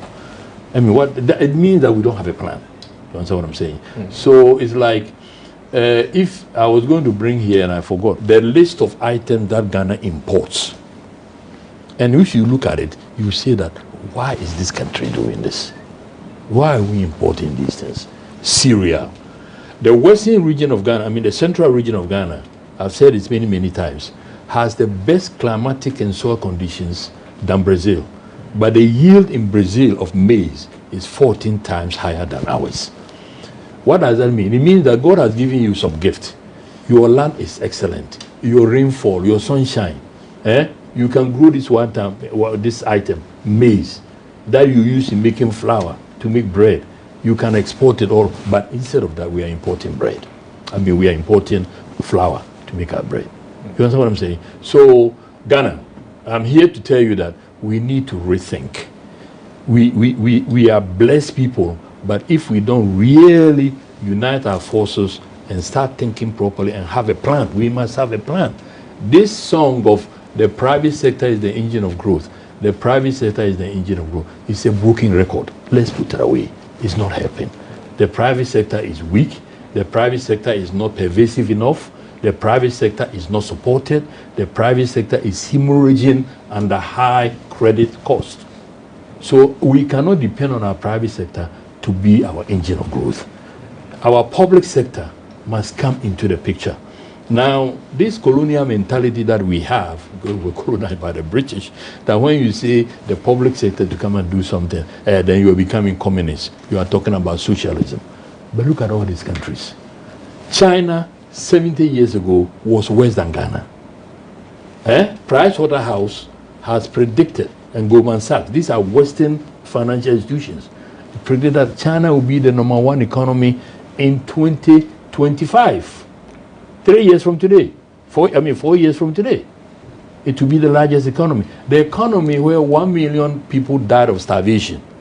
They couldn't even create their own food. But with centralized planning and using their people properly, using the vast land they have now become the manufacturing hub of the world. They make everything, and they make it the cheapest. But on the issue of private sector being the engine of growth, which has been a mantra in this country, the public sector is full. The public sector cannot employ a lot of the people who are out there, over 500,000 people seeking jobs. How can the public sector take in all of these people? Well, my brother, when I say the public sector should be a senior partner in our development, I don't mean that the public sector should employ Ghanaians. No. the job of government is not to employ people, but the job of government cannot also say that we have employed 700,000 people, we can't employ it anymore, so the rest of the Ghanaians, you are on your own. That is not leadership. I'm sorry. The job of government is to be the collective voice of the people, the collective knowledge, the collective wisdom of the people. That's why we have a parliament, representing us. We have the executive branch. We spend a lot of money to pay people to do these things for us. We have the judiciary to make sure that the laws are followed and all of that. These collectively become the head of the society. And that these issues that are confronting us, cutting our head off from our forward movement, these must be issues that must agitate the minds of our people. So how does government help in business creation? Very simple. Let's take agriculture, for instance. If I were doing agriculture in Ghana, it's under me, I will be envisaging putting 1 million hectares of land under cultivation, doing different things. Cash crops, there are areas that we have our cash crops, you can take that. Our food crops, there are areas that we have our food crops. Do you understand?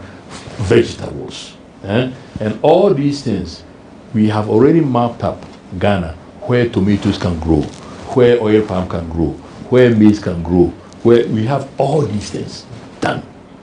And therefore, when you have this, and the people there who live there, the young people who live there, how's a young man in the village, who live there, who are working on the farm, right now they have not been supported, and to a point that they are all migrating to the city centers to stand by the roadside in the sun, in the rain, selling useless items.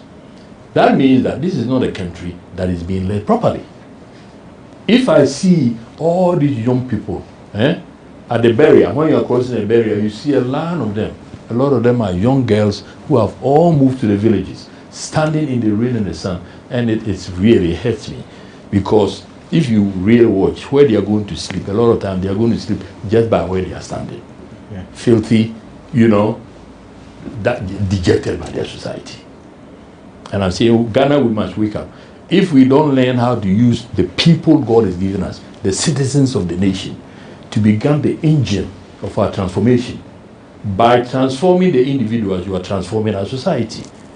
And that any government that comes into power, anything they do must be related to the welfare of the individuals in the society. Otherwise, it is not going to work. We'll be taking a break now, and Citizen Kofi is a citizen, and he's saying you should be a citizen. He will tell us more about how to start a business, which business is viable right now in the country, and if you are facing losses, what do you have to do? And I'm sure there are so many questions the young entrepreneurs out there would want to ask. If this was a live show, they'll have the opportunity to do that. I could still ask after it's published online, and we'll get you the answers in later interviews. We'll be right back after this break.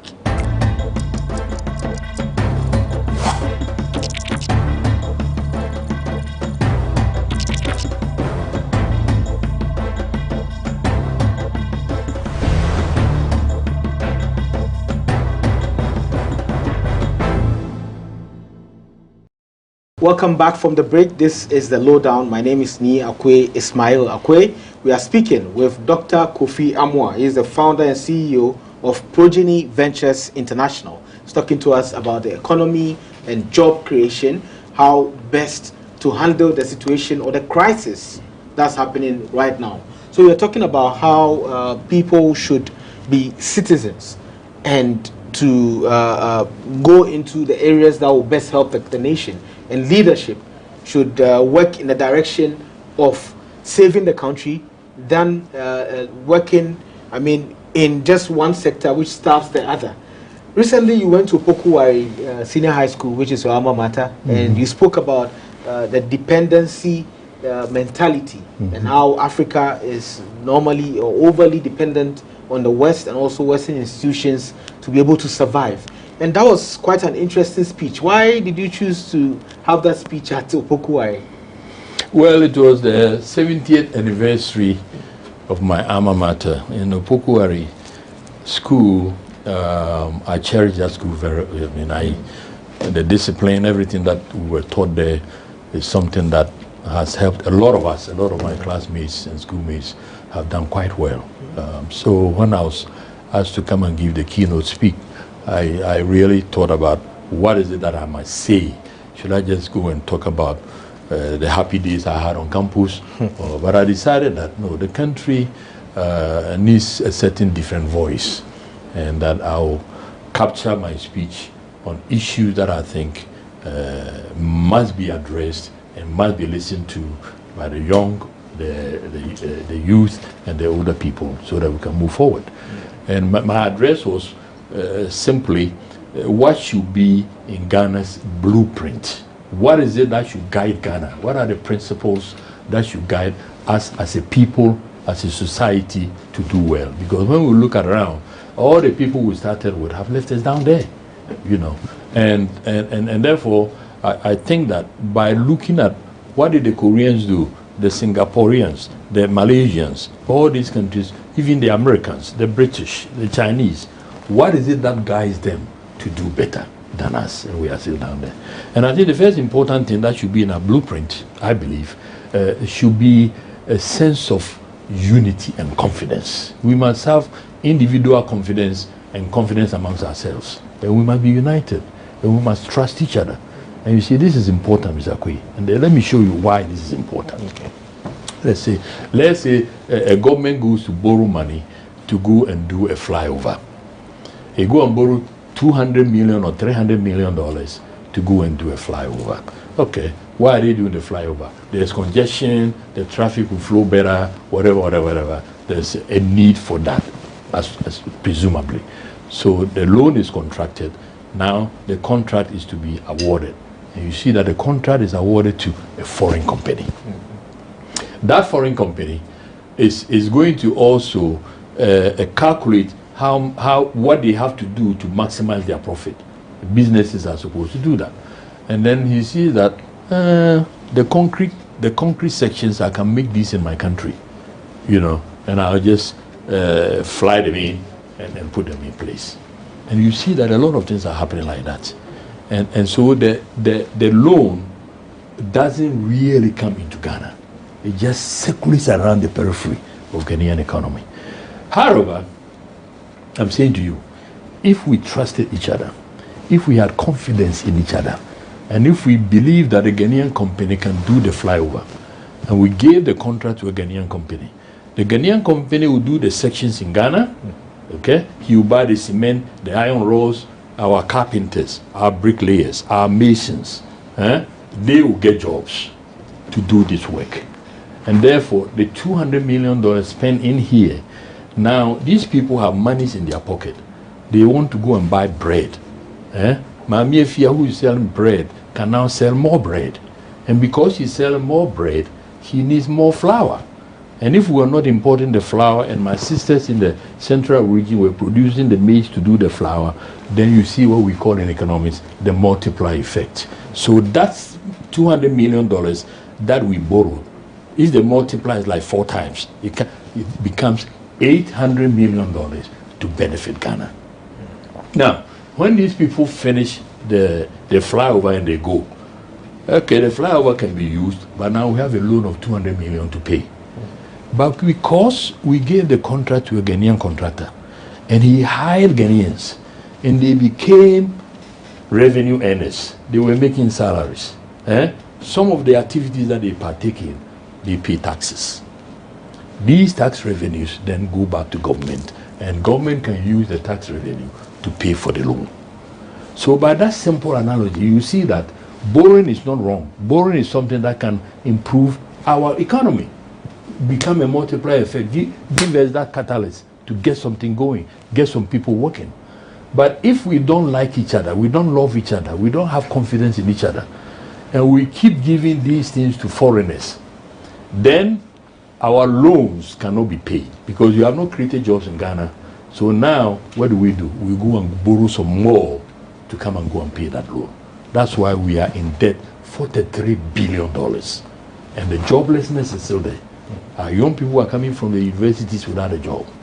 So my brothers and sisters, all that I'm saying is that Let's emulate the common sense approach to building a strong local economy, using the resources we already have in here, focusing on the welfare of the people, get the people involved, pay them well, and they will become the change agents.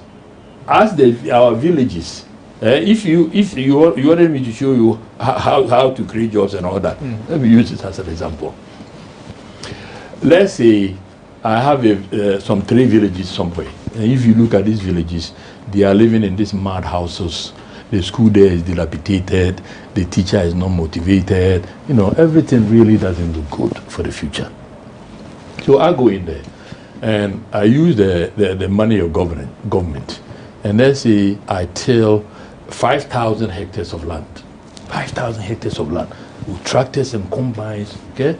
I do my boreholes, I put the dormitories, okay? I put schools there. I put a clinic.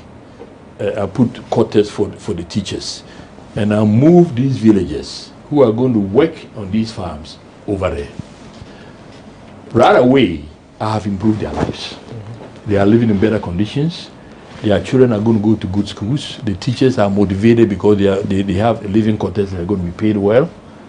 Now, these people will be motivated to work hard. You don't let them become lazy. If you don't work, I'll kick you out. They will be motivated to work hard. Now, you brought in my nephew who finished KNUS, you can get a job, studied biochemistry. He can come and work there. Whatever it is that you're growing, that we are going to package, the guy who studied graphic design, the labeling can come there. The guy who studied law at Legon. We cannot have our villages continue to look the way they are and take them into the future. Look at our marketplaces, where we go and buy the food to eat. With the flies, the gutter is smelly. We are sitting there and we drive past it every day. We go there and buy the food and we don't change anything. How do we look at ourselves? Forget about how other people look at us. We must begin to change things ourselves. And I think leadership is important in setting the stage that to motivate all of us to see the right things to do and become a united, confident people and move for a better nation. So you moved to Ghana and then started a business after you worked in the US for some time. If at that time, I mean, if it was this time and you were in the US working, would you be motivated to come to Ghana to start a business? Oh, I mean, I don't think that it is hopeless to start a business in Ghana, even today. It's tough, but I don't want to paint the picture that everything is hopeless. No. But a good business person will calculate the pluses and the minuses and make decisions to how do I take care of the minuses, the negatives. What is my risk amelioration strategy? How do I? And there's a way to do that, you know. And I also think that when you have a business, you're not going to do the business alone. You have to have employees. And if you treat the employees well, for instance, if you pay them well, and they see that if they lose the job that they have with you, their life will be difficult, believe me, they will work for you.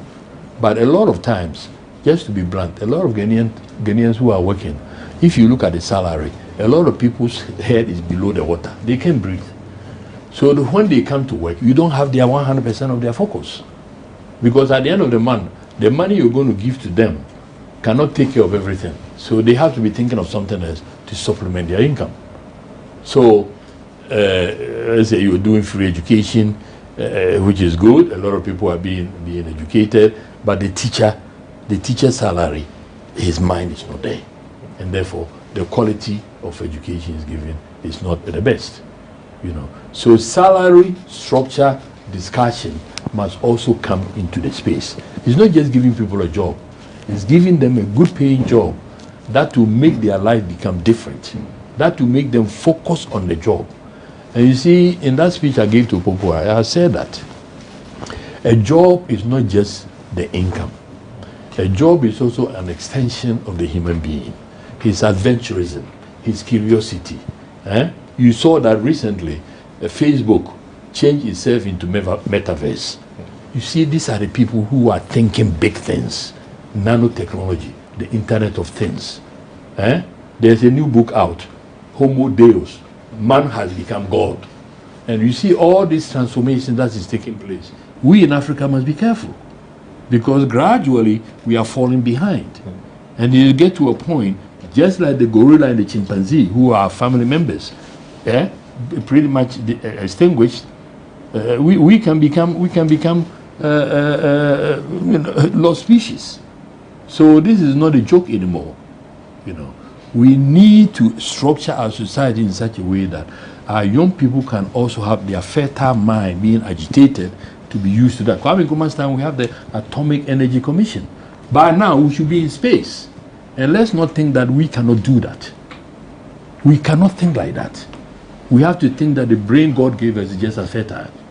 And with that kind of thinking, I think we'll succeed in several areas. Anyway, you've pointed out so many flaws and challenges in the system in the country, which most of the time we blame leadership for affecting it and all of that, and also having the mandate to make corrections and to change it. You lost global access, savings and loans. Was that as a result of the system? I don't think so. Global access should not have been closed, but I'll come back at another time for more in-depth interview like my brother Mohamed is doing. You see, all that I will say about that is this. Let's not destroy Ghanaian institutions. You see that on CNN, you see companies that have been 100 years old. They are talking about it. Now, if an institution, there's something wrong with the institution, some malfeasance is taking place in the institution, arrest the person and deal with the person. Don't kill Ghanaian institutions. It's a matter of the sense of community, the sense of we are in this together, the sense of these institutions, these Ghanaian-inspired native institutions have become a part of the strength of Ghanaian asset, and they must be protected. If there are people doing the wrong things there, the law must punish them. But don't kill it. You kill the Ghanaian institutions, you are giving monopoly to the foreign banks. Government money is now in foreign banks, it's here and there. So all these things we are talking about, how do you move forward as a people when some of your people who are at the front doing these things, you are killing their institutions? So was this a failure on your part, or it was So not a failure of anybody's part. It's a failure of the logic. It's the failure of the logic of leadership. It's a failure of the people who were restructuring the banking system, not understanding the role of banking in the institution of a nation as to move forward. Not understanding that the natives of that society must be at the leadership front of moving the society forward, not foreigners. And if we don't begin to love ourselves as citizens of the nation, and protect each other and move forward, you kill Kofi Amon's business, me, I am fine. But the 250 people who had high-paying jobs, who are now sitting at home, most of them haven't gotten a job. How do you move forward? So, at another time, you want to do in-depth, we've already talked about that. But the point that I want to make on that, let's understand that Ghanaian institutions are tools with which we move forward as a people, and don't kill them. If individuals in there are corrupt, let the law get them and put them in jail. I'll be the first to vote for that, but don't kill the institution. Okay, so as a successful businessman, I think it's important to say successful because you have a series of them, a lot of them. Have you ever failed in any business since you came to Ghana? Failure is an asset. You just said that my company provides. Failure is an asset. Failure is a lesson. Without failure, you cannot define success. They are two of the same thing. So don't be afraid to fail, but don't go into business with the intention of failing. I mean, that's all. But don't be afraid to fail, because if you're afraid to fail, then you don't start anything. There are several people who are multi-billionaires who fail at some point in their initial stages, but they kept going and they kept going. So, but you learn from your mistakes and you get better. What's the biggest amount of money you've ever lost in business? Donald Trump said that the most money he ever lost were the deals he let go. Do you understand? Somebody comes to you with this greed, you're going to make all this money and all of that, and you are supposed to invest this, and you don't invest. 2 years later, you see that they are down the drain. So I cannot, I don't relate to that. I relate to the excitement of business. And for me, profit is defined as society's thank you. Business is about solving a problem for society. I think people who go into business with the sole purpose of making money, they have problems. But if there's a problem in society that you want to solve, and you really focus on that, society's acceptance of the way you're solving the problem will become your profit. That is their thank you to you. Words of wisdom. We'll be right back after this break, and we'll discuss more on creating jobs and how to build a wealthy nation. We'll be right back.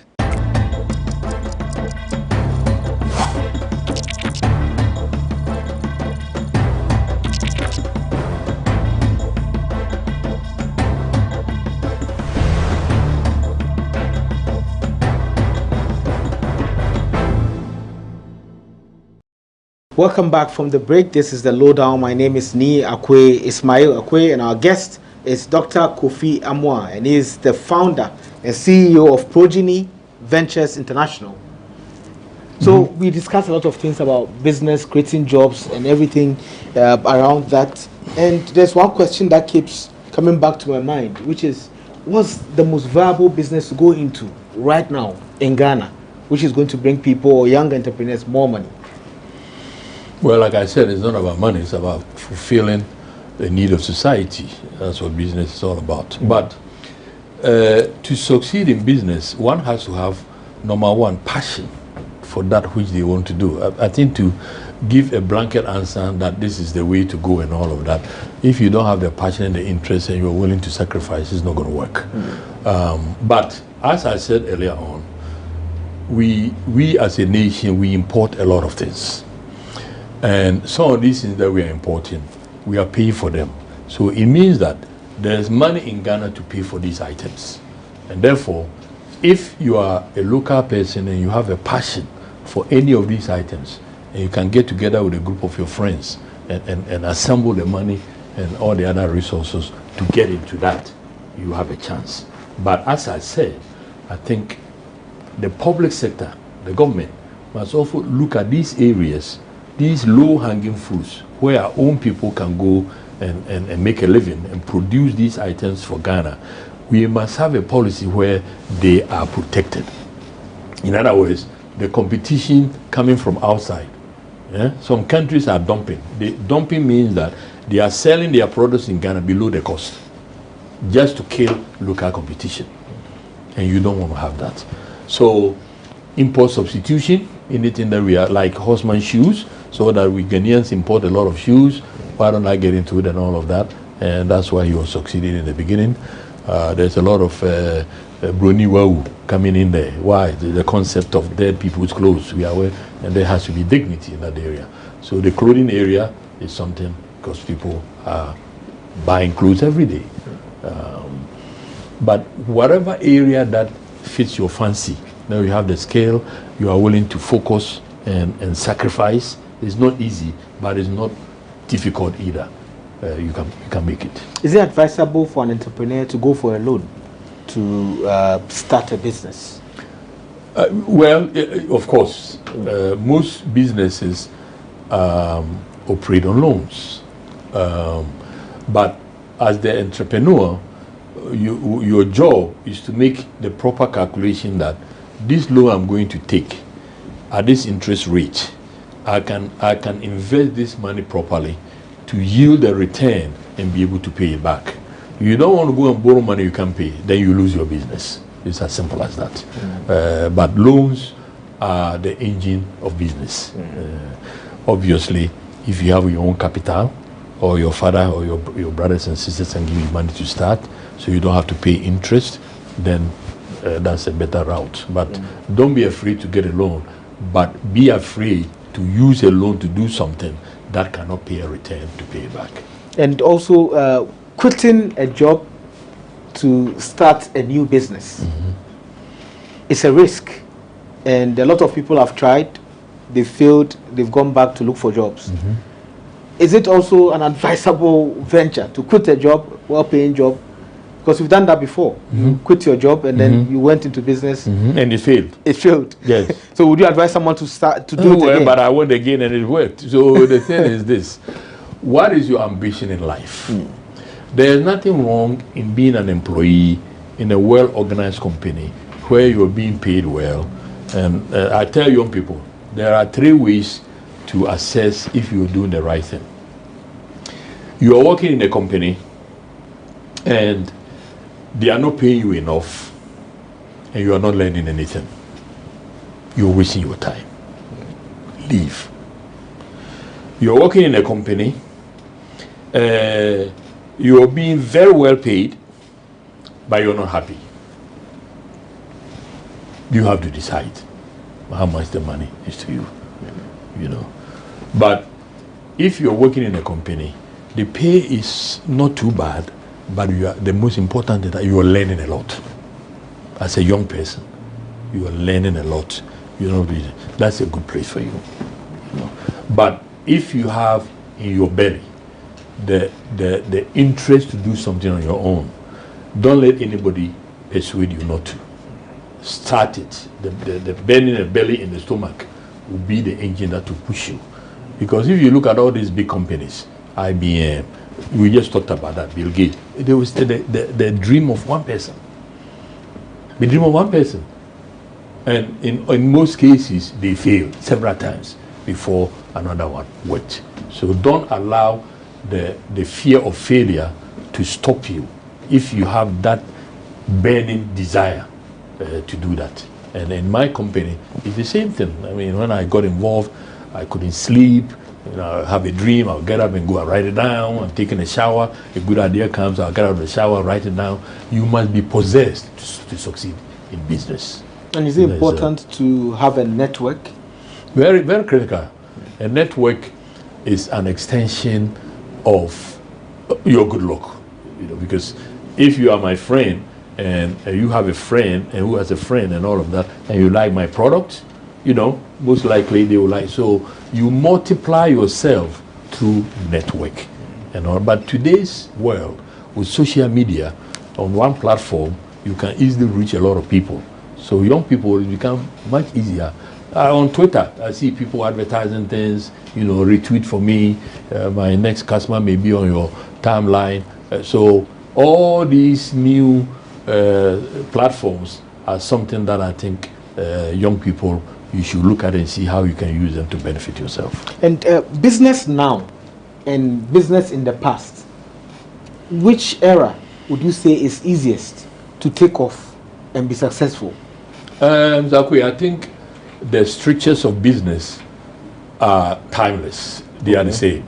A business is structured to provide a service or a product to the public, to the market.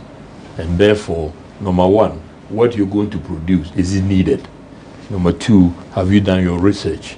How much can you produce the product? And can you make a profit? Are there competition with you?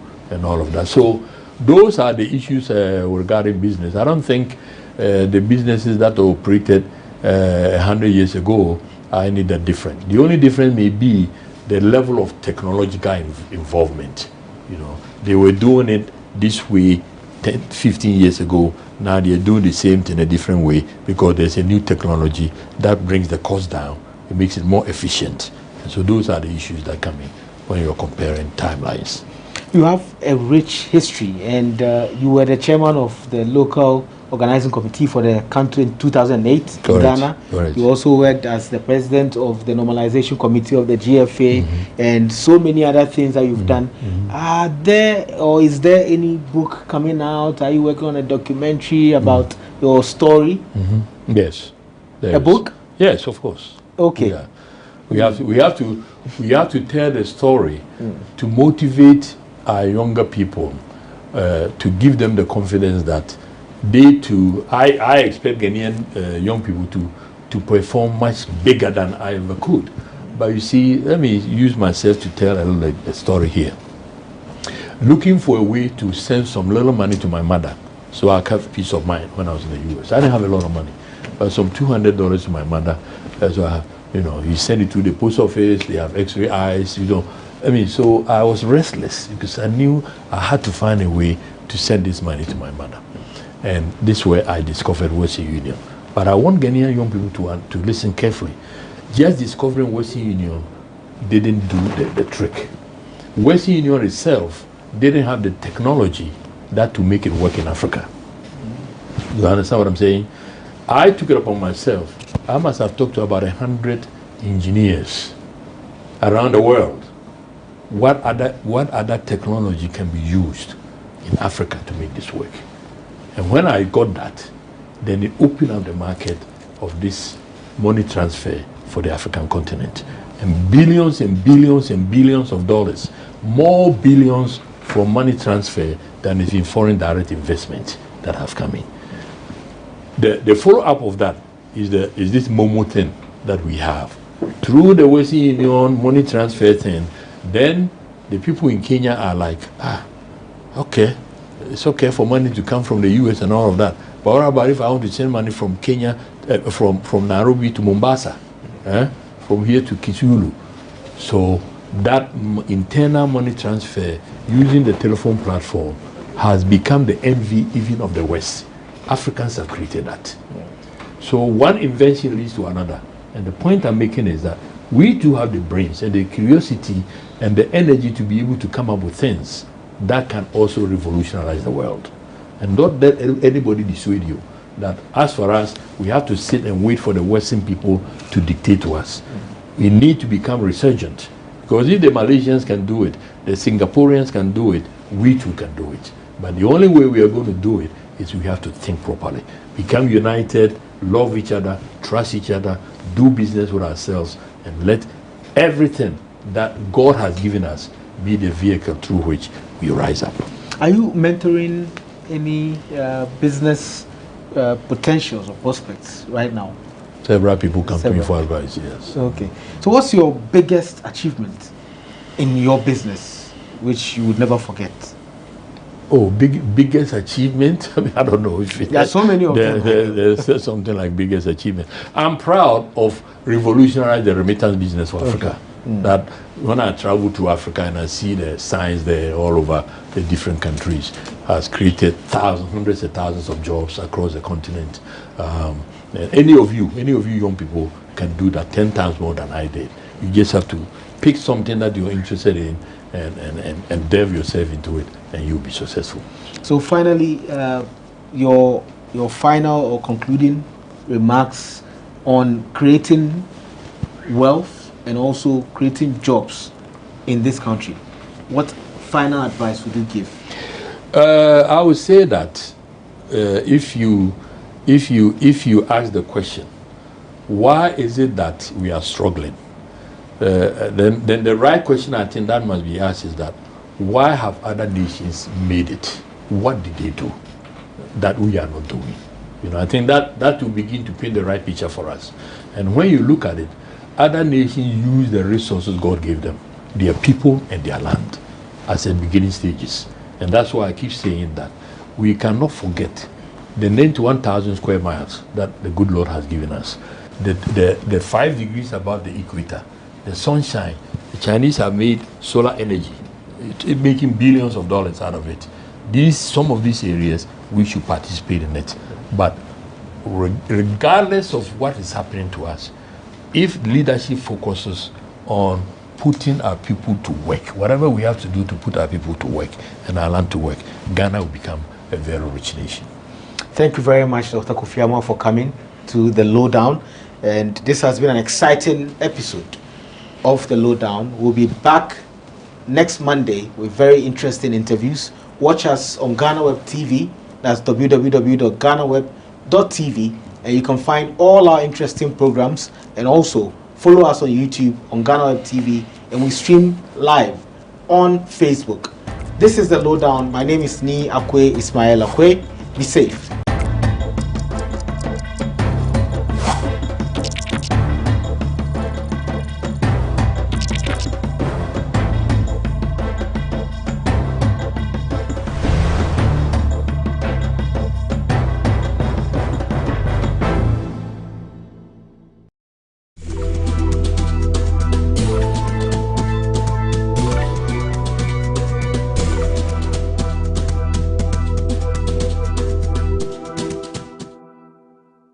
behalf of the Chartered Institute of Market in Ghana, I would want to congratulate GhanaWeb on your 22 solid years of existence. I know it's not easy for any organization to be 22 years and still counting, with the kind of reputation that you've enjoyed, even though there have been some flaws. I guess you've done very well. You've added value to advertisers, especially Chartered Institute of Market in Ghana, in terms of visibility, whether eyes or ears. I would want to congratulate you. We would want to see more enhanced, what do you call it, benefits and products that you could churn out for your clients going forward in the next 22 years.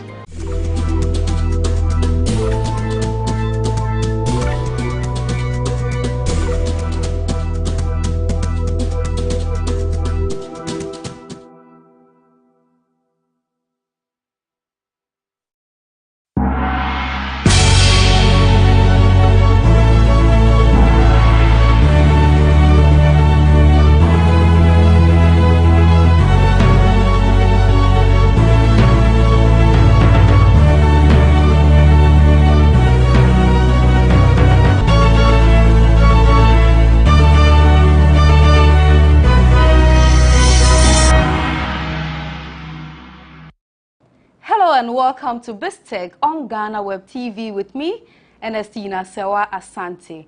As usual on this program, we serve you some stories that made headlines in the week and an exclusive interview a member of the business desk had with an expert.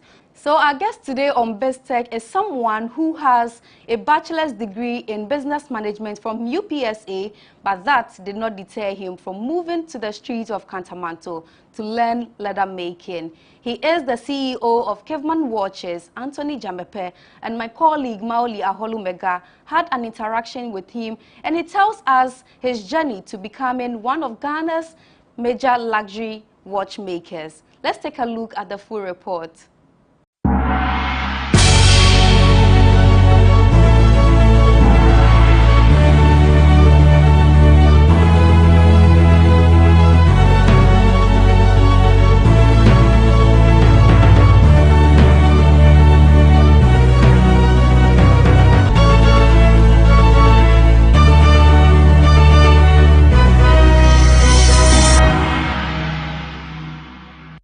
His idea first began when he decided to resell watches to make profit. As he journeyed on, he devised ways to set up a business, which has now become one of the biggest watchmaking brands in the country. Before I introduce my guest, I'll take a quick break and we'll be right back. Welcome to BizTech on GhanaWeb TV. My name is Maoli Aholumeka.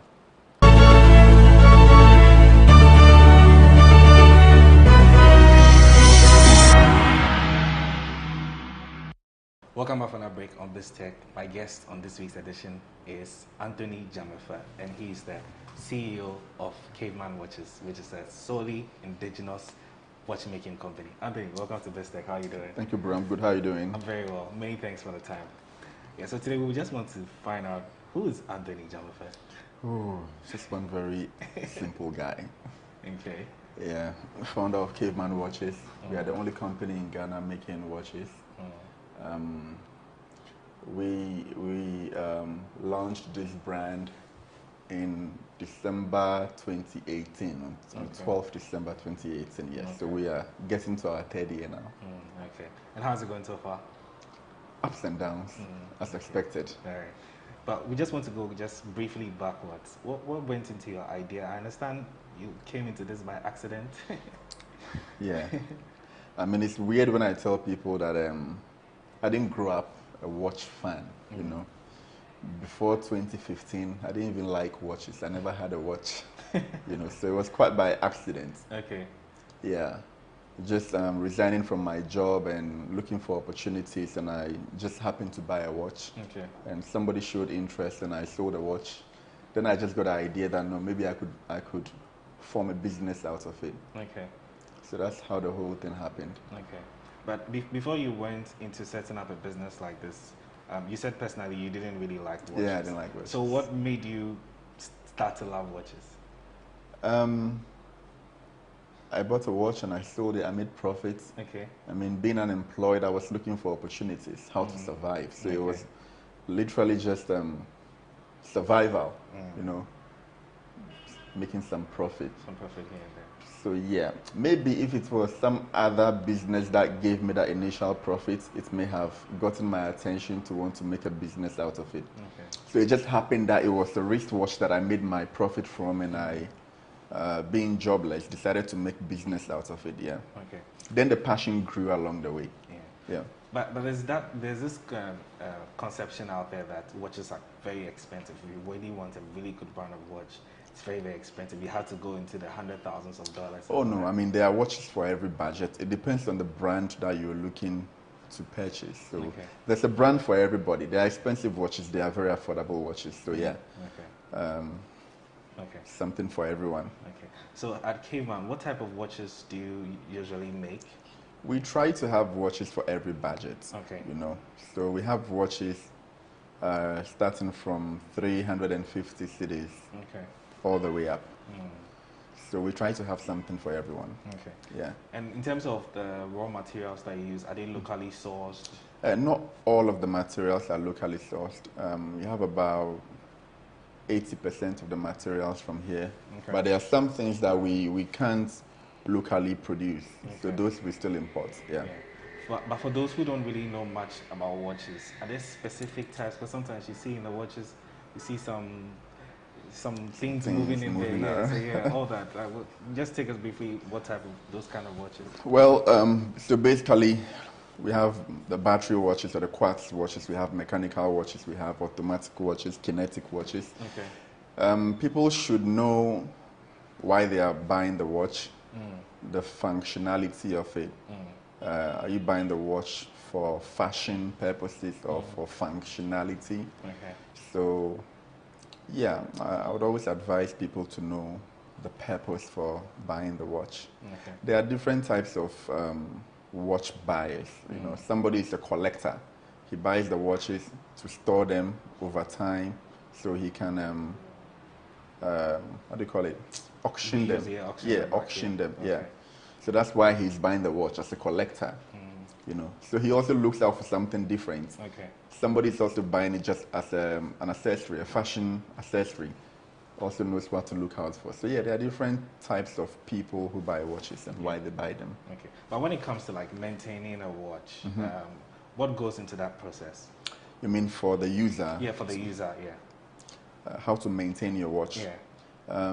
One of the things people don't know about watches is that the cost or the price of a watch hugely depends on the accuracy of the movement. Okay. Are you losing or gaining seconds in a day? Is your watch lagging behind over time? Okay. So the accuracy of the watch is very important. And one of the things that affects accuracy of a watch is magnetization. Okay. A lot of times people put their watches close to other devices that have magnets in them, like your phone, your headphones, anything that has magnets in it. The more it comes into contact with your watch, it could magnetize the components of your watch. So people sometimes have watches that start losing time accuracy and they don't know why. You change the battery, but it still loses accuracy. In such cases, we have to demagnetize the watch. Okay. So that's just an example of how to maintain your watch, making sure you don't get your watch magnetized. Yeah. Yeah, so one of the distinct things that I found out doing my little research on your watches was I saw you have the Ghana emblem on it. Yeah. What went into that idea? The Patriot, we call it the Patriot. The Patriot, yes, okay. Yeah, we just wanted to have something. You know, generally our watches are not, we don't have too many Ghanaian symbols in our watches. You know, we are trying to serve the international market generally, but because the watches are very customizable, very bespoke, we leave them very plain. When you want to have this in there or that in there, then we do that for you. So the Patriot watch model is one of the very indigenous ones. Okay. And yeah, it's just the identity, you know, an embodiment of Ghana in the watch. Okay. So yes. All right. So now coming back to Caveman again, I'm sure you have a number of people that are working for you and all of that. in terms of staff? How many people work on a day? The number of watches you guys make in a day? Number of watches we make in a day? Yeah. Usually, we take a period to produce the watches. Okay. Then we pause. Okay. You understand? So it comes as and when. Yes. Okay. Yes. So we take a period, we produce to a point, then we can step back and start doing other things. So it's not a very constant number. Yeah. That's fine. Yeah. Also, in terms of the clients, what kind of clientele do you guys have coming here at Caveman? So like I said, I mean, watches starting from 350 cities going up. So I think our clientele are the working class people. Okay. Yeah. Okay. Yeah. So Anthony, how many in terms of staff here at Caveman? What's your staff strength? We are about 13. Okay. We do have other non-permanent workers too. Okay. Yeah. So we are an average 13, but contract workers do come in and go. Yeah.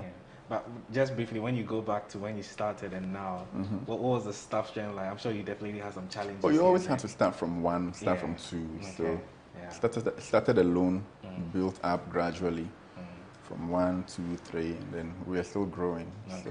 All right. Okay. All right. I've been speaking with Anthony Jamafa, and he's my guest on this week's edition of This Tech. He's the CEO of Caveman Watches, which is a solely indigenous watchmaking company. I'll take a quick break, and we'll be right back.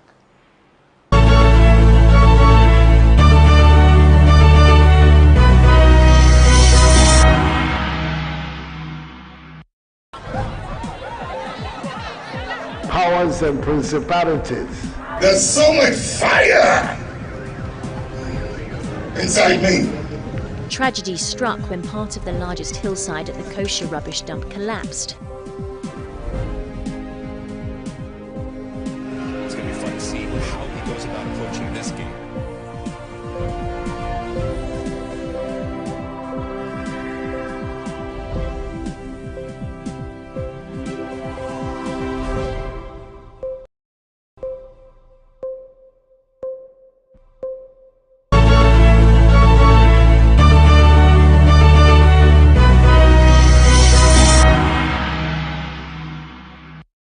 Welcome back from that break. Anthony Jamafa is my guest on this week's edition of This Tech, and we've been talking about watches.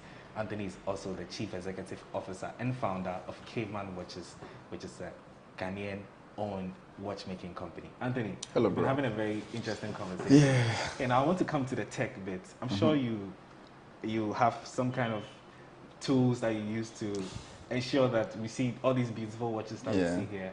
Yeah. What are some of those, and how do you go through that process?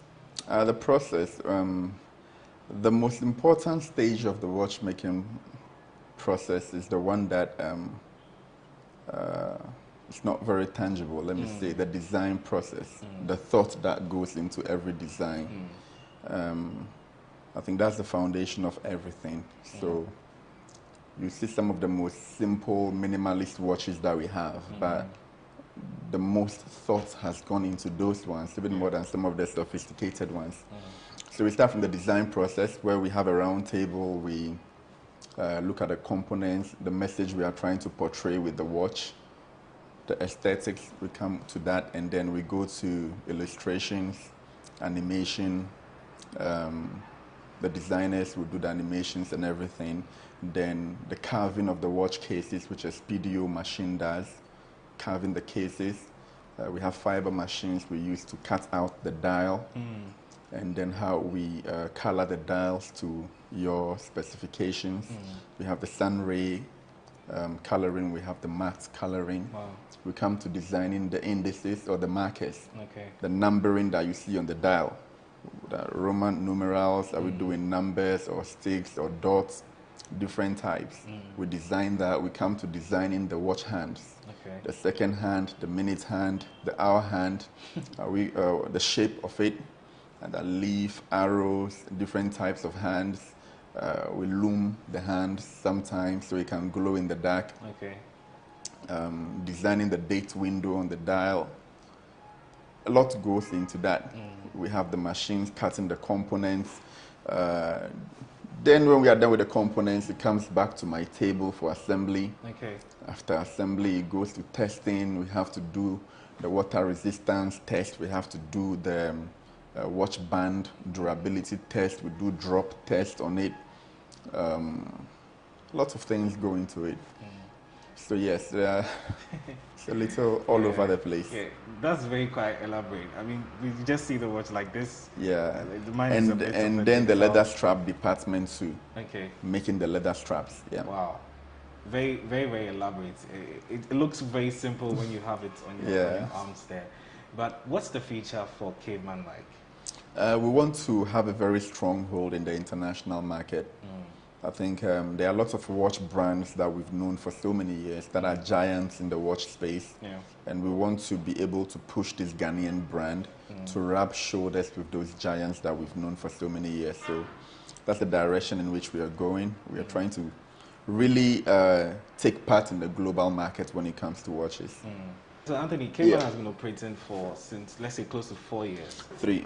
3 years, Yeah. So I'm sure you've had some challenges. And I also understand you had some kind of training at Kantamanto. Can you share that journey with us? Challenges generally for every business in this Ghanaian economy. Capital is always one. How to start your business, where to get funding from. Some of us were lucky enough, maybe not lucky, but strategic enough, you know, to break the business down into the core components and start with very minimal capital and grow gradually. So capital is a challenge, expertise is a challenge. When people talk about capital being a challenge, I always have the view that expertise is more of a challenge than capital. Even if you are able to access capital, a lot of money, without the technical know-how, you might even mismanage it. So yes, and then talking about my experience in Kantamanto, it was at a point, initially I was only selling watches. Okay. Then I moved to repairing watches. Then I moved to making leather straps because I realized that people had very good watches but bad straps. So I wanted to gain knowledge in leather crafts. So I went to Kantamanto, made friends with one shoemaker, and he opened his doors to me. I would come like an apprentice to him, polishing people's shoes, stitching leather, doing shoemaker work for some time. But that helped me to understand how leather behaves, how leather is treated. While I was there, I was reverse engineering imported leather straps.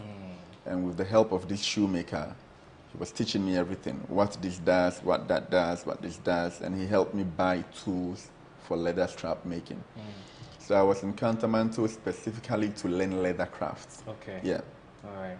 And how was that experience for you? It was very humbling. Yeah. I mean, it was very confusing for people. You know, finished my university, I have my degree, and I'm in Kantamanto being a shoemaker for some time. Yeah. But I liked it. I mean, wherever the road leads, I mean, I follow. Yeah. It looks like it's paid off. It's paying off. It's paying off. Yeah. All right. Yeah. So there's been this debate about the youth the government telling the youth to venture into entrepreneurship. What's your take on that? Well, it's a very delicate topic. I think it's very dangerous to push everybody into entrepreneurship because the traits or characteristics that it requires to function properly here are things that some people have and some don't have. It's not a one-cap-fits-all situation, so it's dangerous to push everybody down that lane. For example, you know, being an entrepreneur requires a very high ability to deal with stress, right? There are some people who even physically can't take stress. You know, people break down very quickly, and pushing such a person into entrepreneurship is deadly, you know. So yes, and then I don't think the government has enough structures in place to support entrepreneurship on that kind of scale that they are thinking, unless the government actively put structures in place, new policies to help that. It's a very dangerous thing to push everybody into, And one of the things I think the government can do to aid entrepreneurship is, I spoke about the lack of technical know-how It will be very helpful if we have government-owned incubators that can hatch people's ideas, direct, groom, mentor, and take the businesses from idea to realization and success points.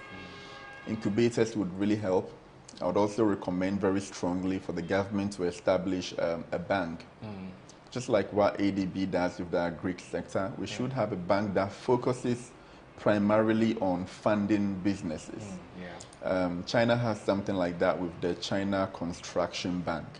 So that's why their construction industry is booming very much, because there's a bank focusing on that. That gives them lending. So if we have a bank in Ghana that will focus on entrepreneurship, I think it would really help to support this new need for more entrepreneurs because of the unemployment crisis. If it's a crisis, I don't know, but it's becoming a crisis. It is, all right. Anthony, so I saw a very peculiar watch on there with some erotics on there. What kind of watch is that?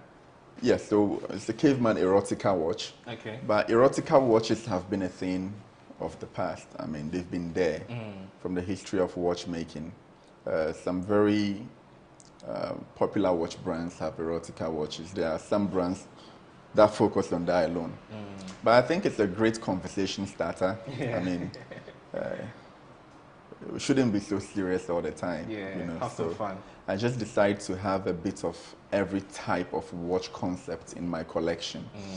We had minimalist watches. We have the skeleton style watches that are showing the components. Just trying to have something for everybody, and the erotica watches are just great conversation starters. You mentioned something about collection, just briefly. You personally, how many watches do you have? About 1 or 2. Really? Yeah. How is that possible? I have about 1 or 2 watches. Why? Why do you have one? You make a lot of watches. How come you have just 2? Well, and a lot of times I run into people who are trying to take my watches off my hand. So I don't have a lot of watches. Maximum 2 watches at a time. Okay, all right. Anthony, definitely you're an entrepreneur, which your journey is quite very interesting to find out. What's your final message out there for persons who are looking up to you and want to be like you someday? I think people should be the best versions of themselves, not to be like anybody. Because one of the most important things I would always tell the youth is that we should search for ourselves. There are lots of people, even in the universities, that are not sure what they will be doing after universities. I personally grew up with a lot of I was in the science department doing chemistry, biology, and all these things. I have friends who I was in the science department with, and they are now DJs, right? A science student, now he's a DJ, and he's making his fortune from DJing. So it's weird how even in the uni stage, people are reading courses and they have no idea they will be leaving it entirely to find something else. So the earlier we sit down and search for ourselves to know what we are good at, what we are not good at, and to have the courage to want to industrialize our real potential, get mentorship, because when it comes to the decision to do entrepreneurship, to be an entrepreneur, a lot of the reasons are misguided for people. It's based on what they hear during the interviews. But there's a lot of things we say on interviews that, lots of things that happen behind the curtains, that we wouldn't say on air. Do you understand? So the information that comes on air is a bit filtered. But if that information is what guides people to want to be entrepreneurs, then they now get into the space and get surprised by things that they find. So get a mentor who would teach you the real deal behind the curtains, So that's me trying to sum up my advice to the youth in that regard. Anthony, thank you very much. Thank you. I've been speaking with Anthony Jamafa, and he's the Chief Executive Officer and founder of Caveman Watches, which is an indigenous watchmaking company. And he's been sharing with me his journey from 2018 up until this period. He has been my guest on this week's edition of BizTech on GhanaWeb TV. My name is Maoli Aholmega.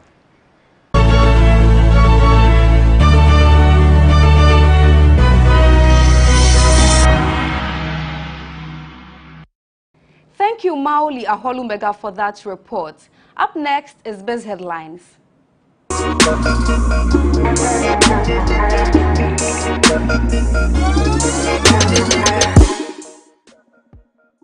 To our very first story, the first phase of the Keta port is estimated to cost $650 million for construction, Transport Minister Kweku Ofori-Esiama has revealed. According to him, feasibility and preparatory works, which will see the commencement of the project, have since been completed. Addressing participants during a stakeholder engagement, Kweku Ofori-Esiama said the completion of the Keta port project, which is of great significance to the Akufo-Addo administration, will heighten economic activities in the area.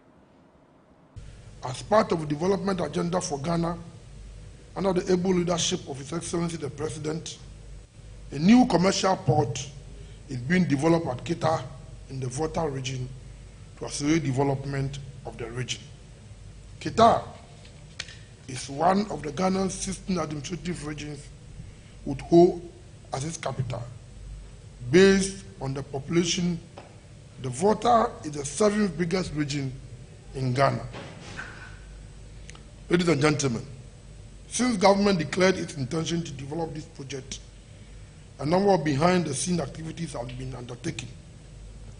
The current status of the project includes the following. 1, the Excellency having declared the site as a port zone. The feasibility studies for the project has been completed. A physical office structure has been constructed, fully equipped and finished. The feasibility studies propose that the port facility shall be developed in phases corresponding with the forecasted traffic growth and potential business development. The phase 1, which is the Port Nicholas, is estimated around $650 million, consisting of the main facilities, the key drivers of the commercial port development. On budget reading, Finance Minister Ken Ofori-Atta is expected to deliver the 2022 budget before Parliament on November 17th. This is according to the Second Deputy Speaker of Parliament, Andrew Esiama Amwako. Prior to its latest advertised date for the budget presentation, Majority Leader Osei Mensah Bonsu and Deputy Majority Leader Alexander Afenyo-Markin have respectively given separate dates for November 15th and November 17th.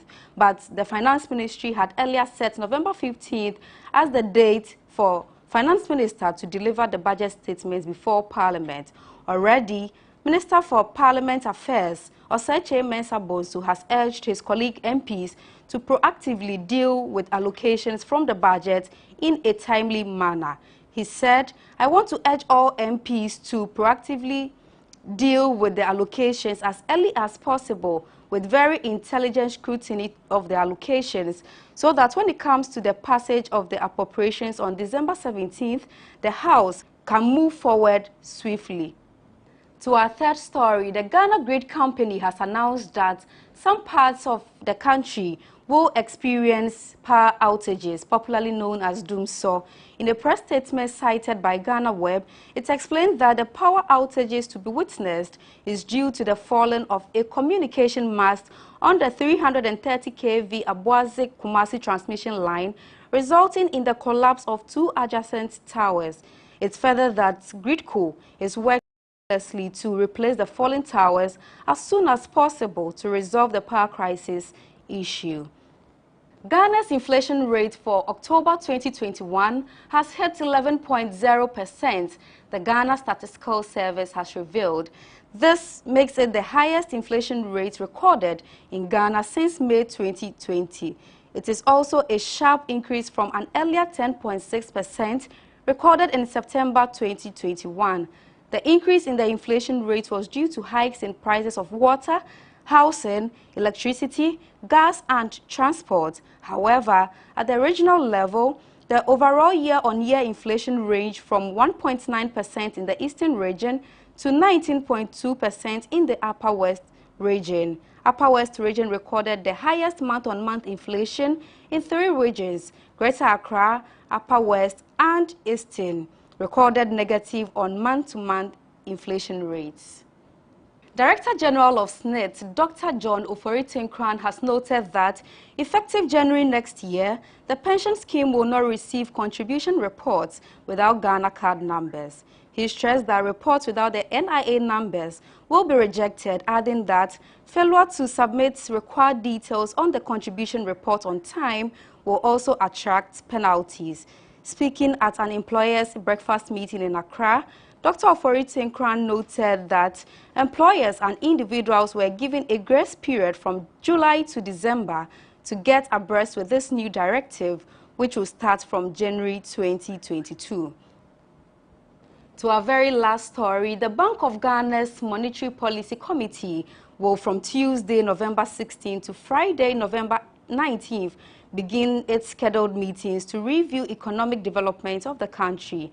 The 103rd meeting of the committee is expected to entail the initiation of proposals for the formulation of the policies of the central bank, provision of statistical data and economic advice. Governor of the Bank of Ghana, Dr. Ernest Addison, who is also the chairperson of the Monetary Policy Committee, will make decisions that will influence the cost of credit in the country for the remaining months of 2021. Among such decisions will be a review or maintenance of the monetary policy rate, which was at the central bank's 102nd meeting kept unchanged at 13.5%, citing an increase in public debt stock and inflation risk.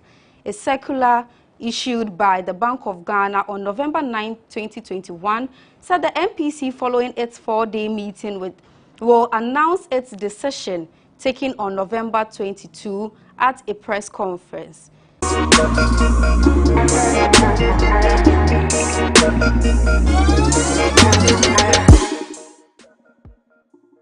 That's all for today, but before we go, do log on to www.ghanaweb.com for more stories. Do well to follow us on all social media platforms, Facebook, Instagram, and Twitter at the Ghana Web. On YouTube, GhanaWeb TV. My name is Ernestina Sewa Asante. Do have a lovely weekend.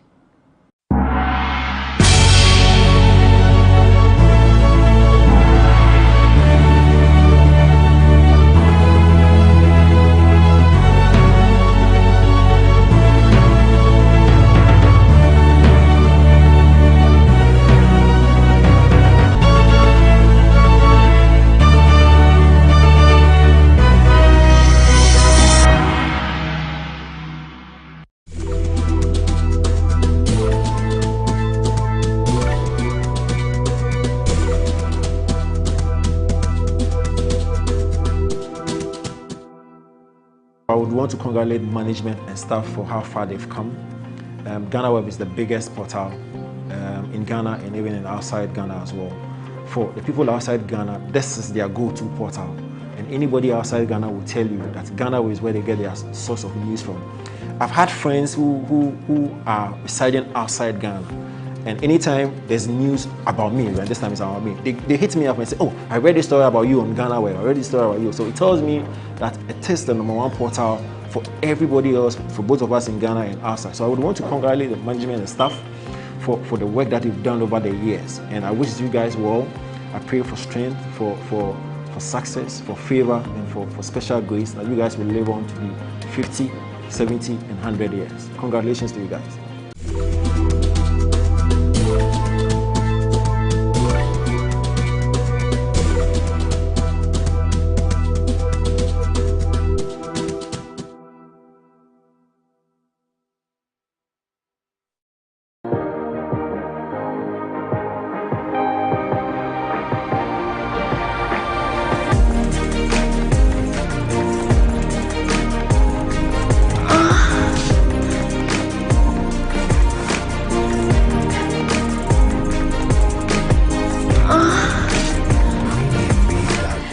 Questions come to the fore when the subject of love and religion comes up.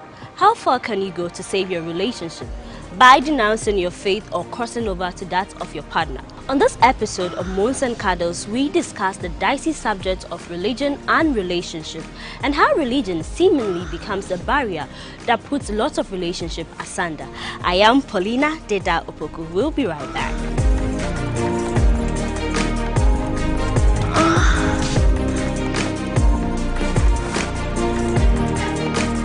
You're welcome back to Moons and Cuddles on GhanaWeb TV.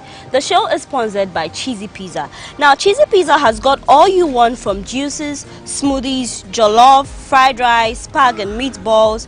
And for pizza, buy one and get one free every Wednesday at all our branches. Call Cheesy Pizza on 05441 333 97.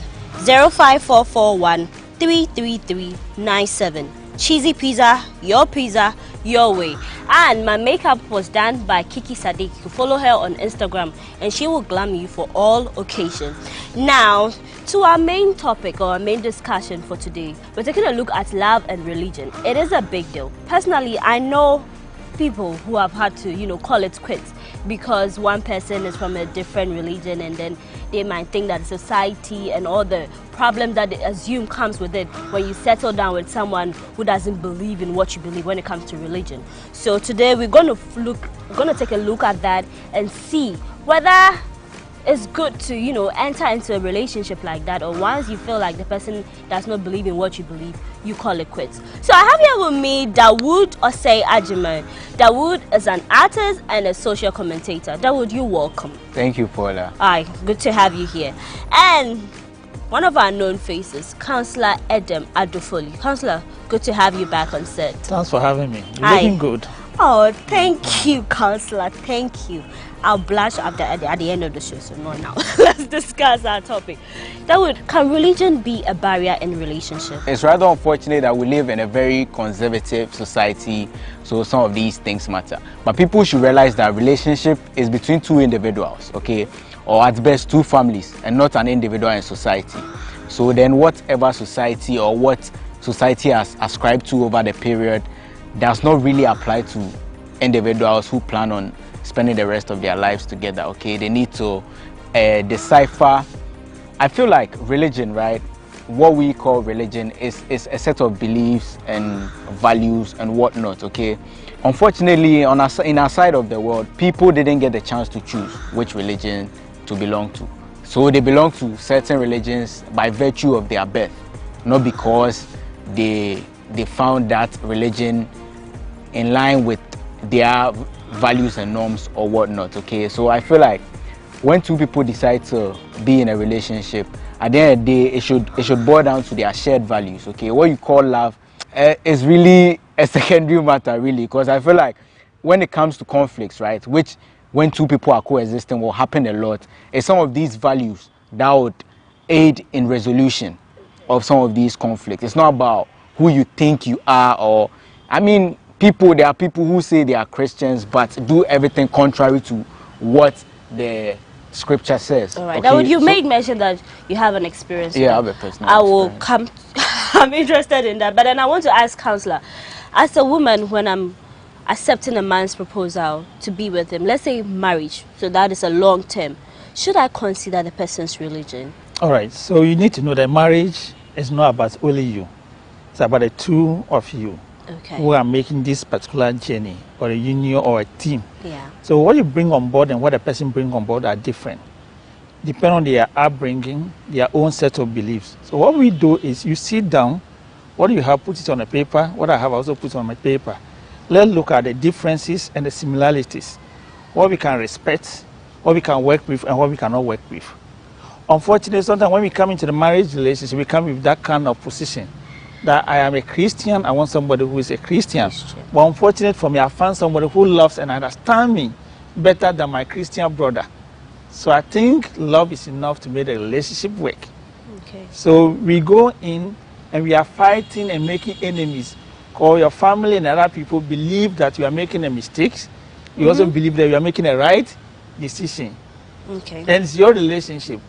They should allow you, they won't allow you. So it becomes something that we fight. And we even find a wrong way of ending up together. Do we get ourselves involved with a child, get ourselves pregnant? So maybe because of that, we are being married, or we run away and go and get ourselves somewhere. But whatever the case is, just have in mind that it's two people. What you believe in is what set the pace. If I believe in ABCD, my partner believes in ABC, we've discussed that it's my duty to speak to my family, my people, to give me the go ahead or the norm so that I can make that informed decision. So in the case where you're coming from a strict family, where they are strictly Muslims, they are strictly Christian, if it's they are traditionalists, there's a host of religion that people, you know, ascribe to, and then they are saying that this is a barrier. As a person, do you think it's worth the effort fighting the family, like, no, this is what I want and this is what I'm going to go for? Is it worth it for a partner to say, no, I don't really care what the family says, well, this is what I'm if going to the go family for? has good enough reason aside religion or already established norms for you to forsake that person, then well, there can be that discussion. But if aside religion or what they claim to believe in, there's no other point, or they don't see anything wrong with the person, mind you, sometimes if they've had the opportunity of even meeting the person before that time and they took a liking to the person, and because later they found out that, okay, maybe the person didn't belong to that religion, so they want that person to cross over or whatnot, then it means that really their religion, the basis of their argument is even flawed from the onset. Because when you're in a relationship with someone, there's bound to be, say, conflicts, right? If, say, I'm someone who holds an entrenched position and always wants to be right, feel like this is how things are done because that's how things have always been done in the past. You're someone who believes in dialogue, who believes that we should always analyze things per the situation at hand, because situational demands are different from time to time. Then we'll always be having conflict when issues arise, because I feel like I'm always right and you feel like no, like we should have that sort of discussion. So I feel like at the end of the day, what bonds us is beyond what we were handed, because religion is something that was handed to us, which has existed for over centuries. I mean, times have changed. Today there are people who are Christians but are LGBTQ. So what are you going to say about that? That they are not worth being called Christians, or you get me? Because I looks like you want to come in on yes. So what I'm also bringing in is, see, religions we're talking about, we are not just talking about religion. It's tied to the belief system too. You might be born within a religion or a spiritual, whatever you find yourself. Do you really believe in that position? And now, even the marriage we are talking about, every religion is defining their own marriage, how they should go about it. If you take a religion and go about how they go about their marriage ceremony, it's different. Their belief around marriage is different. So if I'm coming from a Christian perspective, that our marriage system, we are adopting the part 3, which is an ordinance, one man, one woman. And then we are coming from a Muslim, where I'm allowed to marry as much as 4. I don't know we are getting it. So I get it. We have these differences coming in the marriage. So as a person, once you advise me, I'm a woman, I met a Muslim guy and I'm in love with him. Maybe in my I know is the one woman, one man. If I should say I'm settling with that man, I shouldn't come back later complaining that he said he wants to take a second wife. Why should you know that it's part of you? No, I don't want to force you to accept what you don't want. That's why, Paula, we need to have a conversation about it. Know where you are coming from, where I'm coming from. Can I so in this case, we're trying to find a middle ground. What works for two of us, what we can agree on and work with. If we agree that, oh, you are a Muslim, I believe in other things you do, you can go to mosque and worship, I can go to church and also worship. But when it comes to issues about marrying 2 or 3, I don't believe in that. Then we have to make rules or trying to adjust. Then we discuss and agree on that. Before we even go into the union. But don't get into the marriage, then we start saying, I am a Muslim. My religion permits me to do this. I'm a Christian. My religion permits me to do this. Then we're bringing conflict into that relationship. All right. Dawood. Okay. We know that Muslims have the liberty, Muslim men that is, they have the liberty of marrying more than one spouse, okay? But then, as he said, Christians are entitled to only one spouse. Now, there are Christians who, by virtue of their belief, who claim to be Christians, are married to one spouse, but then are having extramarital, you see, that's what I'm saying. So my point is that, your belief is only made evident through your actions. You see, that's why there's cognitive dissonance in our society, where people claim that they adhere to a certain belief, but then they do everything contrary to it. Belief is not a title. That because you say I'm Christian, so then whether you are doing things that are not even in line with Christianity, you are still you get the point I'm trying to make. Catch a clause. You see, You know, people are born into religion or church and so and so. As time goes on, they make their own informed decision. Yeah. People move and make their own informed decision based on their knowledge, their exposure, and so on and so forth. Whatever you believe in, you stand by that. And it's witnessed through your actions. A person who cannot stand by his own belief does not even know what he believes in. Exactly. Recently, when you heard of the Rastafari, I'm not diverting. When they believe that my hair is part of my worship, and you cannot do that, they stood their ground. And I love the way they defend it to get to that place. So people defend that even within the church, within their own family system. So whatever you believe in, what you stand by, when you are meeting somebody, agree what we want. Okay. As we are bringing conflict to the relationship, we're going to be fighting each day based on some things which are very trivial. All right. So, Counselor, you are married. I might have kids. So if your daughter comes in and says, Daddy, I met this man, I want to settle with him. He's Muslim. What would be your reaction? I don't have any reaction. I'll sit my daughter down. Let my daughter know what is getting herself involved. I need to give my daughter the knowledge. Then application of that knowledge is power. But application of that useful knowledge, that becomes so powerful. So I'll give you the knowledge. Apply the knowledge. My marriage is not your marriage. Okay. I cannot force you to do things to please me. No. So what would your advice My be advice to would the be, parents who have stood on their grounds, broken relationships? Maybe you might not know this man might be the best person for your child, but due to the fact that they belong to a different religion, they stood their ground and made sure that they separated them. With such a person with that mentality, how would you advise them? The parents, they are doing that to protect the child. Yes, protect you. That's what they'll say. That maybe you are in love, you don't even know what you are getting yourself involved. So we have to stand and protect you. But at that end, you are even late as a parent. Because when you are raising a child, you raise the child the way they should grow, they understand everything is there.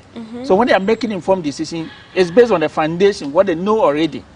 So I can't be in a family where I know this is wrong and then grow up and I'm doing something contrary to that. Okay. So parents who are doing that, they are too much late. They are even late. But then they've separated them already, and then maybe you might even end up with a Christian or a Muslim as you want the person to be, and the person would mess the person up. Meanwhile, maybe the person that you rejected due to the religion or the religious barrier would have been the best person for. You see, those parents, right, who claim to be protecting, they are not protecting their child. They are protecting their image or the image people have of them, at best, because every parent wants to see their child happy. And if your child is happy with this person, and that person is not a criminal, or they are not going to do anything harmful to your child, what right do you have to stop them? They're only protecting their, because they are afraid. You see, Ghanaians say, we care too much about what people say. Hey, then we back and Rastani. No, those things, that's what the parents is worried about. But they are not worried about image, your happiness. They've just found a way to package their that is debatable behind, because a parent will tell you that, okay, maybe you are blinded by love. Someone, all you want to do is see them happy. You said you had an experience on the bike. Yeah, love is not enough I mentioned to in the keep beginning. marriage. Marriage is just like, you see, that marriage that you are having, you want to have, it's just like a house. There is a foundation that gives it stability, and one of the foundation is trust and disbelief. It's values, yes. You see, belief. You see, so when it comes in, religion is not conflict. Religion is not belief. Whatever you believe in. I stand by my point that belief is only exhibited by a person's actions. If I tell you I'm Christian, it doesn't mean anything. Because if I tell you I'm Christian, and fine, we know that traditionally Christians are entitled to one partner, and I'm having multiple sexual partners outside our marriage. What is Christian about that? You see, Christian understanding about what you are saying is different. But people care more about the title. Say, oh, where do you Christian? That's what when you take the person, that's what the parents only sees or cares about. Okay, they don't know. You see, they don't delve deeper into the person's personality or their personal life or how they live their life on a daily basis. You get me? That's not what they are saying. Oh, this one is a Christian. What about someone who is not religious but then adheres to? You see, that's what I'm saying. It's about principles. At the end of the day, if I'm not religious, but I believe in the principle of loyalty or consistency with a partner, how different does that make me from someone who is traditionally known to be a Christian? It's the same principle. Okay. At the end of the day, what we claim to be believe is just something that is there pre-handed, or I don't know, we've preoccupied ourselves with belief so much that we tend to overlook the reality on the ground. You get me? As much as you might speak for these people as we are talking about, the reason why they will not do A or not do B, they have their own belief. I hope you are getting it. So, but some of them are Christians. Wherever you are coming from, you have your own belief system, you have your own experience, you have your own knowledge. What we are saying, going to the marriage, whoever you are going to be in a relationship with, the two of you have to know where you are coming from, what you have, you understand it. Then we know what we can do together. Then our parents, who is a stake or stakeholder in that marriage, we need to also speak to them what we want. It's true. So when we are on the same page, we go into the marriage, there's peace. Yeah. But when we are not on that page, imagine I don't believe in what you believe in, and I see it and I say, look, this is nothing. And you also don't believe in what I believe in. There are two of us. So you have to come to understanding. If both partners understand it, that's it. They can move forward. If I don't believe in what you believe in the first place, or if I don't see anything in you, we are not even. I'm not even taking you home in the first place. I'm not even getting to the point where I'm introducing you to my parents, unless of course you are pretending to be another person. But if we all come out clean to each other, this is who we are. We've hung around each other long enough to know how we live on a daily basis, what we are willing to compromise, what we are not willing to, the sort of things that we are willing to deal with. I mean, yeah, people change over time. Okay. But as at a point in time, who you are is who I saw. And that's who I fell in love with. All right, Dawood. So should one be compelled to change into a new religion, all in the name of love or marriage? And then if you tell me you're Christian or Muslim or Buddhist, it doesn't mean anything. What are you? What religion do you believe in? I'm looking at you, who you are, what you do on a daily basis, whether they are acceptable to me, whether I can live with it. All right. Okay. So if you tell me you're Christian, you go about womanizing or doing things that I don't think I can live with. How does you being Christian apply to the relationship? Where do you find yourself? Which religion which side are you on? As far as I'm concerned, I'm agnostic. I don't ascribe to any religious belief. Okay. So have you had experience where you have a partner who've had an issue due to your religion, what you believe in? Yeah, of course. Tell us, how did that end up? In the beginning stages of the relationship, I think I made it clear. Maybe she felt I was joking. It was one of those things. She thought it was eventually she could change me or something. Well, I don't know what her mind was, but it got to a point where it started becoming problematic. And then the problem wasn't with any character or behavior or something that I did that she really had a problem with. It was really about why I don't ascribe to this religion. And really, if I don't even say that, okay, if I don't say I'm Christian or this, but the things I'm doing is in line with the precepts or principles of Christianity, what difference does that make? I think she was too concerned with the title. Which religion was she ascribing to? She's Christian. She's Christian. Yes, okay. I think she was too concerned with the title of what are you instead of who are you, which is the most important thing to me. So in your next relationship, what lesson have you taken from it that moving forward to your next relationship you're going to ensure so that you don't go with the back and forth? I'll make it clear that, well, if they are entering it with the hopes of changing me or something, then they should back down. Because, well, it's possible. I mean, anything can happen. People change, whatnot. But then they shouldn't enter with their hopes. I might end up disappointing them. And I don't want that to be the case. So. Okay, that's from Mr. Sayajima. All right. So, Counselor, in the case where, I don't know if people have come to you in your counseling, your journey, where they are from different religions, they believe in different religions, and then they are going through the transition. How do you do that? Because if I'm a Christian, I'm marrying a Muslim, I decide that I want to go on this journey with you. Do I start wearing the hijab?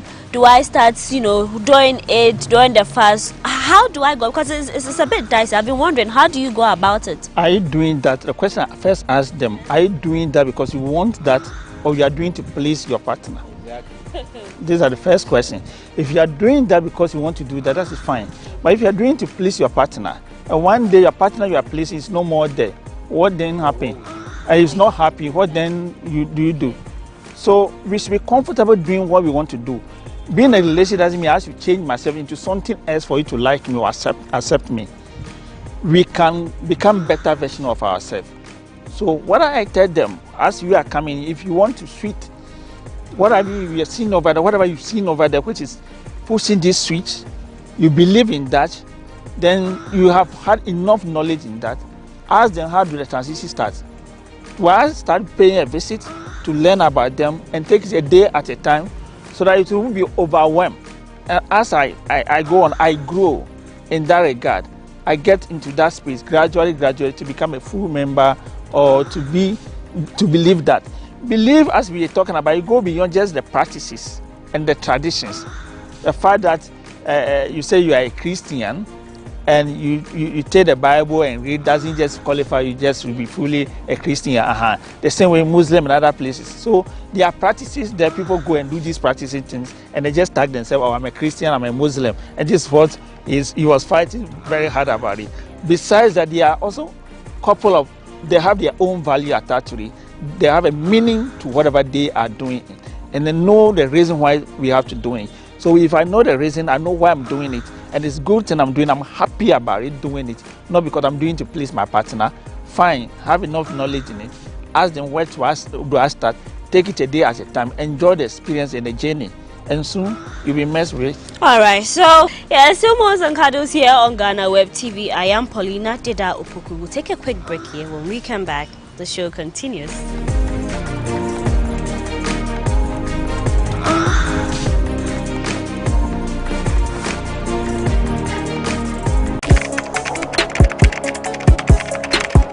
We table issues relating to the arts and entertainment for a riveting discussion, of course, without fear nor favor. The question the presenter asked them was a dumb question. You need to speak the fact and move. Varied views. We agree to disagree. So I would disagree with everything you said. I think that he's a smart guy. I think what he did. No, but I also said he's a smart guy. Yeah. I guess that I'm waiting for the what next. Yeah, I don't think that we have to wait for what next. It sometimes gets confrontational, but that's the beauty of the game. Today you deny funny face. It's not my brother. Today you deny funny face. I don't know him. You don't know funny face. It's not my brother. You don't know funny face. It's a package. We meet, we sit, we dialogue, we learn, we progress. My name is Benefo Puabin Abrantepa, a proud blogger, and this is my forum.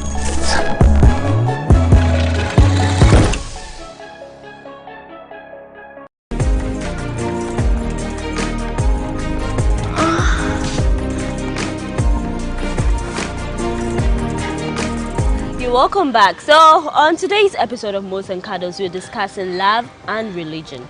Yes, our guests have been giving us insights, what you need to know, and then the real situation on the ground. From what Councillor said and what Dawood is saying, religion shouldn't even be a barrier to people saying that you're going to get married and all that. So I don't know your experience. I don't know if you know someone who has gone through that. But Councillor, I want to find out, we have listed, we've suggested that, okay, once maybe you are in love with someone, religion shouldn't be the barrier. But then in the cases where you defy all odds, maybe you don't really care what the family say, what society say, it's you, I want to do it. So now you're settled. Are there any hidden challenges that will come up?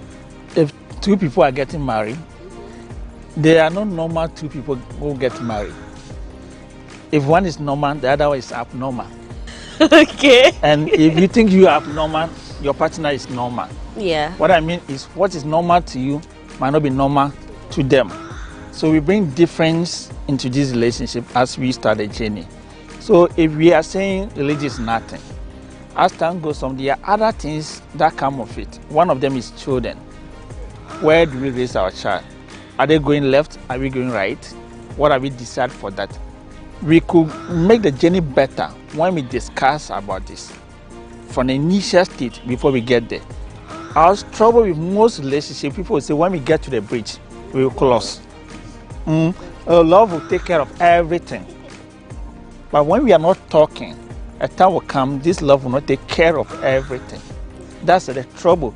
So what I always tell people, as much as you are starting the journey, we are different, normal and abnormal going.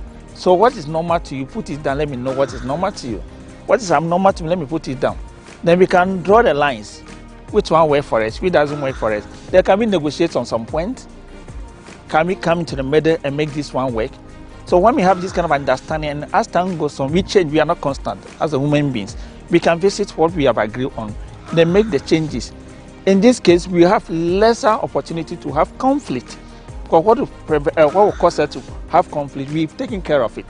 And again, communication is something that sits well within a marriage or relationship. It's not only about your needs, your partner's needs too. So that we are going to the marriage and they subscribe to one particular position. It's only about me, or it's only about your partner. Whatever you want, I'll go with you. They leave themselves behind. Or somebody say, what I want, and that's what we will do. So go with me. Leaving your partner behind. When you leave your partner behind, you don't take your partner's needs into consideration. You cut them off. A time will come, they'll grow out of the relationship. They won't be happy with you. All right, so we can move to the middle in our communication. What's worked for you, what's worked for me.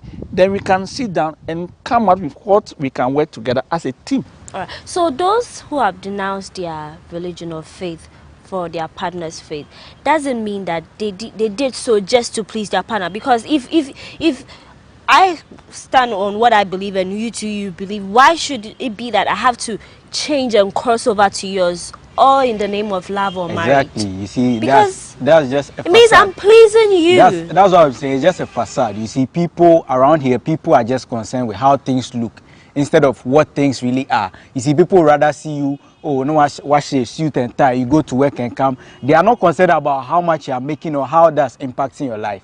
You see, it's rather unfortunate. But as Counselor was saying, in relationships, love alone doesn't suffice. Okay, love is just it will do what it has to do, but it won't suffice because there are deeper challenges. Don't assume that everybody ascribes to already established conventions. Like me myself, I don't ascribe. You see, so when you are talking about okay, so when we have children, ask me whether even I want to have children in the first place. Then now we take it from there. Now we are taking everything step by step. Now, when we have children, what's the compromise there?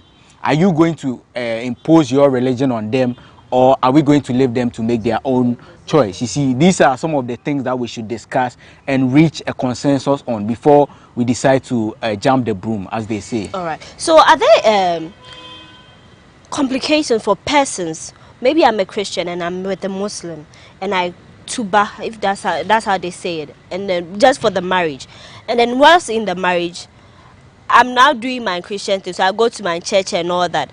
I don't know whether in the Muslim religion or Islamic there will be a complication for someone who kind of like you are playing with the thing. You say you are a Muslim, but then you are not doing the things. You are not praying the 5 times. You are not observing the celebrations. Have you heard of any complications for such a person? You either get involved or you don't even get in at all. Yeah, that's true. So all the people who have tuba have to do I think that before they get involved, they need to really be oriented, okay, about the initial knowledge comes yes, the intent behind certain practices, okay? Because trust me, someone who doesn't understand why they need to pray 5 times a day, they eventually get tired. You know, we have something we call initial gra-gra. Initially, you feel like it will be too bad, but when you go inside, the thing is not, because you see, that's where understanding comes in. You see, that's why today there are Christians who say they are Christians, but deep inside they are doubting God. Trust me, but they just want to fit in and keep up appearance. So they, hey, sorry, but maybe your bumper, maybe now Toma. Now they, hey, but this God crazy. You see, but because earlier they weren't given the opportunity to choose, they are afraid to speak up because they'll be seen or rejected by society. You see, it's rather unfortunate. I feel like as humans, one of our weakness is a need to be loved or to be accepted. And so when people don't accept you, okay, when you live in a society where you are like the stray dog, it's sort of hard to cope.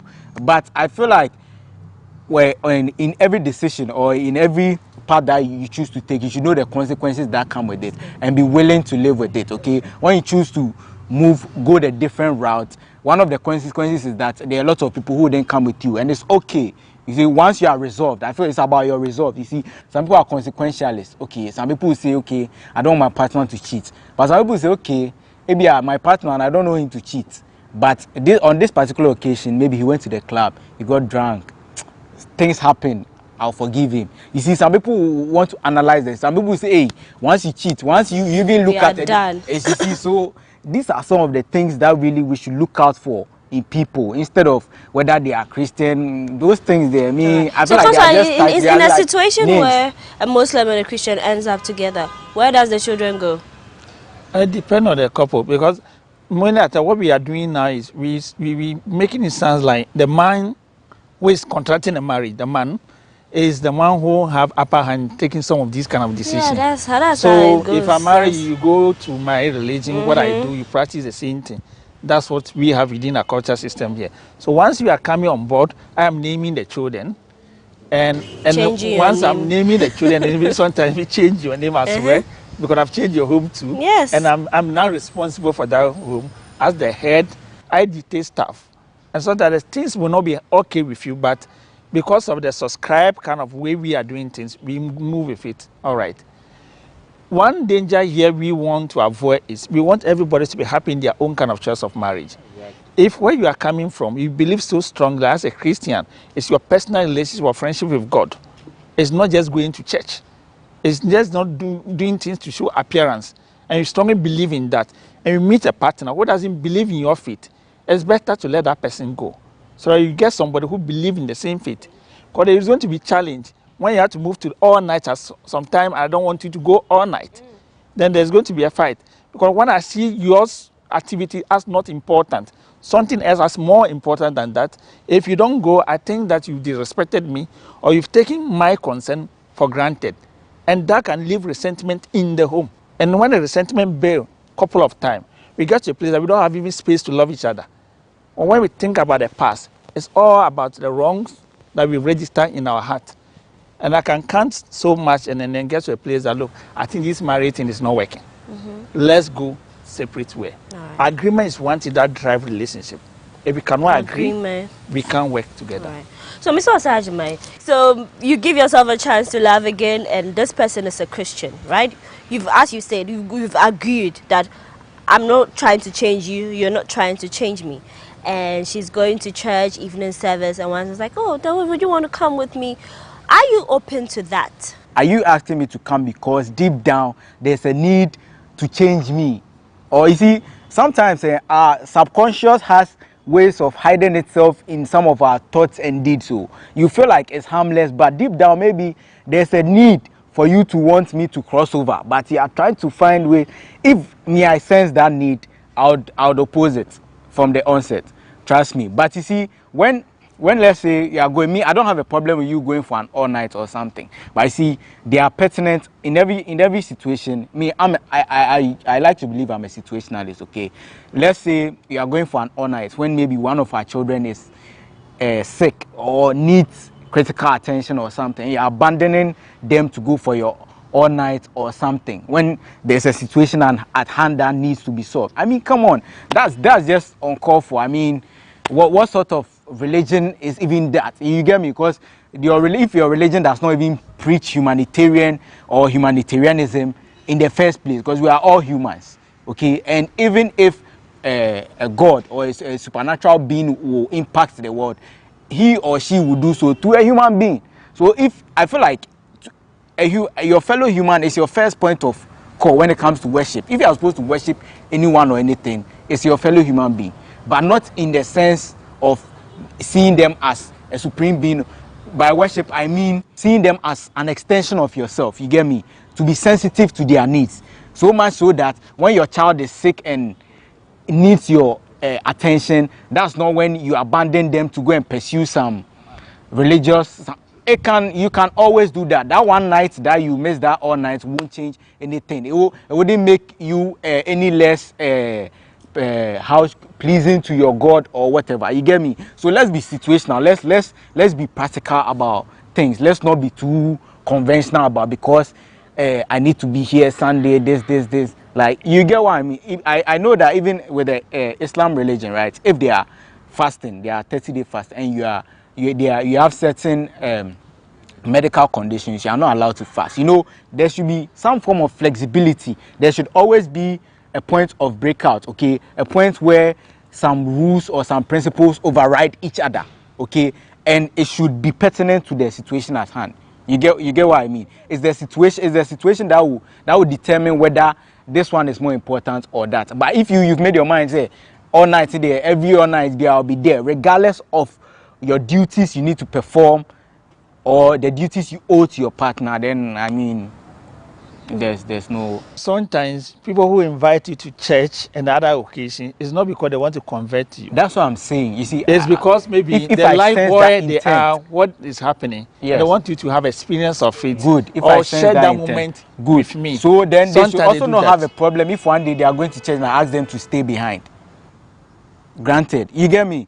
If there's no need, if there's not a need to change me, or they want me to, I feel like what I'm doing is nice. I want you to experience some. So if you want you to come to church, you should equally be okay with me asking you to stay all night, home. let's stay home. All night, let's watch movie. Me too, I feel like it's nice. That's what. Okay. So it all boils down to having an agreement, Counselor. So in a case where you have in marriages, that's like the top in a relationship, you can say that okay, maybe I'm not doing again, as David was saying. If you think you can't go along with it, you back down. If you are married and as a Christian you switch into being a Muslim and now you're divorced, where do you stand? Are you running back to Christianity or you staying in it? Or is there anything you have to do to transition back into being a Christian? It's a personal decision. Just as people even keep names of their spouse after divorce. Some people keep their names. Okay. Yes, after divorce, they keep their name. The other people who change. These are all personal decisions that you do. If the meaning to it, whatever caused you to even move from your church or switch from your religion to somebody's religion, doesn't make sense to you anymore.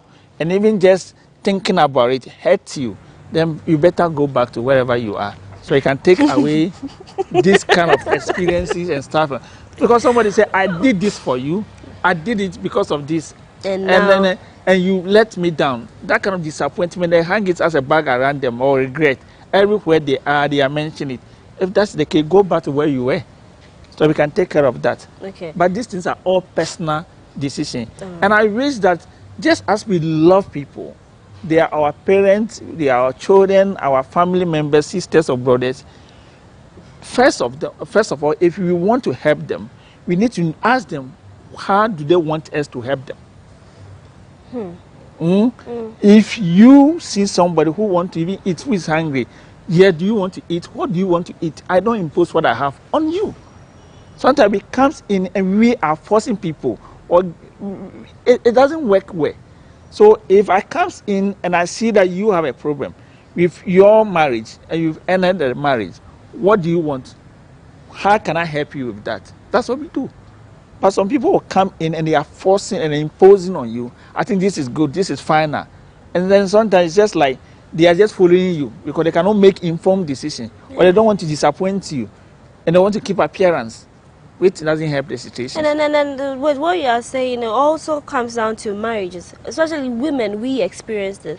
You are 26, maybe you want to do your master's, later do your PhD, and then they are coming, when are you going to marry? When are you having kids? When are you doing this? It's like they want you to fit into it. So it's like you're not even living your life.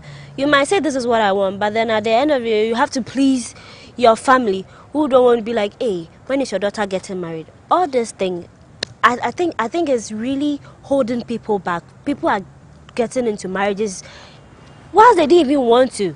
You see, Counselor mentioned something earlier about when in a relationship situation, right? When in a relationship situation, that's relationship situation. When you're in a relationship, right?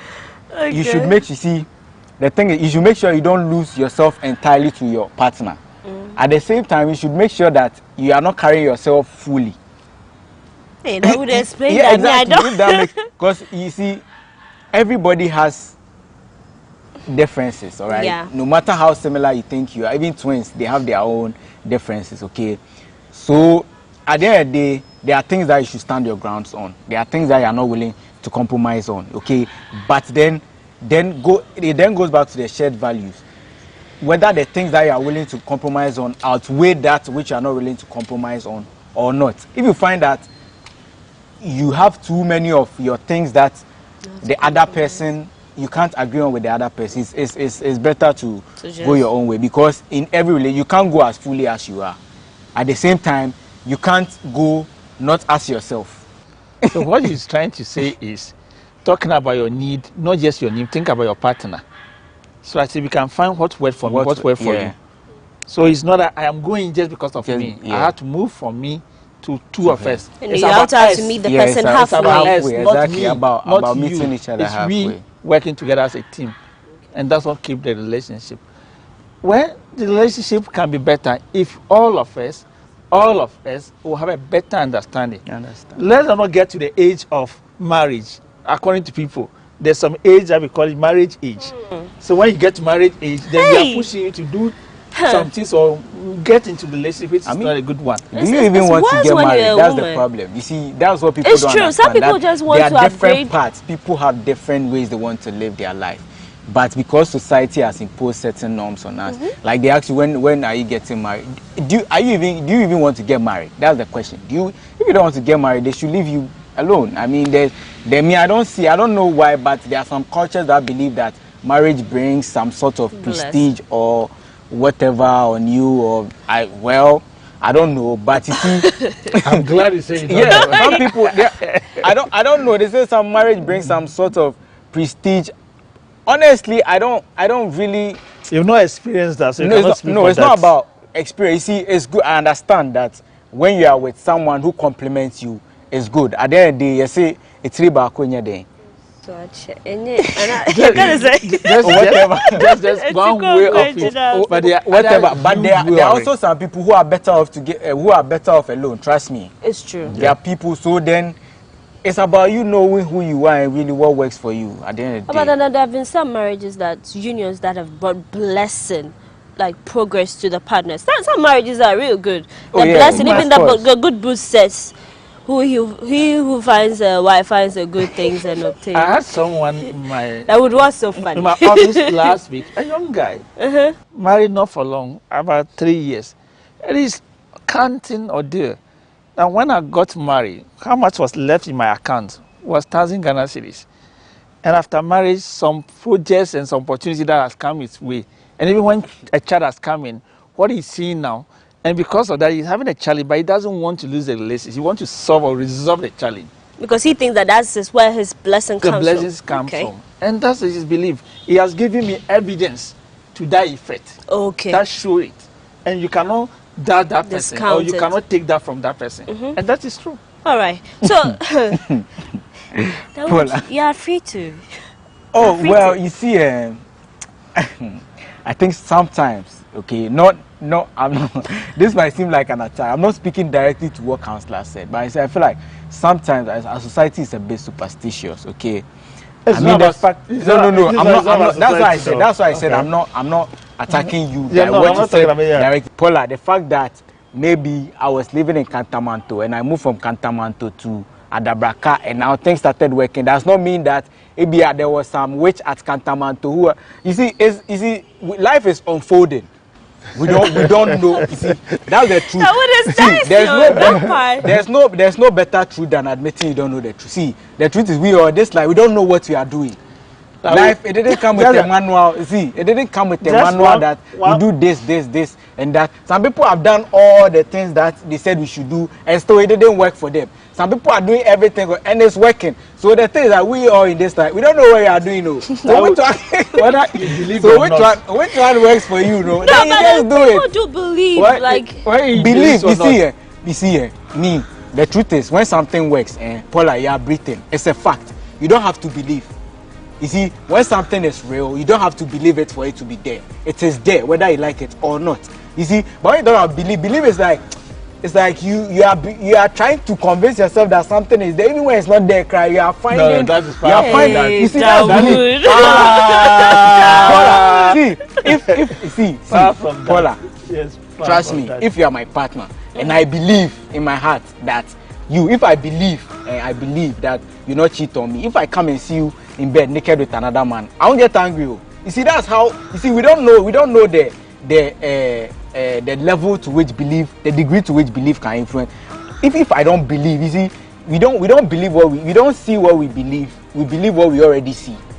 That's the truth about humans. We think we are logical beings. We are not. We are very emotional about things. That's the truth. With what you have. Okay, Councillor, let's hear from Councillor. You see, belief and that's supposed to be visible. Okay, that I've seen is because I believe that. It's Okay. not about science, I'm doing practical and that kind of stuff.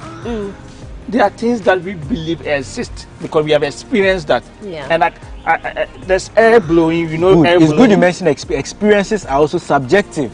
So your belief is not a fact. Paula, that's what I'm saying. A fact is a fact. So I know Paula, Ali is getting there's a tree heated. here. It's a fact. Everybody can attest. That's a fact.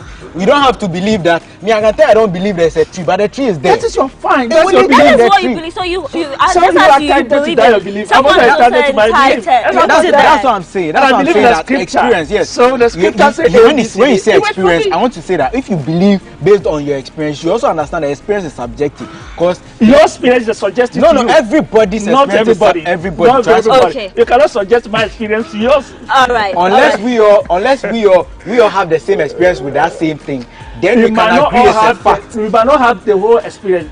Thank because of you. where That's why are. it's a subjective. No, Okay. it's because not. because Paula, anybody who comes here, Paula, listen. Let me take a If break, it's and when we anybody come who back, comes here, if you tell them there's a tree here, they wouldn't doubt because whether they've experienced it, they don't have to because they can see it is there. It is.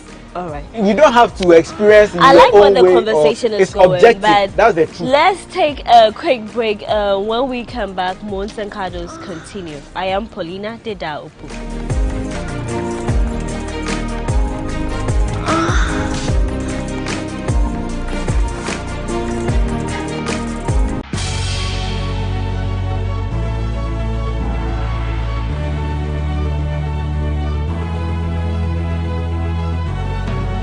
From the dawn of time, people have engaged in several businesses.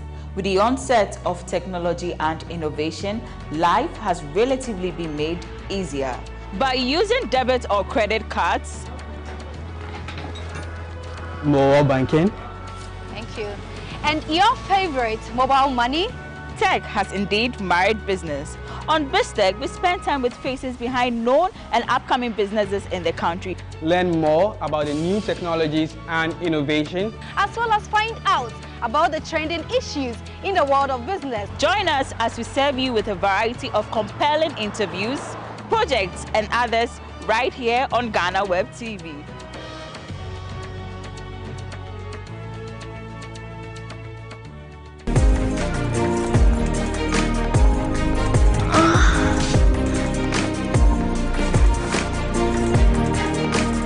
Okay, so it's getting heated here almost and cuddles.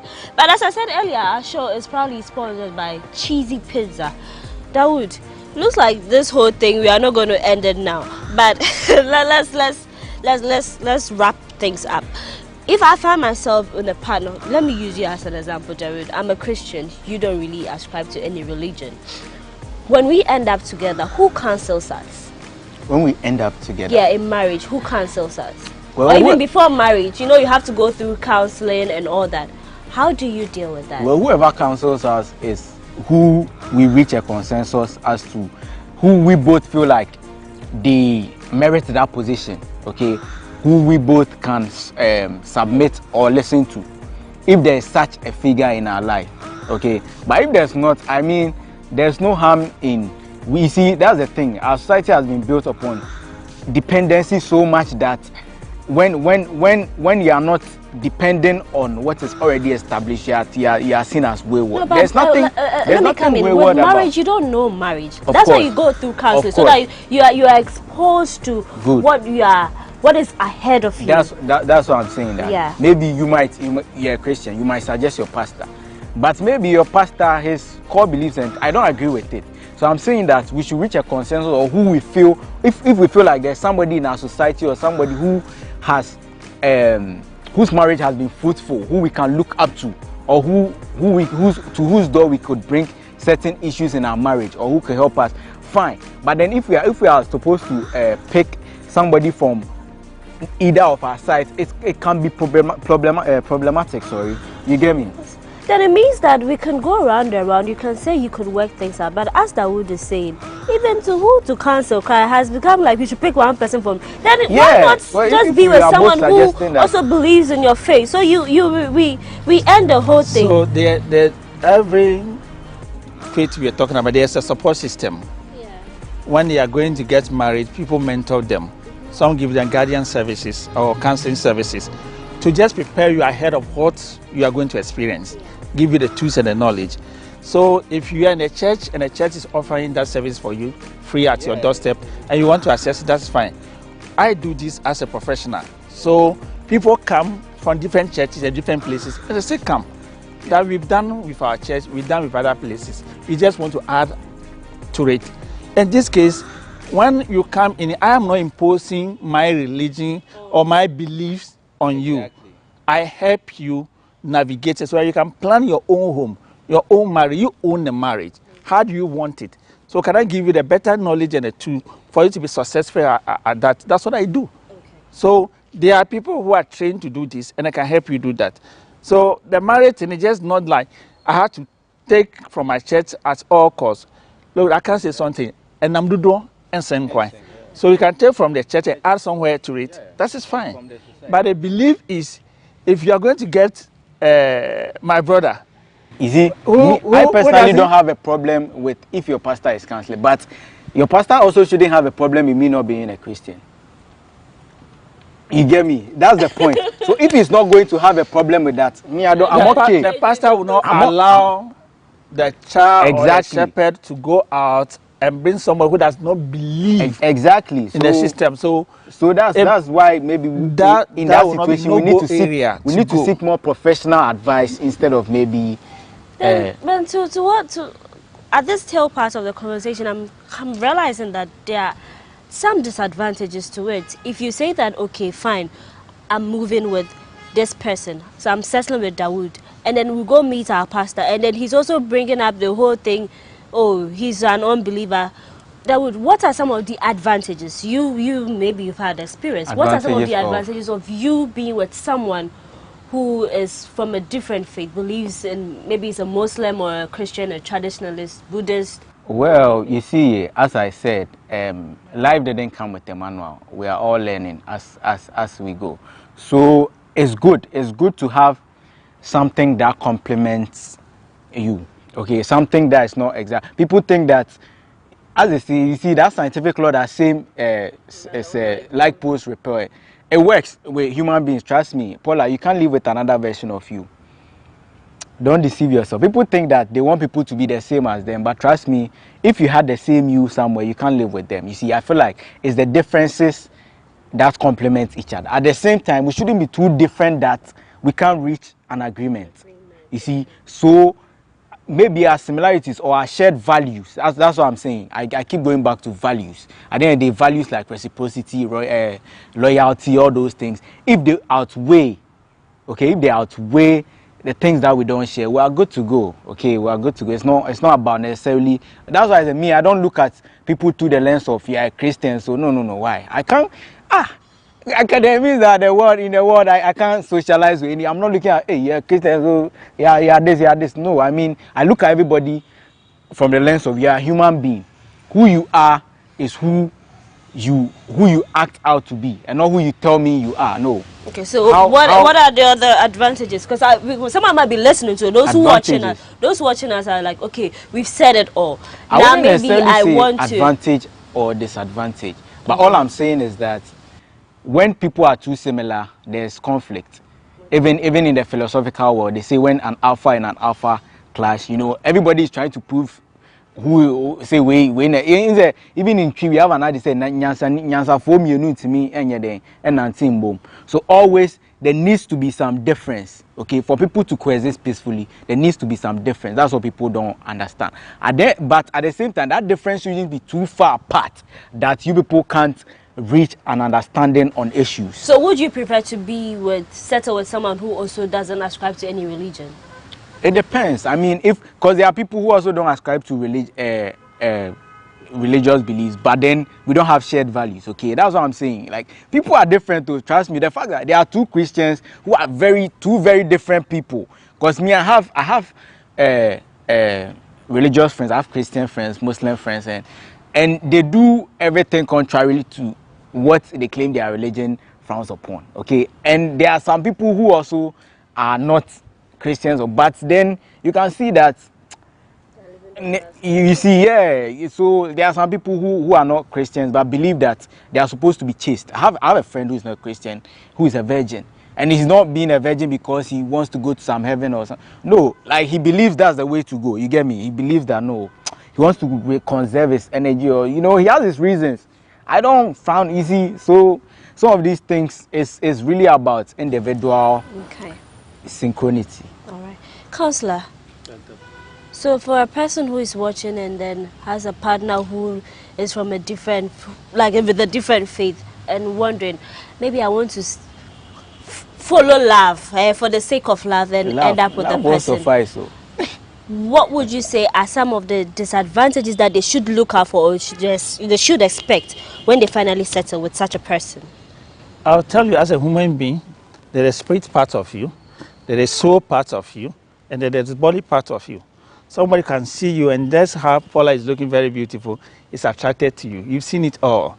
But when I get closer to what we are talking about things, I'm going to learn about you with the soul. The belief system comes about with your spirituality and other things. So when we get to know people, as we go on, we have a conversation. If we cannot be on the same page and work together as a team, because you cannot find anybody who is the same as you. God has made all of us unique. But working together as a team is more important, because some things which are your plus, your strength, can be strength to that relationship. The same way for me. So if we can work together as a team, it's a plus for us. But if we cannot work together as a team, some things of us, our own belief system and other stuff, are dividing us, is actually causing conflict in a relationship. Then we better not go. Somebody say we are not compatible. Because when we get into it, we always going to look down at each other. We're going to be two wise people in a relationship. I'm better than you. And we're going to be like MPP, NDC in that relationship. Again, because we are fighting always, we are bringing each other down. There won't be a progress. We will all be at the same place. At the end of the day, we will hurt each other. So the disadvantage can continue. Lots will come in. So the best part is get a better teammate. Not a perfect person, because you are not perfect. Get a better teammate who believe in what you believe. You see your destination. You know where you are getting towards. You know the car you are traveling with is willing to travel with you in the same vehicle. Get to wherever your destination is. Then you go on the journey with the person. You are sure that you get to your destination. But when you meet somebody and the person is telling you that I'm going the opposite direction, don't compromise and just say, oh, let me just follow. Maybe along the line, you will change your mind or have a U-turn. You might end up lost. All right. Thank you very much. So I guess people who watched us, our discussion will be a guide. So you decide. We might say it all, but if you disagree with what the points we've put out, it's your own life. You decide what to do. So you go for it. But before we wrap up, I want you to put out your social media handles where we could reach you. Dawood, I know you're an artist. We'll talk about that one, but how do you connect with you? Oh, on social media is Dawood, DAUD_Ajiman, without a G at the end, on all social media platforms. Dawood Ajiman. Twitter, Instagram, everywhere. All right, Dawood. Thank you very much for coming. So, Councillor, how do we connect with you? On Instagram, it's Councillor Dufoli. On Facebook, it's Frank Edema Dufoli. And in Twitter, it's Councillor Dufoli. The website is The Marriage Consult. I'm located on Spinters Road. I offer counseling, premarital counseling, postmarital counseling, individual counseling, relationship counseling, and also alternative dispute. So we use mediation to be able to facilitate people's disputes, either landlord and tenant, whether commercial disputes, labor, employee, or contract issues, or even land properties, be able to sit down and then we save the relationship at the same time. Everybody go home happy. Because that reminds me, I have a free section with you. Remember the last time you were on the show? Yes. Yeah, I need to come. I look forward to see you soon. All right, so thank you very much for watching the show. Now, remember that Moles and Cuddles is sponsored by Cheesy Pizza. So for all you want, from juices, smoothies, jollof, fried rice, spag and meatballs, and for pizza, you buy and get one free every Wednesday at all branches. Call Cheesy Pizza on 05441 33397. 05441 33397. Cheesy Pizza, Your pizza, your way. My name is Paulina Deda Opoku, and it was a pleasure coming your way on Mose Kado. See you on the next episode.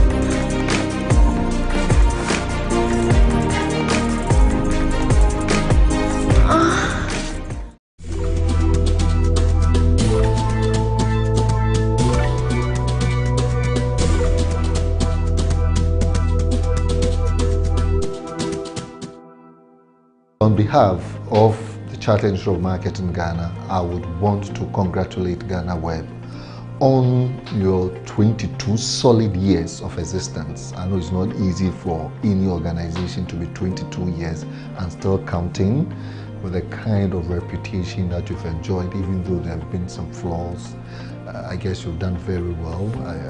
You've added value to advertisers, especially Chartered Institute of Market in Ghana, in terms of visibility, whether eyes or ears. And we would want to congratulate you. We would want to see more enhanced, what they call it, benefits and products that you could churn out for your clients going forward in the next 22 years.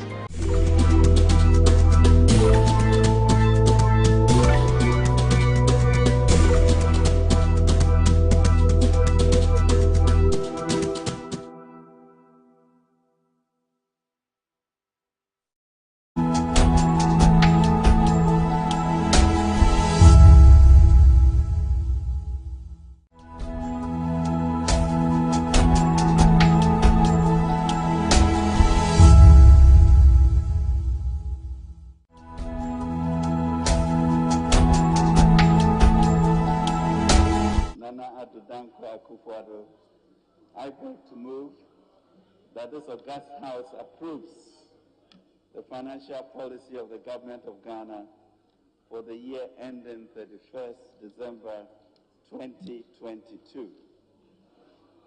On the authority of His Excellency the President, and in accordance with Articles 179 and 180 of the 1992 Constitution, I present to this House the budget of the President of the Republic of Ghana for the 2022 financial year. I also do submit to this House the following statutory reports. 1, the 2021 annual report on the petroleum funds in accordance with Section 48 of the Petroleum Revenue Management Act 2011, Act 815, as amended, and the 2021 report on the utilization of the African Union levies in accordance with Section 7 of the African Union Import Levies Act 2017, Act 952. Mr. Speaker, this statement is an abridged version of the budget statement and economic policy of the Government of Ghana for the 2022 financial year. I therefore request that the entire budget statement and economic policy of the Government of Ghana for the 2022 financial year be captured in the Hansard. Mr. Speaker, I would also like to take this opportunity to thank you and members of the House for prayers accorded me and citizens of the country during my COVID recuperation. Mr. Speaker, exactly 1 year, 8 months and 5 days today, Ghana confirmed its first case of COVID-19. Since then, efforts to contain the virus and its impact on our lives have dominated the actions of government. Not only here in Ghana, but across the globe. The COVID-19 pandemic, which has swept through the world, has upended and exposed the weaknesses in some of the critical structures and systems in education, health, economic life, communities, and everyday family life. The pandemic triggered a sharp and heavy slump in global supply chains as the lockdowns and restrictions led to reductions in demand and production levels.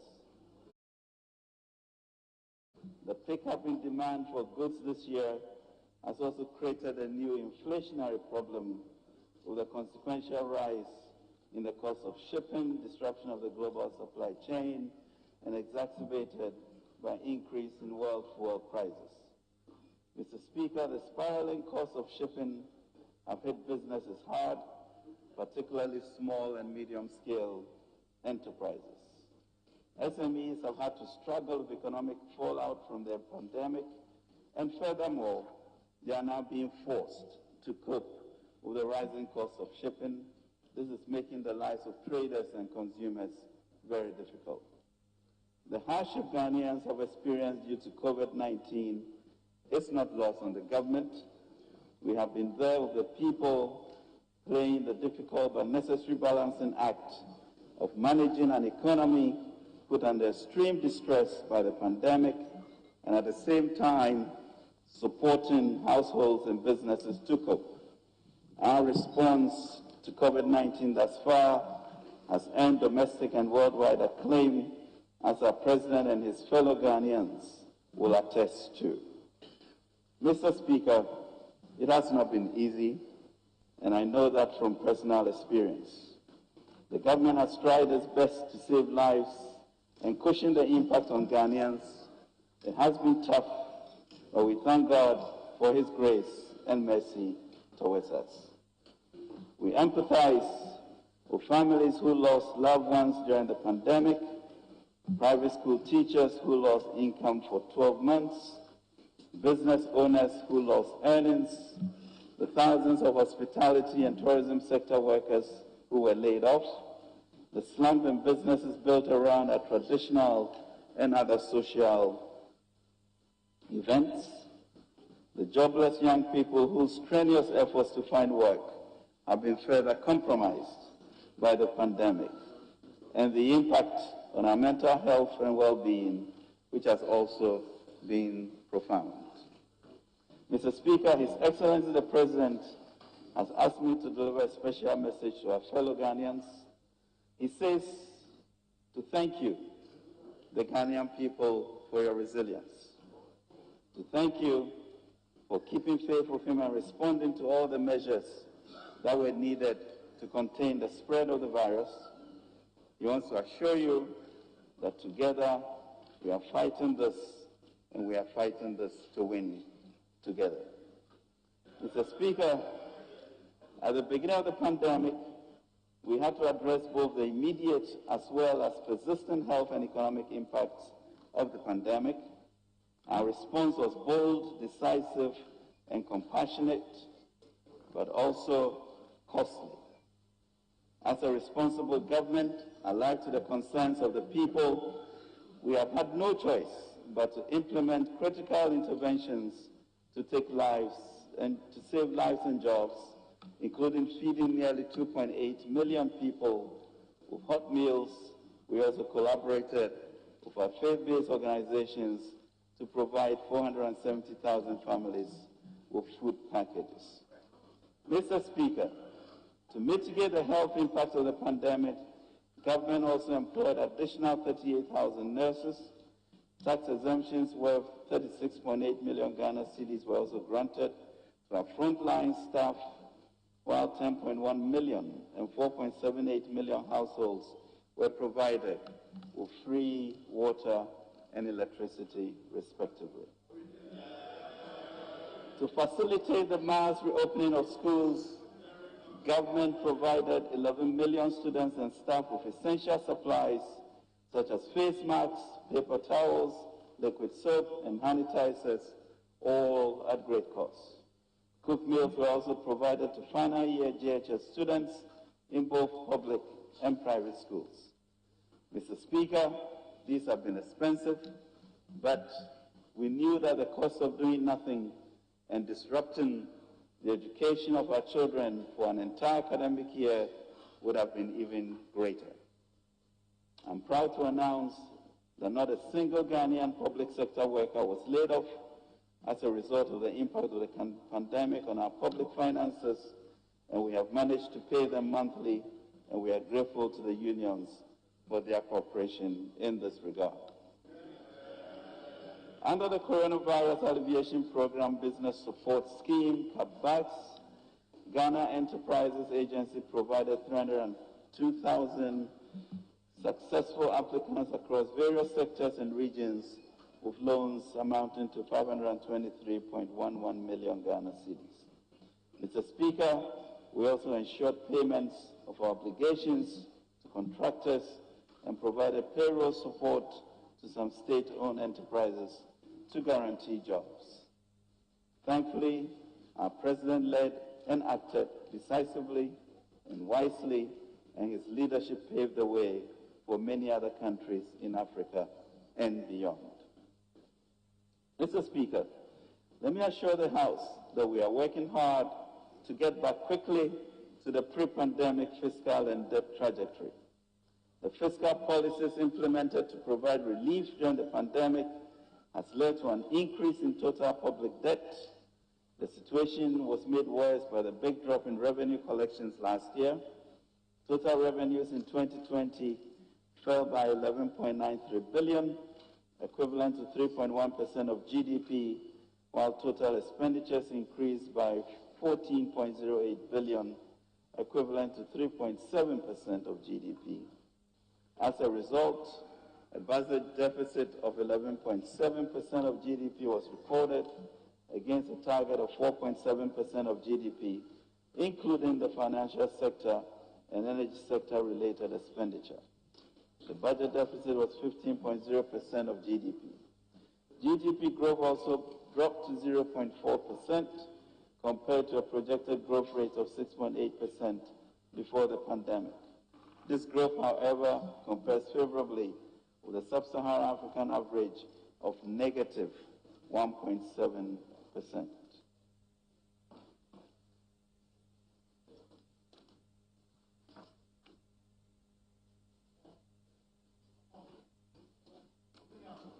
Mr. Speaker,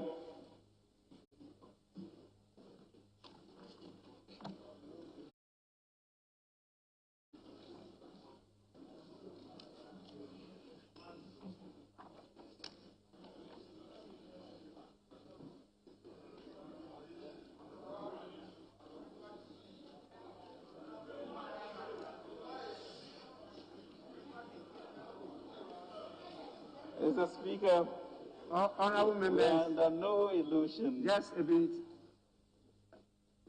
The first deputy speaker to take the chair. Beg your pardon? Shall I continue? Thank you very much, Mr. Speaker.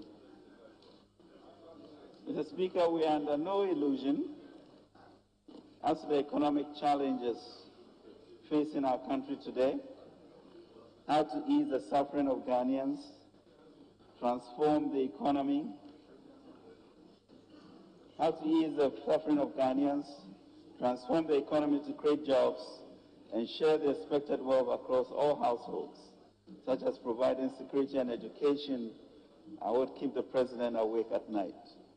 How to broaden the revenue base, keep a grip on expenditure, protect the public purse, and at the same time build with urgency the needed infrastructure, collecting revenue, managing our debt and expenditure commitments, and paying the bills to stimulate economic activity are the orders he has given to us, his ministers, and other appointees to carry out over the next 3 years. Mr. Speaker, we know we can get the job done. It is well known that prior to the pandemic, we had stabilized and turned around the economy between January 2017 and March 2020. We had been able to reverse the worrying economic trends we inherited and place the country on a path of fiscal sustainability and growth. We doubled the economic growth rate from 3.4 percentage points to an average of 7% between the period. It is undisputed, Mr. Speaker, that we brought down the fiscal deficit below the 5% threshold. We improved our gross international reserves from 4.9 billion to 9.9 billion, 4.7 months of imports. We provided free SHS for 1.2 million Ghanaian students. We provided free hot meals for 3.4 million public pupils in basic schools. We supported 1.9 million farmers with improved seedlings and fertilizers through our Planting for Food and Jobs program. We provided temporary employment to 100,000 of young people through the NAPCO program. We abolished several Newton taxes.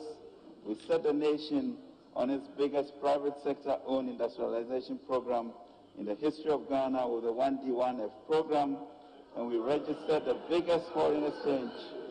Earnings from tourists during our historic 2019 year of return program. By March 2020, Mr. Speaker, our first quarter macro fiscal indicators reflected the turnaround we had accomplished over the 3.5 years.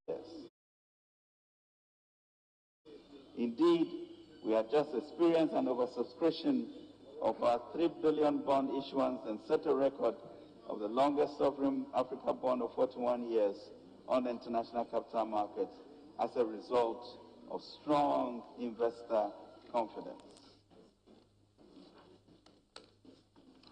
Mr. Speaker, then COVID struck. This derailed our transformation agenda and eroded the program we had attained the previous year. The focus on the 2021 budget statement and policy presented on 12 March 2021 was therefore anchored on debt sustainability and consolidation while providing some fiscal stimulus. We set out to complete ongoing programs and projects, consolidate the gains from the recovery efforts, and continue our agenda towards the revitalization and transformation of the economy. Today, 17th November 2021, I'm here on behalf of His Excellency the President to provide this august House with an update on progress we have made towards post-pandemic economic recovery following the confidence Ghanaians repose in him with a renewed mandate on 7th December 2020. I'll also share with you the plan to get us back to pre-pandemic macro stability and growth levels. More importantly, Mr. Speaker, I'll share the President's strategy to improve the living standards of Ghanaians and address the central challenge that confronts us today, unemployment. Mr. Speaker, we have no doubt in our capacity as a government to turn things around. We turned around the economic crisis we inherited in 2017. We are turning around the economic crisis.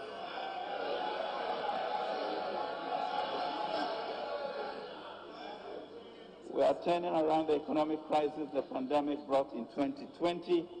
The challenge is on, and we are determined to prevail.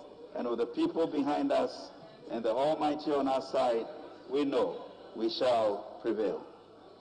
The budget is intentional about building a sustainable entrepreneurial nation through fiscal consolidation and job creation. This may be an uncomfortable transition, but we are people who think deeply. We must progress and become a people who also make things happen for ourselves and the world.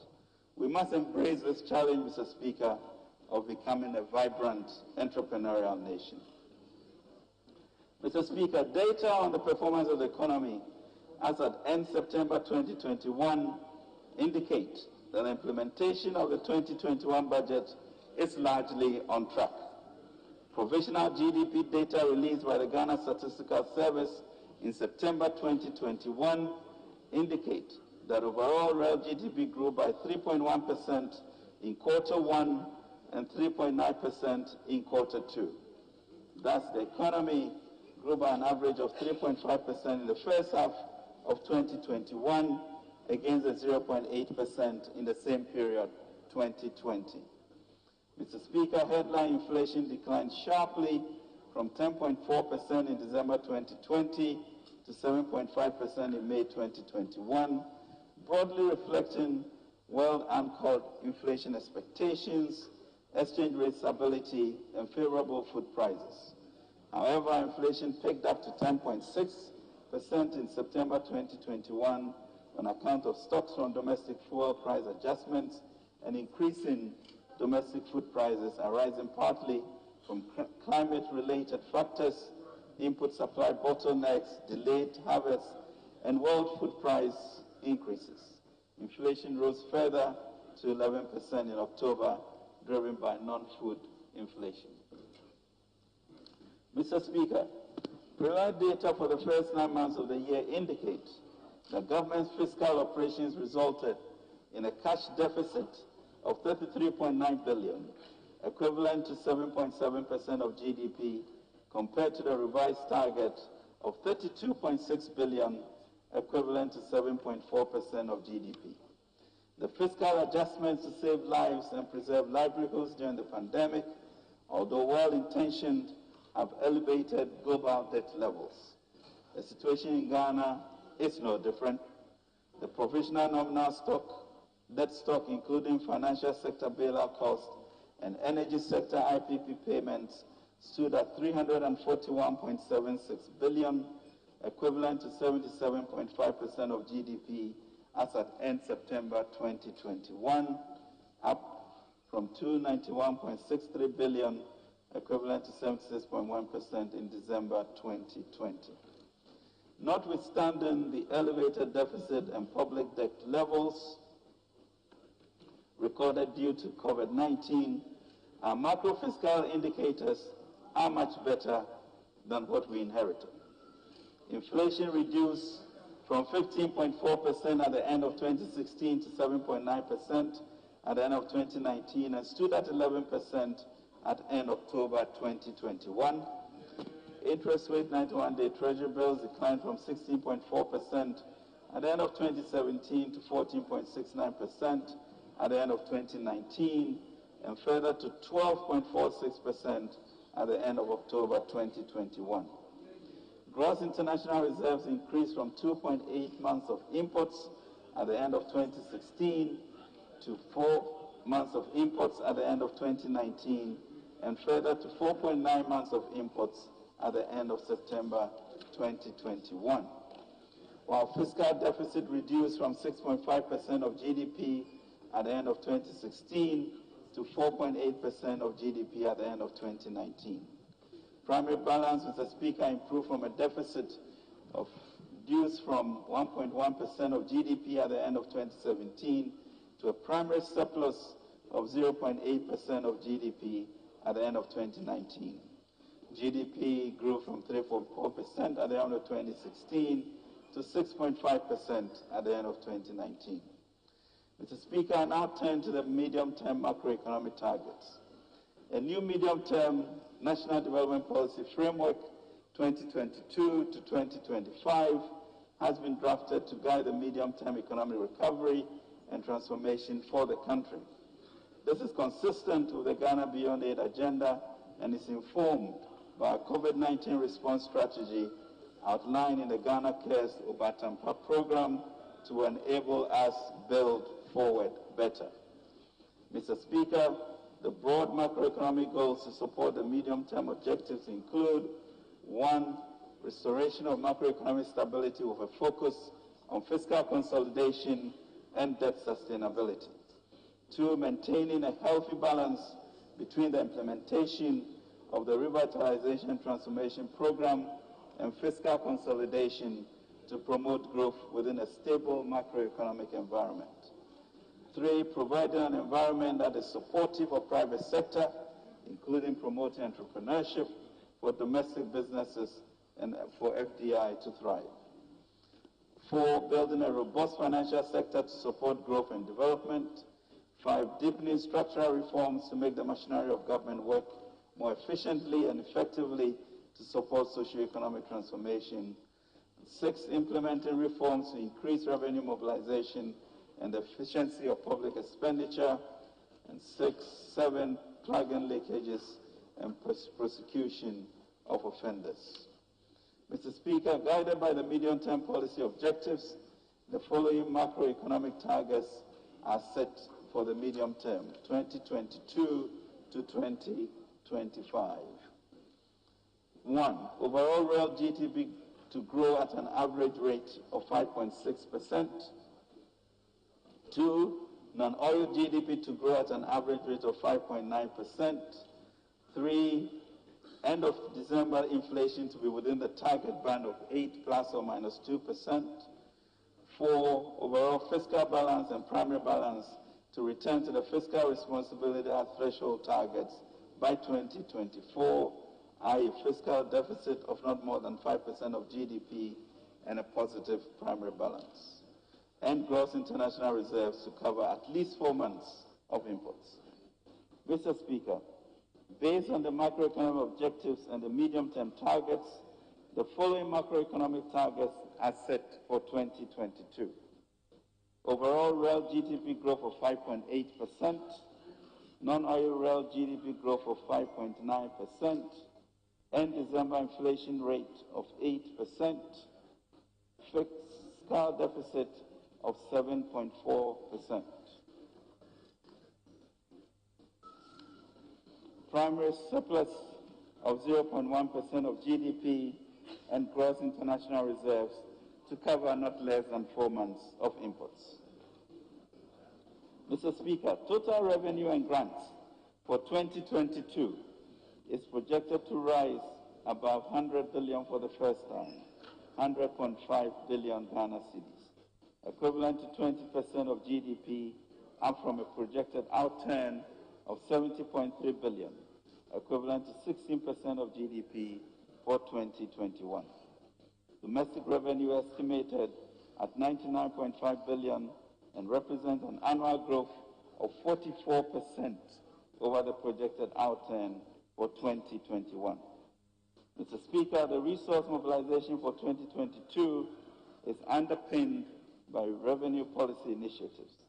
The increase in domestic revenue by 44% is as a result of the impact of a major progressive tax policy, complemented by improvements in tax compliance and reforms in revenue administration that we have outlined in this budget. Mr. Speaker, total expenditure, including clearance of arrears, is projected at 137.5 billion, equivalent to 27.4% of GDP. The estimate for 2022 represents a growth of 23.2% above the projected outturn of 111.6 billion Ghana cedis, equivalent to 25.3% of GDP for 2021. The key drivers of expenditure growth include capital expenditure, funding of key government flagship programs, wage bills, and interest payments. Mr. Speaker, based on the estimates of total revenue and grants and total expenditure, the 2022 fiscal operations will result in an overall fiscal deficit of Ghana 37 billion, equivalent to 7.4% of GDP. This includes the financial sector and energy sector IPP payments. This represents a nominal year-on-year reduction of about 30.7% over the projected outturn of 12.1% of GDP in 2021. The corresponding primary balance of 435 million Ghana cedis, equivalent to 0.1% of GDP, is also projected for this year, for next year. The signaling is clear. We are going to judiciously work our way out of our debt situation. Mr. Speaker, total foreign financing of the deficit, as well as exceptional financing, namely the IMF special drawing rights, would amount to 9.1 billion, equivalent to 1.8% of GDP, and will include a planned international financing program of 750 billion for liability management and budget support, particularly capital expenditure. On the other hand, financing of the deficit from domestic sources, including net issuances from debt, will amount to 27.9 billion, equivalent to 5.6% of GDP. The additional exceptional financing from the utilization of the newly allocated SDRs by the IMF will augment and reduce domestic borrowing needs. Mr. Speaker, as a country, we still rely heavily on debt financing to meet a significant portion of our expenditures compared to our peers. It is instructive to note that on the expenditure side, for instance, interest payments and compensation payments alone amounted to 48.7 billion, which is 103.3% of total revenue and grants for January to September 2021. In fact, Mr. Speaker, these two expenditure items absorb all the revenue collected for the period. This trend must be reversed. Mr. Speaker, a key focus of the budget is fiscal consolidation to enhance debt and fiscal sustainability as we implement our economic revitalization and transformation post-COVID-19 to save more lives from the COVID pandemic and better the lives of Ghanaians. It is for this reason that government is proposing for the consideration and approval of Parliament the revenue enhancing and expenditure rationalization measures in this budget. Indeed, the approval and implementation of the measures will lead to significant fiscal adjustment from a projected fiscal deficit, including energy, IPP payments, and FinSec cleanup costs of 12.1% of GDP in 2021 to 7.4% in 2022, representing a strong adjustment of 4.7 percentage points in just 1 year. Mr. Speaker, not only are we significantly bringing the fiscal deficit down, we are posting a primary surplus of 0.1% of GDP in 2022 from a negative primary balance of 4.7% in 2021. We are confident, though, that the needed fiscal space to continue to support broad-based inclusive growth will not elude us. Mr. Speaker, as a people, we are very proud of our history and heritage. We believe in our ability to be self-sustaining. After all, we are a country that became the world's largest producer of cocoa, with farmers working on small farmlands. These farmers bring in some $2 billion annually. We believe in our capability to mobilize the resources, human, natural, and domestic finances to transform our lives. This will require that we share the burden so that every adult Ghanaian will contribute to the delivery of critical infrastructure, social services, and improved lives. This revenue mobilization must be a collective effort, and we must all contribute to make this a reality. Mr. Speaker, the Ghana Statistical Services has completed a preliminary report on the 2021 population and housing census. The census provided useful information that would inform the effective planning and implementation of government policies. However, the data presented also shows some trends that need to be addressed to build a more equitable society. Interestingly, out of the total population of 30.8 million, only 2,364,348 persons are bearing the burden of the entire population as taxpayers as at August 2021. Registered voter population of 17,027,941 as of 2020. Only 1,643,839 persons are captured by SNIT as active contributors to Tier 1 pensions, and 2.1 million, less than 10% of the total population, as active contributors to Tier 2 as of June 2021.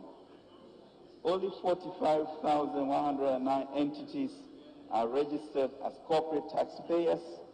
Only 54,364 persons are registered as self-employed taxpayers at the Ghana Revenue Authority, and only 136,198 entities are registered businesses at the Registrar General's Department as of August 2021, of which 80% are self-employed. Mr. Speaker, compared to our peers within the middle income brackets, these statistics are a poor reflection on us, and we need to change the narrative. We must resolve by the next census, we should have changed these statistics to become an upper middle income country in line with our Ghana Beyond Aid agenda. We must far eclipse the 20% threshold of revenue to GDP ratio of our West African peers by 2024. Mr. Speaker, below are the regional breakdown of tax contributions from 2017 to 2021.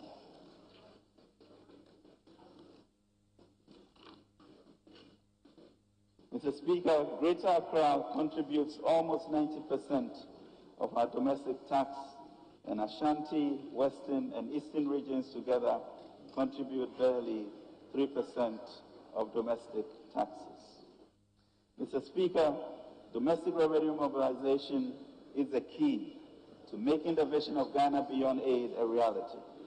We cannot, therefore, as a nation, continue to depend on only 8.2% of our citizens to carry the burden of 30.8 million people. This is unsustainable and defeats all the tenets of economic prudence and moral justice. Our resolve to use revenue policy to support local industry and generate the desired environment for growth has not waned. In the coming year, government will introduce measures that will revamp the industry and make their products competitive in both the local and international markets. In this respect, it has become increasingly necessary to make some policy changes. Mr. Speaker, in 2019, VAT relief was provided on African prints for textile manufacturers to enable them resuscitate their operations and provide affordable textiles on the market. The policy has succeeded in stabilizing the industry and formed the basis for a modest increase in production. The companies have also maintained their prices over the period, making the cost of local prints affordable. Additionally, they've been able to keep their employees and made some investment in the industry as a result of this policy. To consolidate the gains and expand production in the industry, government has decided to extend the relief for a further 2 years. Mr. Speaker, the VAT flat rate of 3% of the sale price of goods was introduced in 2017 on the supply of goods by wholesalers and retailers. Subsequent reforms to the taxes on the supply of goods and services have made local goods with imported substitutes uncompetitive. Government is correcting this anomaly by limiting the flat rate to only retailers. All other supply of goods and services will attract a standard rate. The object of the flat rate is to provide a simplified system for small-scale enterprises. To ensure that this objective is achieved, the rate will be applied to retailers with annual turnover not exceeding 500,000 Ghana cedis.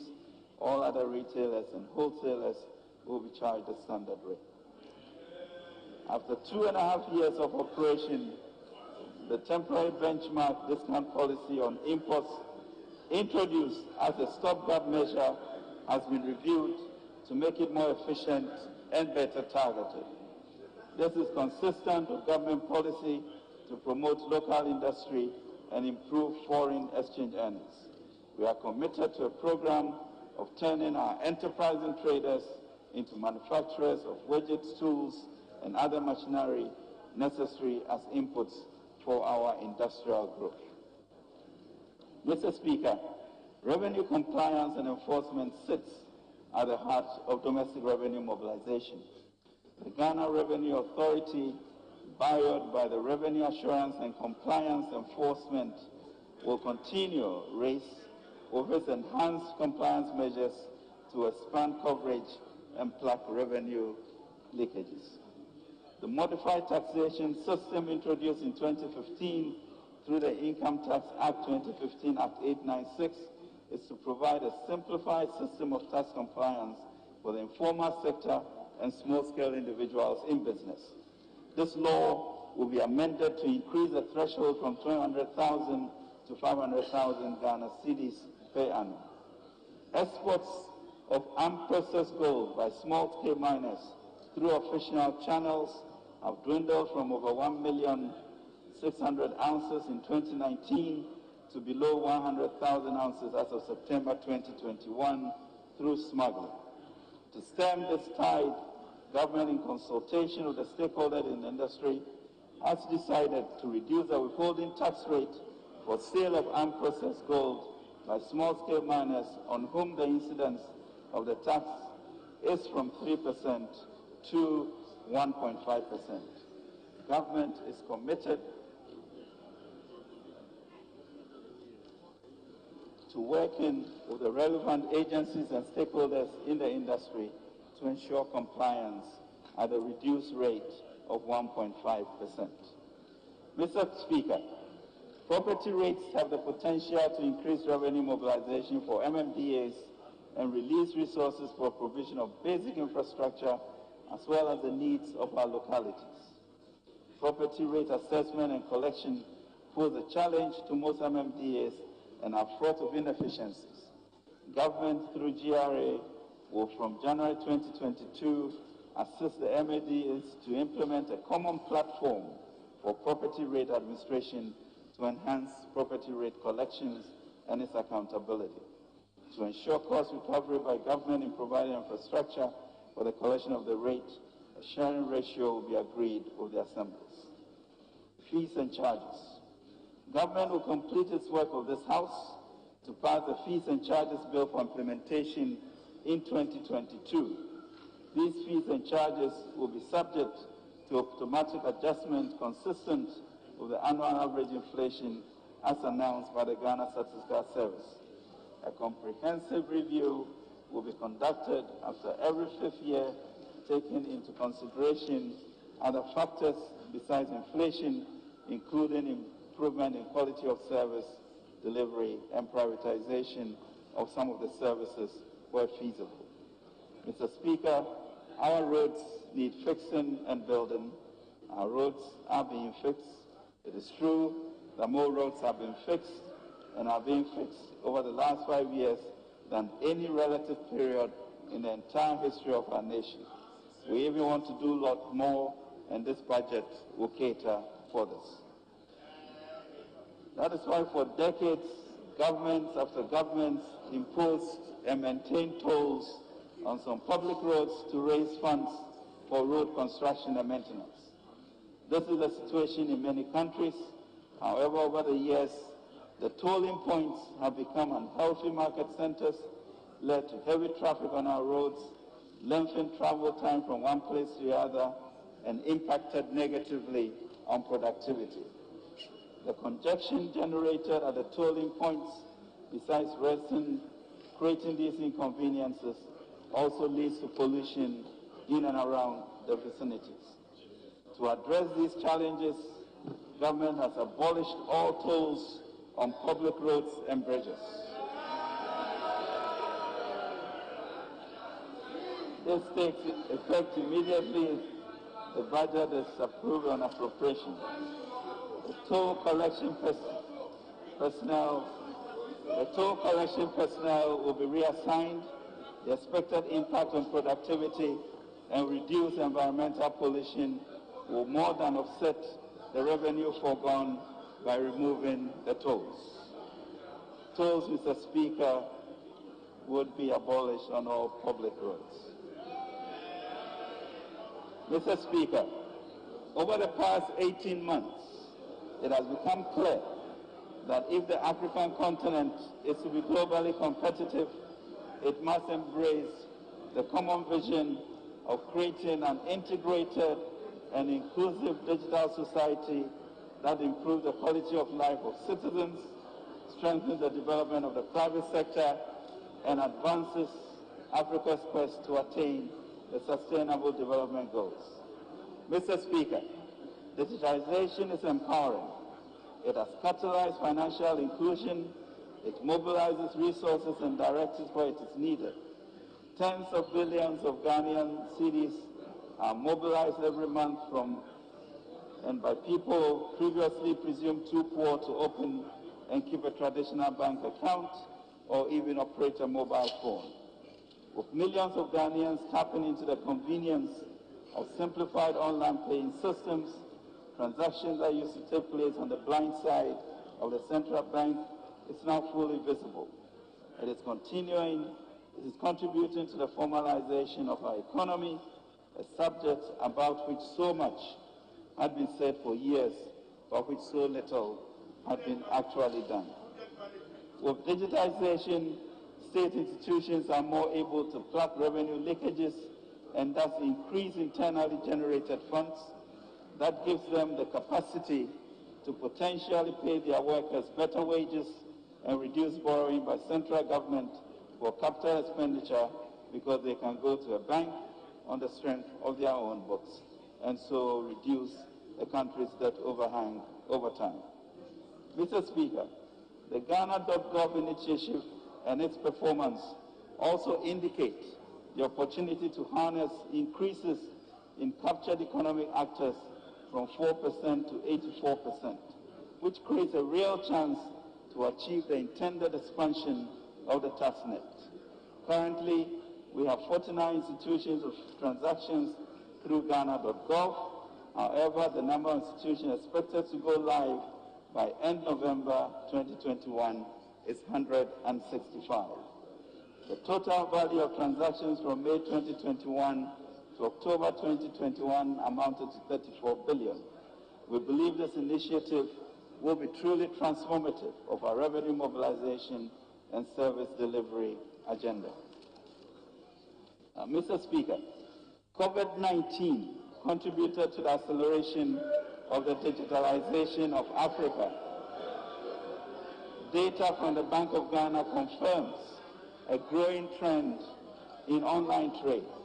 The data showed that between February 2020 and February 2021 alone, Ghana saw an increase of over 120% in the value of digital transactions compared to 44% for the period February 2019 to February 2020.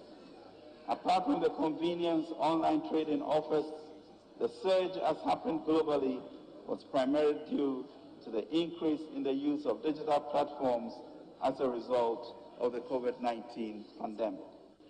Total value of transactions for 2020 was estimated to be over 500 billion Ghana cedis compared to 78 billion cedis in 2016, just 5 years ago. While total money subscribers and active mobile money users have grown by an average rate of 18% and 16% respectively between 2016 and 2019. Mr. Speaker, it has become clear that there is this enormous potential to increase tax revenue by bringing into the tax bracket transactions that could be best defined as being undertaken in the informal economy. After considerable deliberation, government has decided to place a levy on all electronic transactions to widen the tax net and rope in the informal sector. This shall be known as the Electronic Transaction Levy or e-levy.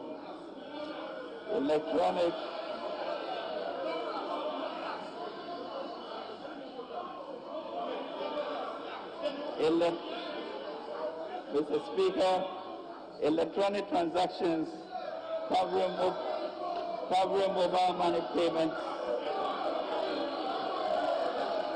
Mr. Speaker,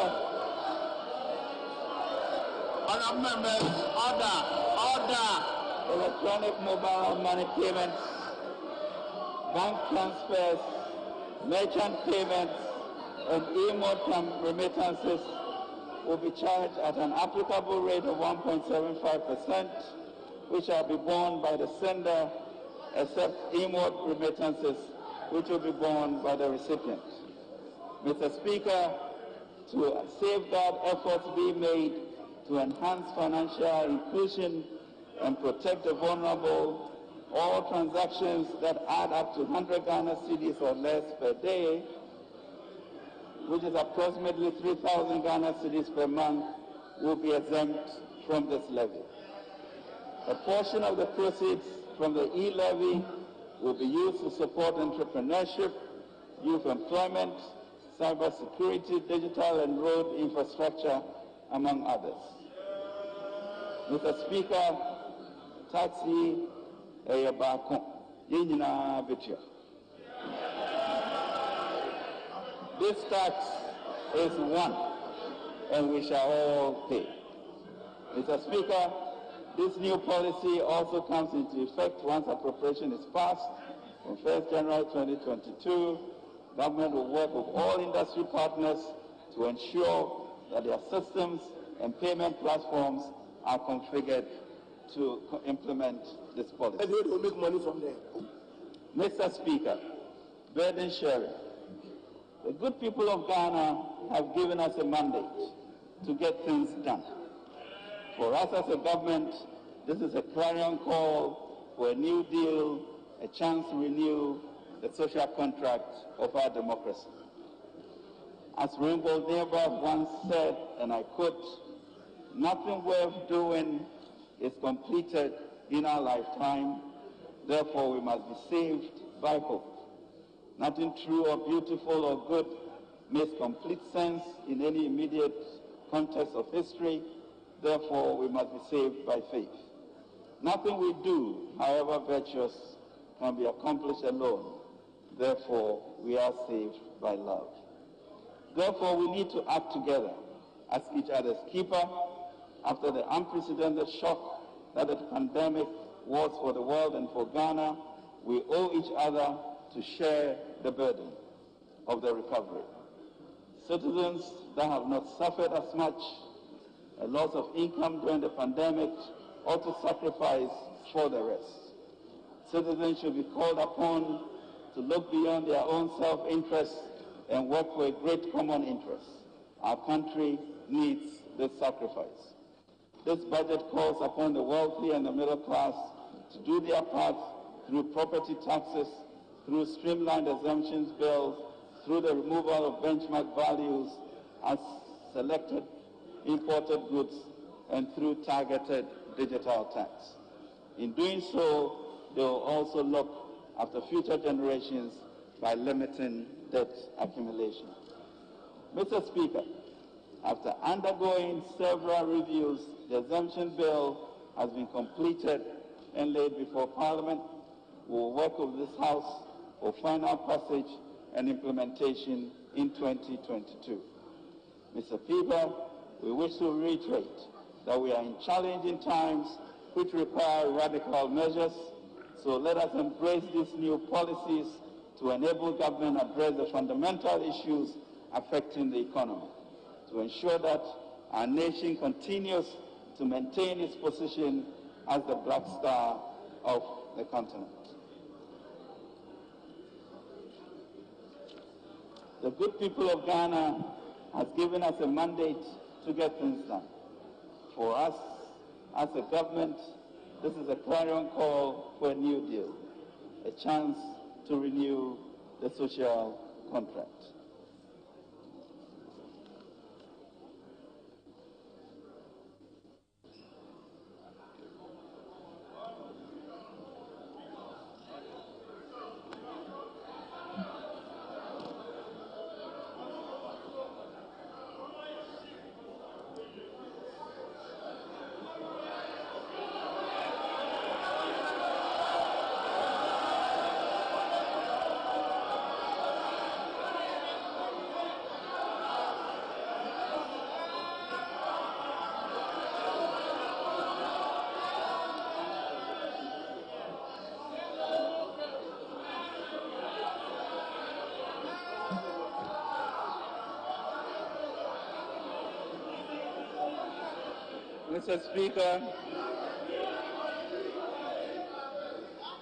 Mr. Speaker, we are building a sustainable entrepreneurial nation.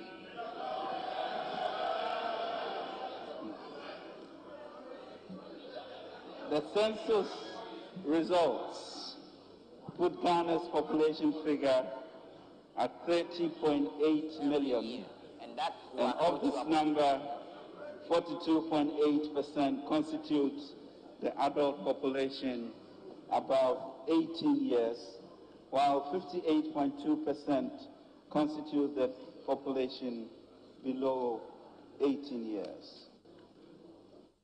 Mr. Speaker, with this youthful population, there's an urgent need to provide the necessary environment for the private sector.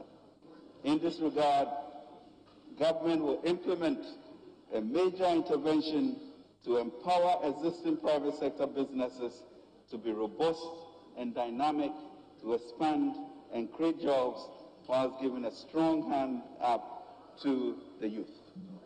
Mr. Speaker, in the past 15 years, successive governments have endeavored to implement various employment schemes to partially address the unemployment situation in the country. In 2006, President Kufuor initiated the Youth Employment Scheme, which provided meaningful employment avenues to many of our youth. Since then, we have implemented a number of such schemes, with the current ones being NAPCO, 100,000 youth covered, YEA, 80,538 beneficiaries, afforestation, 44,682 youth engaged, National Alternative Employment and Livelihood Program. In addition, government has employed some 295,000 into the public sector payroll since 2017 alone, and in 2021 alone, financial clearance totaling 72,825 has been granted. Mr. Speaker, in spite of these efforts, we continue to have a huge number of our young people without jobs. Mr. Speaker, this budget is redefining our development paradigm by focusing on the private sector, particularly on entrepreneurship development. We will build an entrepreneurial nation by aggressively implementing programs that empowers the majority of our young people to employ their God-given talents, to take risks and become job creators instead of job seekers. Honorable Minister, honorable members, having regards to the state of the business of the House, I direct that the House sits outside the regular sitting hours. You may continue. You may continue. Thank you, Mr. Speaker. In the pursuit of this objective, we will address the challenges our existing and aspiring entrepreneurs face. These challenges include access to credit and finance, regulatory and tax burdens, lack of skills, as well as mentorship. We will do this whilst intensifying our efforts to support the private sector to expand and create jobs. Mr. Speaker, this understanding of the youth employment challenge, as well as extensive consultations with stakeholders, including youth associations and educational institutions across the country, have led to the development of what we call the Youth Start Initiative. Youth Start Initiative, which proposes to use 1 billion Ghana cedis each year. Proposes to use 1 billion Ghana cedis each year to catalyze an ecosystem to create 1 million jobs, and in partnership with the financial institutions and development partners, raise another 2 billion Ghana cedis over the 3-year period. In addition, Mr. Speaker, our local banks have agreed to a package that will result in increasing their SME portfolio up to 5 billion Ghana cedis over the next 3 years. This, Mr. Speaker, results in an unprecedented, historic 10 billion cedi commitment in the next 3 years to the private sector and the Youth Start program over the next 3 years. Mr. Speaker, implementing partners of the Youth Start. Mr. Speaker, The Ghana Enterprises Agency, the National Entrepreneurship and Innovation Program, and partner financial institutions will serve as the implementing arm of YouStart. Entrepreneurs will be able to apply for support through a dedicated YouStart online port line. NEIP will also engage our faith-based organizations as partners for the delivery of essential artisanal skills, business competitions, and feasibility studies, and introduction to financing institutions with a commitment of up to 10% of GOG's contribution to the YouStart program. Mr. Speaker, YouStart will provide our youth with the following: training, skills development, entrepreneurial support, and business advisory services, funding, access to competitive credit and startup packs, enterprise promotion, mentoring, and access to markets, including portals to facilitate digital linkages between youth-led enterprises and other businesses and relevant government agencies. YouStart products, Mr. Speaker. YouStart will support youth-led enterprises with the following products: district-level loans under 10,000 Ghana cedis after 2 to 3 months of training, soft loans of up to 50,000 Ghana cedis to help startups, in particular by young graduates and school leavers, and small businesses to expand. Startup packs, soft loans tied to equipment acquisition of up to 50,000 cedis for individuals and 100,000 for associations and groups. A standardized loan package of between 100,000 to 400,000 at concessional rates for SMEs through financial institutions. Mr. Speaker, the YouStart initiative aims to support our youth to develop commercially viable businesses. To this end, YouStart is designed to instill proper commercial orientation in the beneficiaries. This will include financial institutions determining the credit matrix, and GEA and NEIP providing training support, especially for the standardized SME loans YouStart will operationalize by March 2022. Mr. Speaker, it is well known that ours is a pro-private sector government. We strongly believe in the private sector leading in growing the economy and creating jobs. We have demonstrated, Mr. Speaker, this commitment over the past 5 years through policy actions and investments that created macro stability, built our human capacity, and strengthened our financial architecture, and will continue to do more in the coming year. Government will continue to streamline the policy and regulatory environment for doing business in the country. I would like to acknowledge our businesses and employers for their resilience and for pulling through the last year and a half despite the severe challenges of COVID-19. Most of you went to great lengths to find innovative ways to keep your businesses going and to hold on and preserve jobs. Government greatly appreciates your efforts. We'll continue to provide support to the CARES Guarantee Scheme, GERSEL, and other initiatives to facilitate the expansion and growth of our already existing businesses. In addition, though, guarantees provided by GERSEL, government is facilitating access to loans for agribusinesses. Over the past year, GERSEL, working with banks, has facilitated production and export expansion in a number of agribusinesses.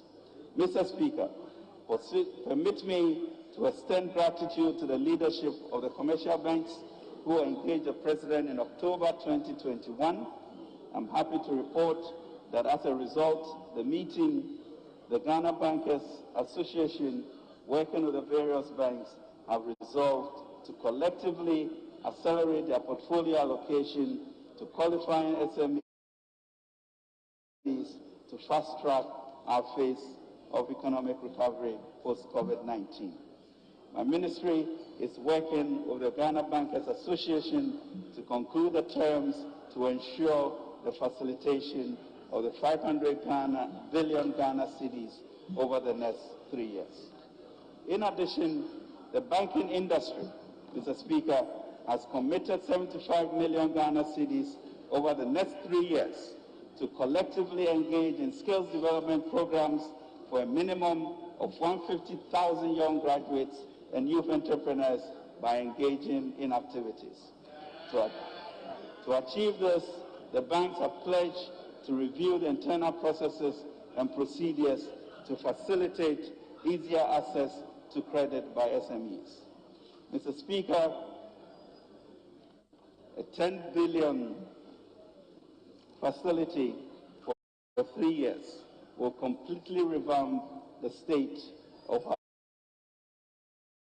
our SMEs and will ensure that our youth have jobs and youth become job creators and not only job seekers, even as the private sector expands to be able to absorb more of them. Mr. Speaker, I have great news. On Friday, November 12, 2021, the good governor of the Bank of Ghana formally handed over the license for the Development Bank of Ghana. With the establishment of the Development Bank of Ghana, which is being capitalized at, Mr. Speaker, $1 billion US, of which we have already gotten $800 million now. With the establishment of the Development Bank of Ghana, government will provide a powerful response to a long-standing desire of our businesses to easier access to medium and long-term loans at affordable interest rates. Not only will the Development Bank of Ghana, as a wholesale bank, provide loans to financial institutions, it will also provide partial credit guarantees to complement the efforts of GhanaWeb in agriculture and agribusiness. Mr. Speaker, following the extensive financial sector reforms, coupled with the establishment of the Development Bank of Ghana, the conversion of the Ghana Amalgamated Trust into a permanent investment vehicle, we now have a robust financial ecosystem that will support businesses from early stage to mature stage. Mr. Speaker, the NABCO program was designed as a temporary stepping stone for young graduates for a period of 3 years. In the last 3 years, 100,000 young graduates have benefited from the NABCO program. With over 33,000 trainees already securing jobs, government will work to ensure that the remaining NABCO trainees are effectively supported to take advantage of the opportunities USAS presents. Mr. Speaker, in response to the COVID-19 pandemic, government under the able leadership of His Excellency President Akufo-Addo quickly developed a 100 billion COVID-19 alleviation and revitalization enterprise program, what we call the Ghana Cares Obatampe program. This blueprint, which brought instant and significant relief to our people, is revitalizing our nation by improving the business climate, supporting the private sector, and providing job opportunities for the youth. Mr. Speaker, the revitalization of the Cares Obatampe program has 3 key thrusts. The first is to support the private sector, particularly in agribusiness and manufacturing, ICT, and digitization. The second thrust is to aggressively support entrepreneurship in order to create job opportunities for our growing and increasing educated youth. The third thrust is to optimize implementation of government transformation agenda for greater results. Since its launch in November 2020, the Obatampe program has targeted strategic management and technical interventions in the agriculture, manufacturing, trade and export sectors. The urgent and transformative vision of the CARES program implied that we could not proceed with a business-as-usual approach. We therefore swiftly adopted the compact framework to strongly link resources to results. As at the end of July 2021, 8 implementation compacts were signed between the Ministry of Finance and participating MDAs. Mr. Speaker, our priority is to facilitate investment and development of communication infrastructure, including integration and leveraging of data systems and platforms. Government is working towards enhancing the capacity of key institutions and strengthening coordination with the private sector.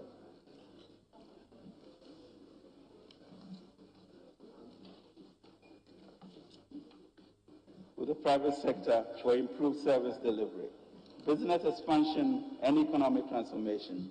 This is consistent with the vision of the President to bridge the digital divide and make technology a driver of our socio-economic progress. Government is making significant progress towards our digitization drive. We are happy to announce that to date we have issued unique identification cards to over 11.6 million Ghanaians. The second phase of the National Digital Property Addressing System, as well as the establishment of a National Digital Property Register, are complete. Mr. Speaker, with the expansion of digital financial platforms, including mobile money and its interoperability with the banking system, we are increasing financial inclusion. We are also in the process of digitizing the health records of Ghanaians and creating a national digital platform for the sale of pharmaceutical products to improve the efficiency of our healthcare. Mr. Speaker, our plan to establish a comprehensive government-wide database and register as a reference platform a management system for all government digital assets was set in motion with stakeholder engagements. We are currently awaiting the outcome of the preliminary assessment to inform the next step. Mr. Speaker, government will fast-track efforts to upgrade the Kumasi, Tamale, and secondly Takoradi Regional Innovation Center for digital centers. The upgrade is to facilitate the building of ICT capacity, provide support to startups to boost job creation, and enhance the drive for knowledge and socio-economic growth. Climate action and sustainable transition to a low-carbon economy. Mr. Speaker, having launched our updated nationally determined contribution at the recently ended COP26, Ghana has reaffirmed its readiness to leverage its natural resources to fund a sustainable transition to a low-carbon economy. This will be done by facilitating private sector participation in low-carbon activities and industries in a manner that generates more jobs for Ghanaians and improves our general well-being. In the course of the last 2 decades, we have adopted several policies and programs aimed at restoring our lost forests. Between 2002 and 2020, under the National Forest Plantation Development Program and the Ghana Forest Plantation Strategy, some 588,000 hectares of plantation have been established. Again, through the Youth Revitalization Program, we are committed to reclaiming some 7.6 million hectares of degraded forests and farmlands. Government is committed to promoting climate adaptation activities. We will collaborate with the Global Center on Adaptation in close collaboration with the African Development Bank in pioneering solutions on how to build durable infrastructure and supporting African cities to guard against the impact of climate change. We are also working with the private sector and with the assistance of the Green Climate Fund to establish a multi-million-dollar green fund to support our climate adaptation interventions. We shall, Mr. Speaker, in addition, work with our traditional authorities and districts to issue innovative mini-muni adaptation bonds to address issues of reclamation and reforestation in their specific localities. This will be innovative and the first in Africa. From 2024 and beyond, we aim to reduce emissions by some 10 million tons of carbon dioxide equivalent in the cocoa forest landscape. Through the implementation of the Ghana Cocoa Forest RED program, one of the 5 ecological landscape tailored programs in Ghana's RED Plus strategy.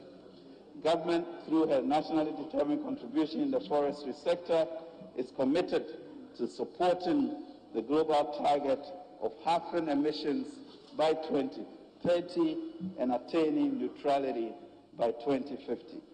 Ghana is also committed to the Forest Agriculture Commodity Trade FACT dialogue process, and she affirms her resolve to support the development and implementation of the FACT roadmap actions.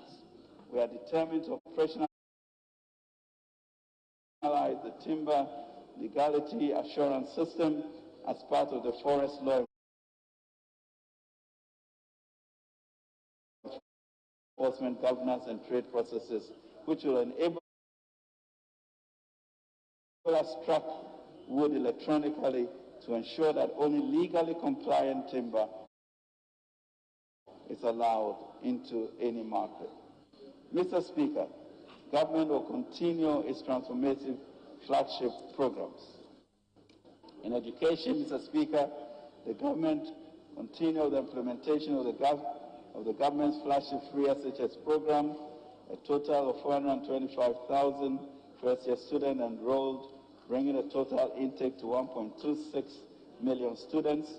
In addition, first-year students receive the underlisted items as part of the implementation of the free SHS program: 4 million exercise books, 1.8 million notebooks, 395,000 physical education kits, 1.7 million cartridge arch paper, 35,000 water-based acrylic paints, 28,000 technical drawing boards, and 28,000 sets of technical instruments. Mr. Speaker, in 2021, we completed 118 projects made out of classroom, dormitory, administration built libraries, and canteens at the secondary education level. The number of completed projects under the free senior high school infrastructure intervention stand at 657 out of a total of 1,119 projects from GET Fund and other funding sources. Mr. Speaker, the Ghana School Feeding Program fed some 3.5 million pupils in 10,832 public basic schools, with one hot nutritious meal every school-going day in 2021. This number will increase to all primary school students in the coming year. The program provided employment for some 32,496 caterers and created a ready market for local farmers. Mr. Speaker, the LEAP program paid 5 cycles of cash grants to 344,000 households and registered 76% of all LEAP beneficiaries onto the National Health Insurance Scheme. In 2022, government will facilitate the disbursement of the bi-monthly cash grants to beneficiaries. LEAP beneficiaries assessed to be above the extreme poverty line will be graduated into a productive livelihood inclusion program. Mr. Speaker, government has rolled out an aggressive vaccination program to protect Ghanaian lives from COVID-19. Sustained efforts have seen about 2 million Ghanaians receiving a single dose of 825,706 fully vaccinated as of September 2021. We will not relent, Mr. Speaker, until our goal of vaccinating 20 million Ghanaians is attained. Our supply of some 9 million vaccines are now assured and will mobilize to meet this goal to protect our people. Mr. Speaker, in line with the vision to improve equitable access to health facilities, the government will accelerate the implementation of Agenda 111, Mr. Speaker, comprising 101 district hospitals,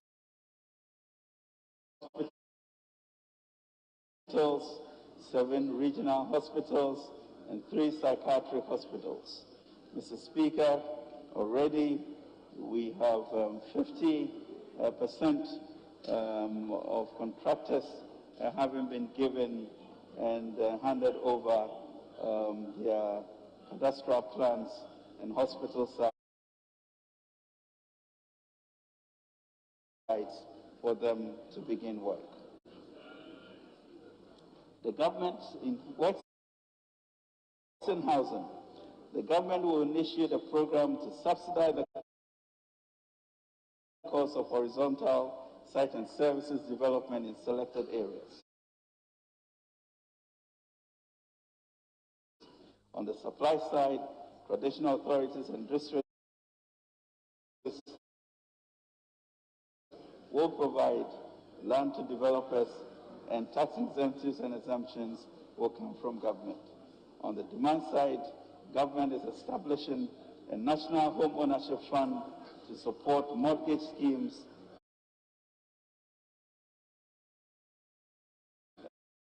and REITs, while also promoting rent-to-own schemes in the country.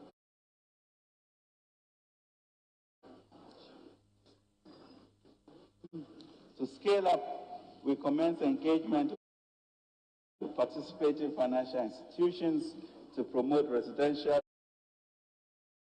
rent-to-own schemes and to support the development of a private sector mortgage refinance institution.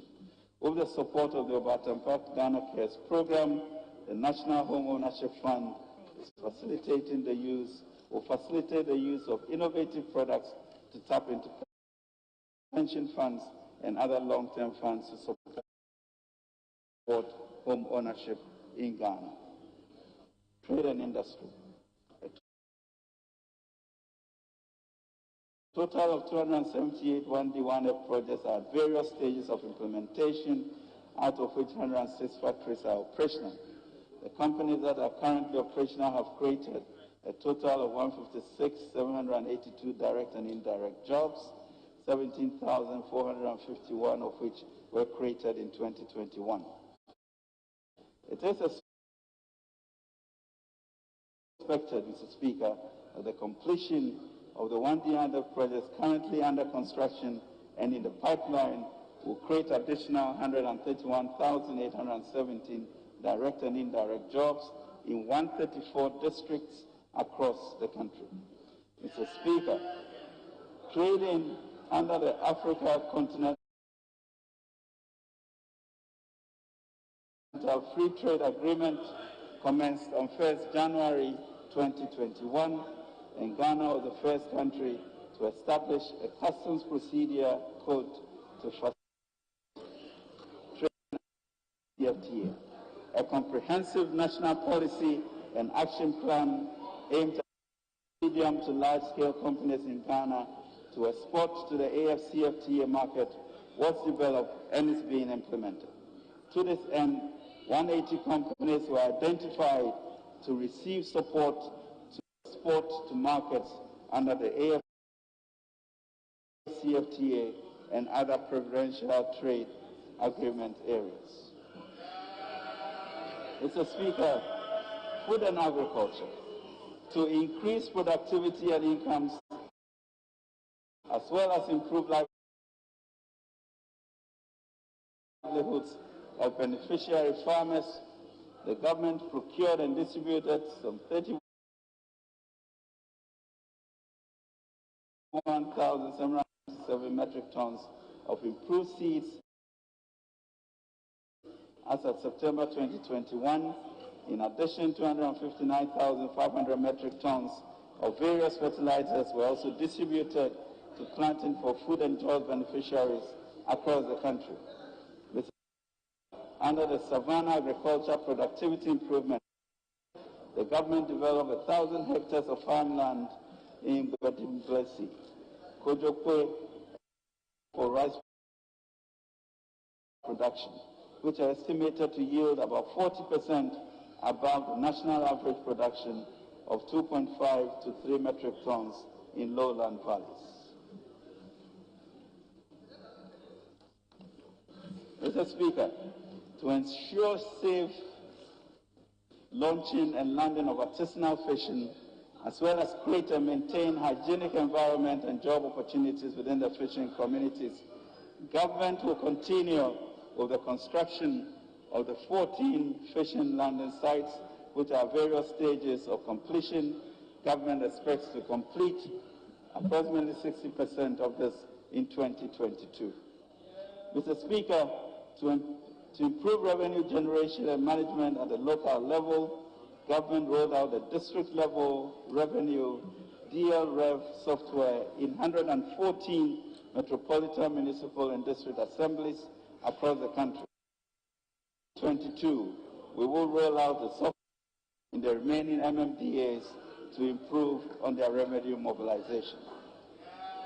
Infrastructure for Poverty Eradication Program. Mr. Speaker, government will focus on completing the almost 5,000 ongoing projects under the Infrastructure for Poverty Eradication Program in 2020. So far, a total of 720, 30 out of the 1,000 mechanized water systems, as well as 507 small earth dams out of the 560 targeted, have been completed under the One Village, One Dam initiative. All the 50 rural markets targeted under the agriculture component have been completed. Furthermore, 451 additional constituency projects which cut across all sectors such as health, education, agriculture, roads, and security have been concluded and are in use by the beneficiary communities. Mr. Speaker, we commit to completing all the projects in the next 2 years.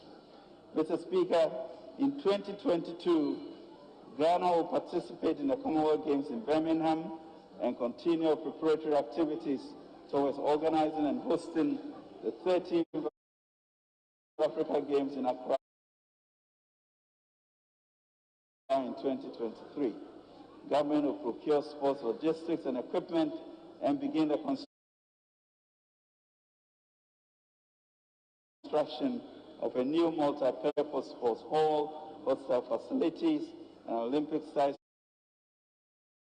swimming pool at Boteman in Accra. Mr. Speaker, some stadia across the country were renovated in 2021 and at various stages of completion as follows. Accra Sports Stadium, 98%. Phase 1 of Baba Yara Stadium, 98%. Esipon Stadium, 90% complete. Cape Coast Stadium, 60%.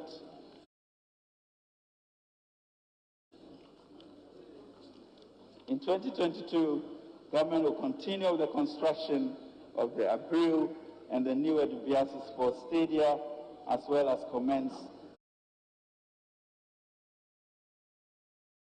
the rehabilitation of the Sunyani Coronation Park Stadium. Mr. Speaker, government continues to expand power generation capacity to meet domestic, commercial, and industrial needs of customers. In this regard, construction work on the 200 megawatt phase of the 400 megawatt early power project continued in 2021. Construction works for stage 1A are 99.7% complete, and works for the stage 18 combined cycle are 93% complete. In 2022, a joint venture partner will be engaged to undertake the repowering of the T3 power project with VRA. Mr. Speaker, to ensure power is affordable for industrial, commercial, and residential use, government, in collaboration with key stakeholders, continued with the renegotiation and restructuring of power purchase agreements. Government has reached agreements with some IPPs to convert power plants to tolling structures, switch to natural gas, as well as reduce tariffs. This is expected to result in considerable savings to government and the nation over the remaining lifespan of the PPAs. These savings are expected to come from a combination of reduced capacity and energy charges across the portfolio. Mr. Speaker, in pursuit of the President's aspiration to achieve universal coverage of electricity by 2024, a total of 162 communities were connected to the national grid, thereby increasing national electricity asset rate from 85.7% in 2020 to 86.63% in 2021. Connections to another 512 communities are at various stages of completion. In 2022, we'll work to complete many such projects, and approximately 800 towns will be connected to the national grid under the SHIP 4, SHIP 5, and turnkey projects. The government, Mr. Speaker, is committed to using indigenous entrepreneurs to complete these projects. Additionally, government will select 2,401 communities with a population of 400 and above to be connected to the national grid. Mr. Speaker, as part of the strategy to electrify island communities and hard-to-reach areas with renewable energy technologies, the construction of 3 mini-grids at Azepe, Aflevi, and Alopem Islands in the Adan East District of the Greater Accra region commenced and are expected to be completed in 2022. In addition, government will construct 10 mini-grids in 10 island communities, as well as supply and install solar home systems in 20 island and lakeside communities in 2022. Mr. Speaker, on roads, we have found through this tax a reliable method of funding our roads. As at the end of September 2021, routine maintenance was carried out on 21,165 kilometers of the trunk road network, 6,265 kilometers of the feeder road network, and 2,937 kilometers of the urban road network. Mr. Speaker, development works progressed steadily on several major projects. The Pokwa interchange under the Accra Urban Transport Project, which involved the construction of a 4-tier interchange, the only one in Africa, construction of 12 kilometers of selected roads, segregated walkways, footbridges, underpasses, and drainage structures, was completed and commissioned on July 9, 2021. Major pipeline projects that are expected to take off in 2022 include Accra-Kumasi dualization, Kumasi South and Western Bypass, Kumasi Outer Ring Road, Mount Koforidua Road, Oyibi Dodua Somenya Akuse Junction Road, Accra Outer Ring Road, Asuchari Junction Volleyball Bridge, Eastern Corridor Road, Solar Wa Road, construction of 5 interchanges in the Greater Kumasi metropolitan area, including Swame, Santase, Airport Runabout, and Ofori Chrome. Mr. Speaker, in addition, our public-private partnership program for the financing, construction, and management of road infrastructure has 3 projects at different stages of preparation. Accra-Tema Motorway PPP projects, the financing arrangements are being completed and construction will commence in 2022. Accra Cape Coast Takoradi PPP projects, the feasibility study is being finalized. The final feasibility study report will provide key inputs into the Abidjan-Lagos Corridor project. Mr. Speaker, the Ghana Infrastructure and Investment Fund, Mr. Speaker, will be looking at financing most of these PPP roads as government gives them support and have efficiency in its delivery. Mr. Speaker, for road safety, government in 2022 will increase and maintain traffic signals. In addition, road safety hazard sites are also expected to be created. This will be complemented with aggressive public education and enforcement of traffic regulations. Mr. Speaker, on security, in accordance with the Cybersecurity Act 2020 at 1038, the Cybersecurity Authority was officially inaugurated on 1st October 2021. With the passage of the Act, CSA will execute the various functions and stride in the act. Government will develop a critical information infrastructure database, government digitalization initiatives database, and as well develop and implement a cyber risk management framework. The Accra Initiative Secretariat was established during the year. The initiative is an effort of 5 ECOWAS member states, Ghana, Togo, Benin, Cote d'Ivoire, and Burkina Faso, at sharing intelligence to combat and counter terrorism and associated criminal activities. In 2022, government will continue with the retooling of the intelligence agencies, the military, and departments and agencies under the Ministry of Interior, especially the police, with modern tools and software for improved communication and enhanced intelligence collection and analysis, including an armada of drones to protect our borders. In addition, we will pursue a policy of expansion of surveillance capabilities through the installation of more CCTV cameras systems nationwide. Mr. Speaker, this budget is crucial for our sustained recovery and transformation to a Ghana beyond aid and an entrepreneurial nation. It requires a careful realignment and rebalancing of our needs, our wants, and aspirations as a nation. This will also require burden sharing and the promotion of an entrepreneurial culture. We have extensively engaged and built partnerships of trust for the implementation of the policies presented in this budget. Mr. Speaker, this budget has outlined the plans of His Excellency the President and his government to continue tackling the devastating impact of the pandemic on our economy and the fiscal impact on our debt sustainability efforts.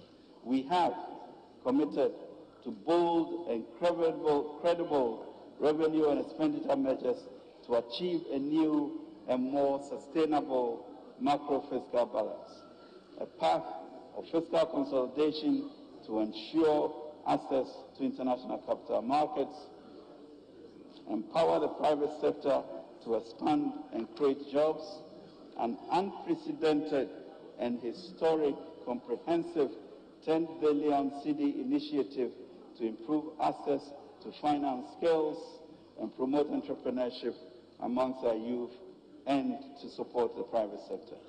Continued implementation of our flagship programs to improve the living standards of our people, strategic investments through the Obatampa program to revitalize and transform the structure of our economy, and initiatives, Mr. Speaker, to advance digitalization to boost efficiency in our transactions. So, Mr. Speaker, the enablers of digitalization and ICT economy, finance, and skills training are boldly illustrated in this budget. Having steered our nation through the most difficult and uncertain period in our country's history and the worst crisis since World War II globally, and with Ghanaians renewing their mandate for His Excellency the President, I can assure you that the commitment of His Excellency Nana Addo Dankwa Akufo-Addo to improve the living standards of fellow Ghanaians and to create a self-confident country that is in charge of its destiny remains his #1 priority. Mr. Speaker, he cannot do it alone. He will count on us standing with him to achieve Ghana's manifest destiny with greatness. Mr. Speaker, in his book, The Song Bird, Tony DeMello tells the following story. A man found an eagle's egg and put it in the nest of a barnyard hen. The eaglet hatched with a brood of chicks and grew up with them.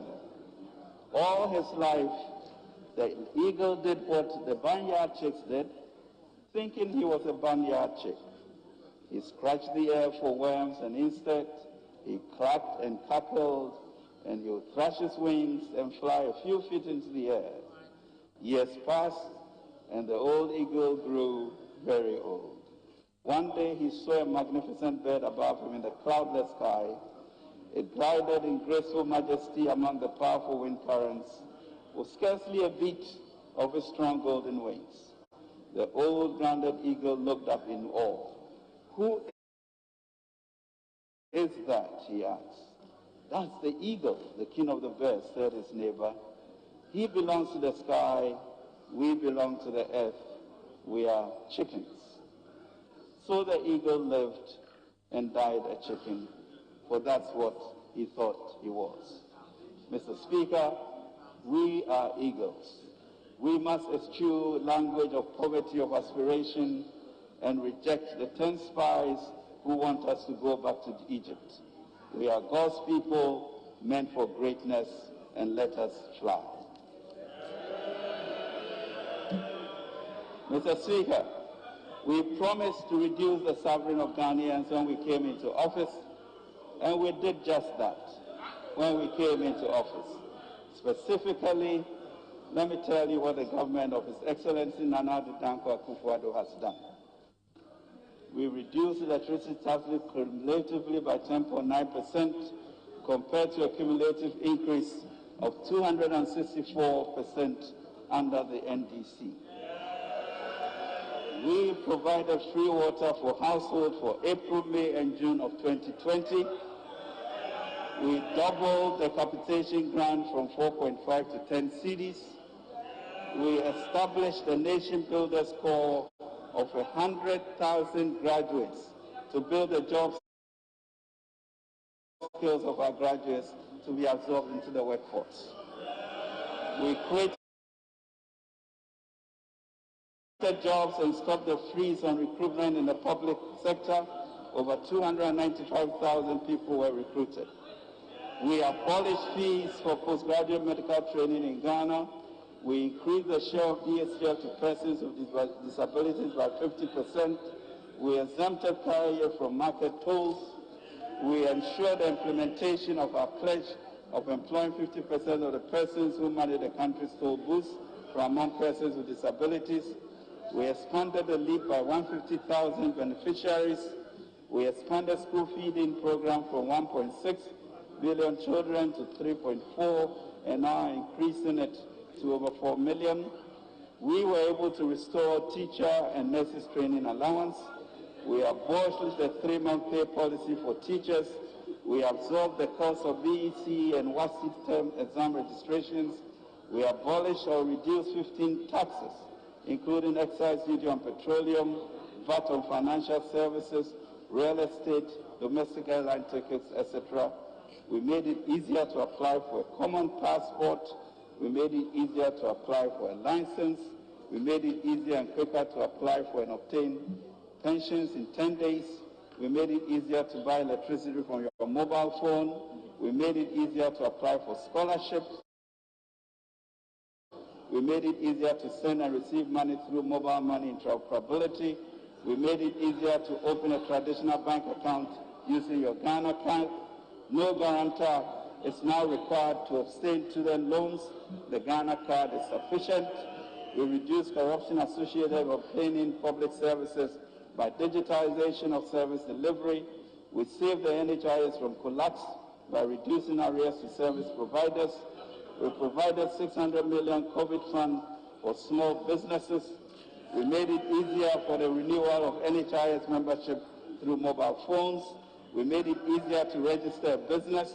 We made it easier to clear goods from the ports through the paperless process.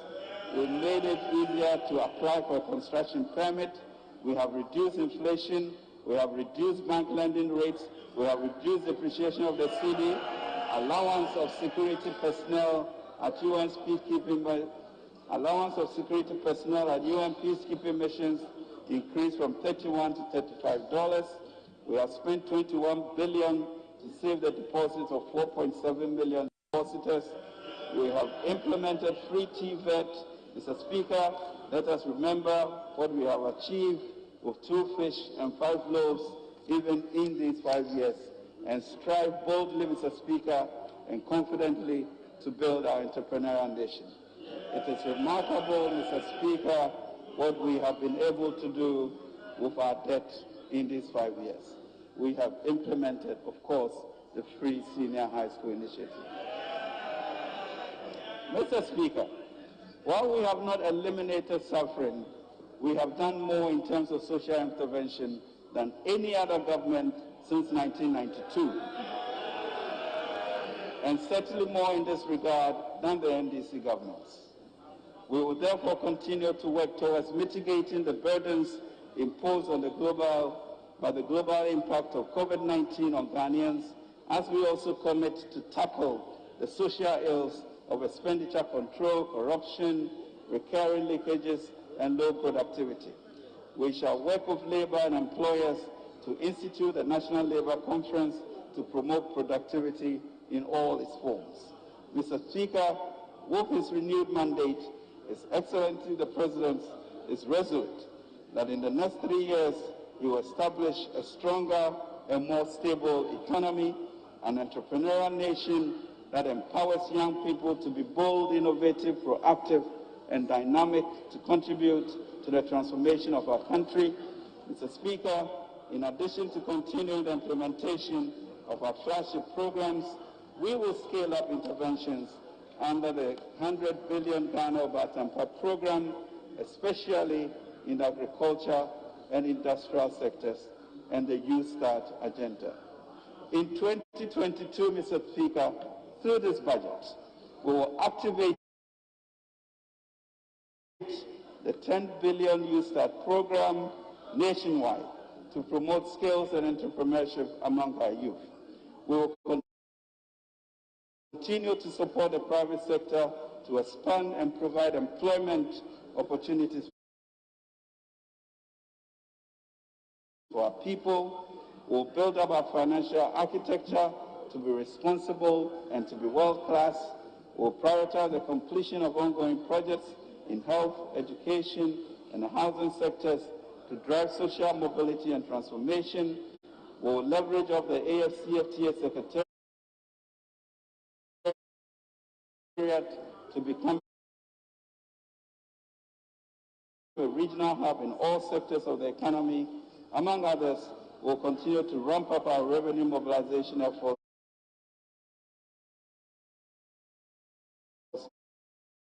to enable us secure quality living standards. We will continue to subject all public expenditure to thorough justification in line with the PFM Act to ensure value for money for every cedi spent. We will aggressively continue with road construction to connect communities, markets, and people.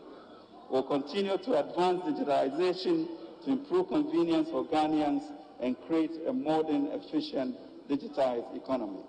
We'll continue to promote science, technology, and innovation to build competencies for a resilient future.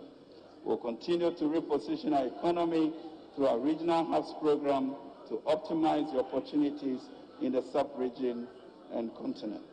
We'll continue, Mr. Speaker, to ensure that our climate policies and our gender policies are first class. We'll continue to resource our security agencies to defend and protect Ghana and Ghanaians. We'll continue to reform the energy sector, promote climate resilience, and drive the adaptation of renewable energy technologies. Mr. Speaker, Scripture teaches us that the process of building a nation is in phases. We learn from the story of the biblical Israel that life in the wilderness is very different from the promised land. In the desert, God freely provided for the necessities of the young nation: food, water, clothing. When the nation transitioned into their promised land, God enabled them to cultivate farms and build enterprises for themselves and their country. We, Mr. Speaker, can draw lessons from this ancient story for our national quest. Building on the foundations laid by the earlier MPP government of President John Kufuor, The current MPP administration, under the bold and visionary leadership of President Akufo-Addo, has revamped our economy, enhanced social mobility, strengthened our democratic credentials, and illuminated the Black Star like no one else since independence. Today, we want to lead our young men and women to their promised land, an entrepreneurial nation of burden sharers. It is time to cross the Jordan, and as FDR said in his inaugural address, we have nothing to fear but fear itself. Anyway. With the interventions we offer through this budget and with an understanding of burden sharing, we shall unleash a new cadre of entrepreneurs and nation builders. We want to thank this august House, Mr. Speaker, for the continuous support we have been receiving over the years. We will count on you for approval and support to implement the budget for the transformation of our country. We are also appreciative of the numerous stakeholders for providing useful insights and perspectives in shaping this budget. So as we end, Mr. Speaker, let us ask Jehovah to bless us and keep us. Let Jehovah make his face shine upon us and be gracious unto us. May Jehovah lift his countenance upon us and give us peace, and bless us as children and our nation Ghana to be great and strong. Mr. Speaker, I present to you the Ajenkwa budget. Right Honourable Speaker, I pledge to move.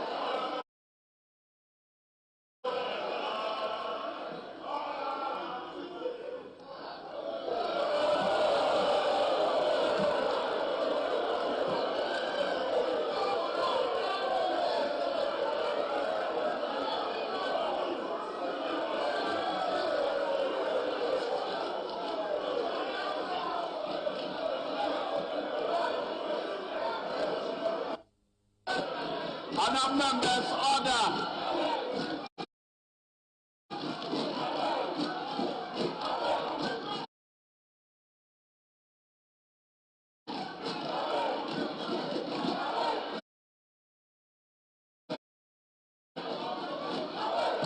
Honourable members, order.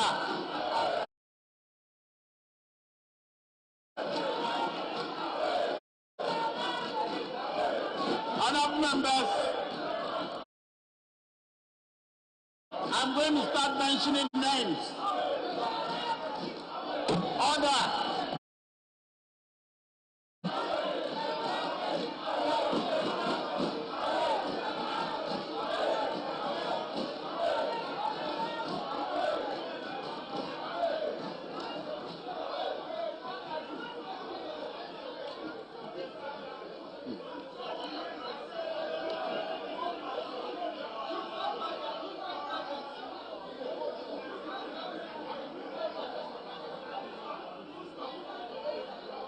Honourable members, in accordance with the standing orders, Order 143, debate on the motion shall stand adjourned to a date not less than 3 days after the presentation. I hereby direct that a part of the budget relating to the ministries and constitutional bodies shall stand committed respectively to the committees responsible for the subject matter, to which the heads of the estimates relate, for consideration and report in accordance with Order 144. Furthermore, any part of the budget relating to revenue, expenditure, shall stand committed to the Finance Committee in accordance with Order 140, sub 5. Yes, leaders of the House, any indication? Honourable Minority Leader.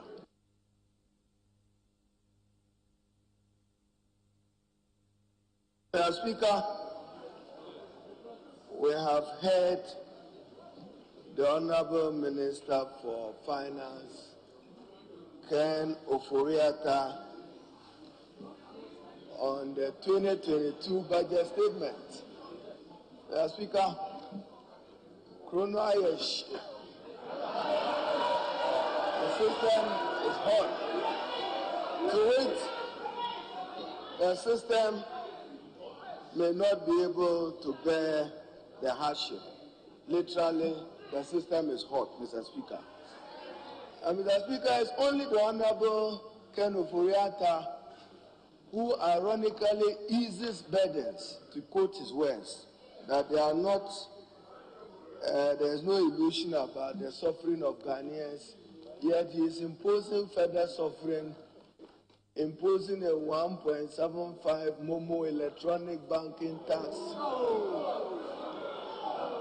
So it's only Ken Oforiatta who eases suffering with the imposition of new taxes targeted at 15 billion Ghana cedis within this period. But Mr. Speaker, with this promise of unsustainable debt, increased suffering and hardships beyond CST communication service tax and VAT, is bringing in e-transaction levies that he will reverse the gains of financial inclusion. But Mr. Speaker, we are not in a haste to debate him.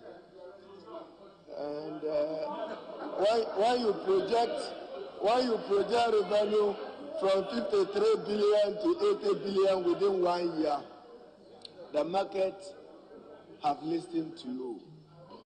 Ghanaians have listened to you. This budget does not end any suffering. You will be credited in the Guinness Book of Records for borrowing more than any other minister under the Fourth Republic. Mr. Speaker, with that, I will not hesitate to second the motion for adjournment. I will not hesitate. I will allow the leader of government business, who himself today is not too smiling. The Vice President, the chairhead, is not here today because of acting capacity. We will advise him to grow beyond coming to chair a Minister for Finance. Thank you, Mr. Speaker.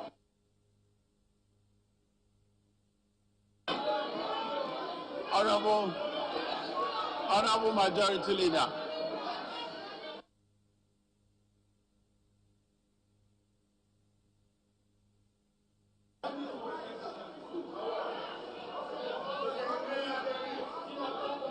Speaker.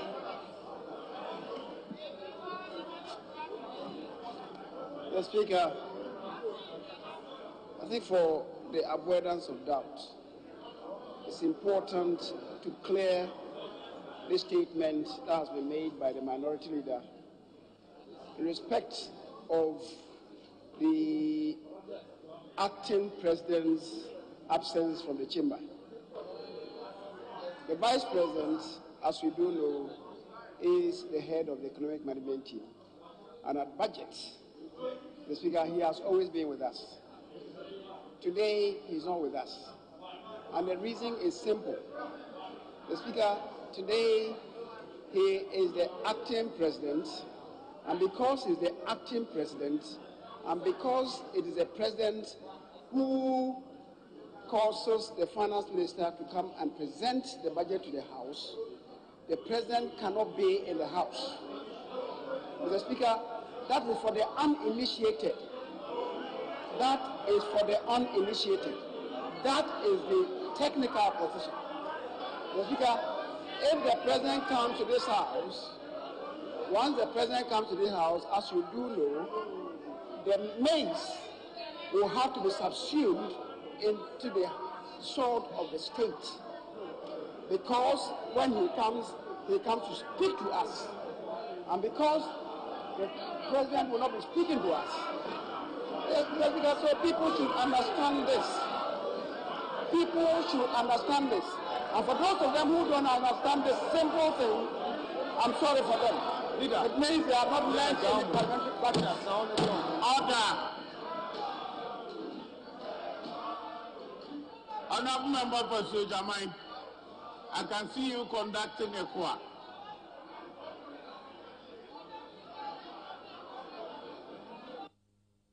Yes, Honorable Majority Leader.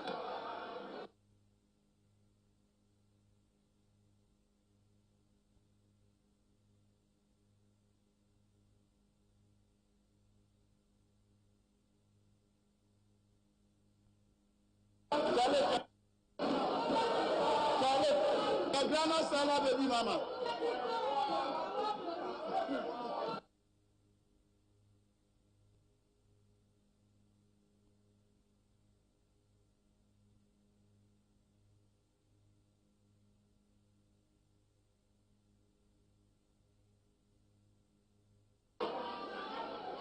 Honorable Chief Whip, Honorable Minority Chief Whip, I'm waiting on you to bring calm to your side, then we'll continue.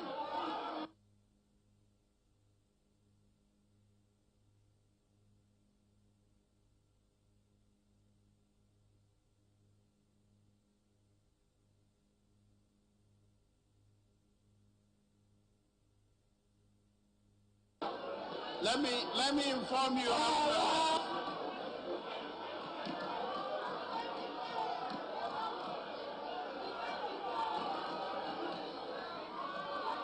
Honorable members on the minority side, let me inform you that the instruction Mr. Speaker gave me was to have anybody who disrupts proceedings removed by the marshal.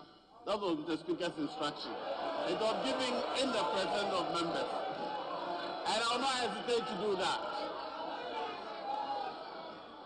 Yes, Honorable Majority Leader, if you may conclude.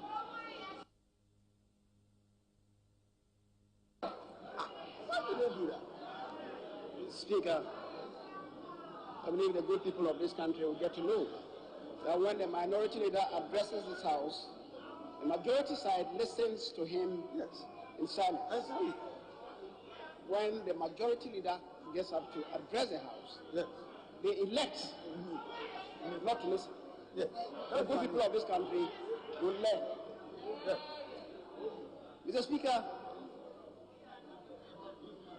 in consonance with Order 140, Sub 3, as we said, the debate on the budget will stand adjourned until Tuesday, the 23rd of November. Mr. Speaker, that really is the result of the discussion that leadership held this morning. Mr. Speaker, this nation must develop COVID-19 or no COVID-19. Yet, recognizably, COVID-19 has effected considerable devastation on the economy, and the economy is distressed. Business have collapsed, jobs have been lost, lives indeed have been lost. And yet, paradoxically, as you do know, a government is put in place not to explain away problems, but to solve the problems. The Speaker, that indeed is the purpose of what exercise the Minister for Finance has done today. This budget, the Speaker, is set to give this country a new beginning, a watershed budget that will mark a new beginning for us as a country, to break away from the past and give Ghanaians a new beginning. Mr. Speaker, the many initiatives contained in the budget are clear for everybody to know. Mr. Speaker, the Minister has not shied away from admitting that there are indeed downsides to our development agenda. Mr. Speaker, for those of them who are asking why I'm debating, they should have asked the minority leader the same question. They should have asked the minority leader the same question. When you bring the fight, you will push the fight back to you. If you don't have the courage, don't initiate it. Yes, and you'll be crying like this. Mr. Speaker, so there are many initiatives, but as I indicated, the day for the debate hasn't yet dawned. I want to believe that on Tuesday, the 23rd of November, the House would brace itself to a very robust debate. And I believe that the truth would come out. Not propaganda. The truth will come out for Ghanaians to know. The Speaker,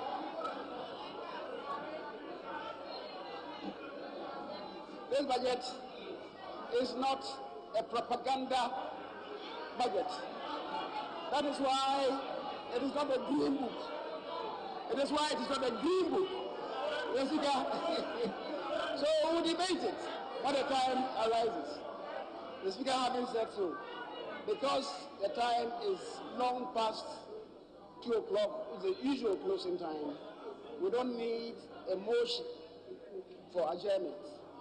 Adjourning, Mr. Speaker, lies with you, and I believe that we would adjourn the House so that we can move to ponder over what we have done.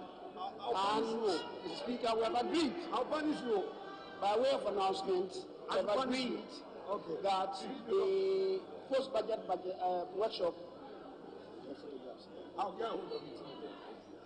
punish you. You. I said, I'm going. Help me, as I was saying,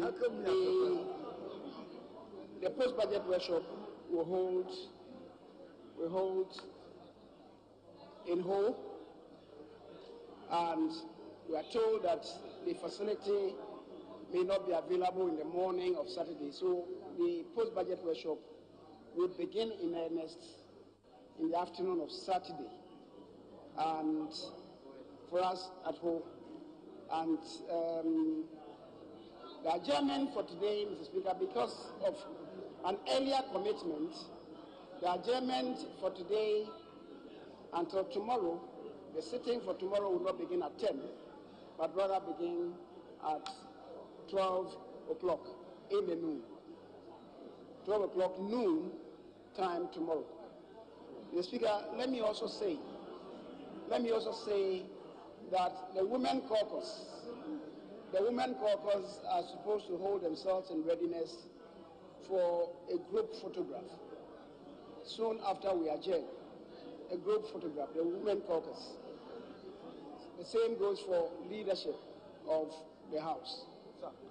For some particular reason, the Women Caucus, all of you together, will have a group photograph immediately we adjourn, and the same goes for leadership. Having said so, Mr. Speaker, as I said, adjournment rests with you. I thank you very much, Mr. Speaker. Very well, honourable members. Before I adjourn the House, let me repeat this announcement that the Women Caucus and the leadership of the House are required to take photographs for the 2022 calendar Parliament. Please note that it is immediately after adjournment. On that note, the House...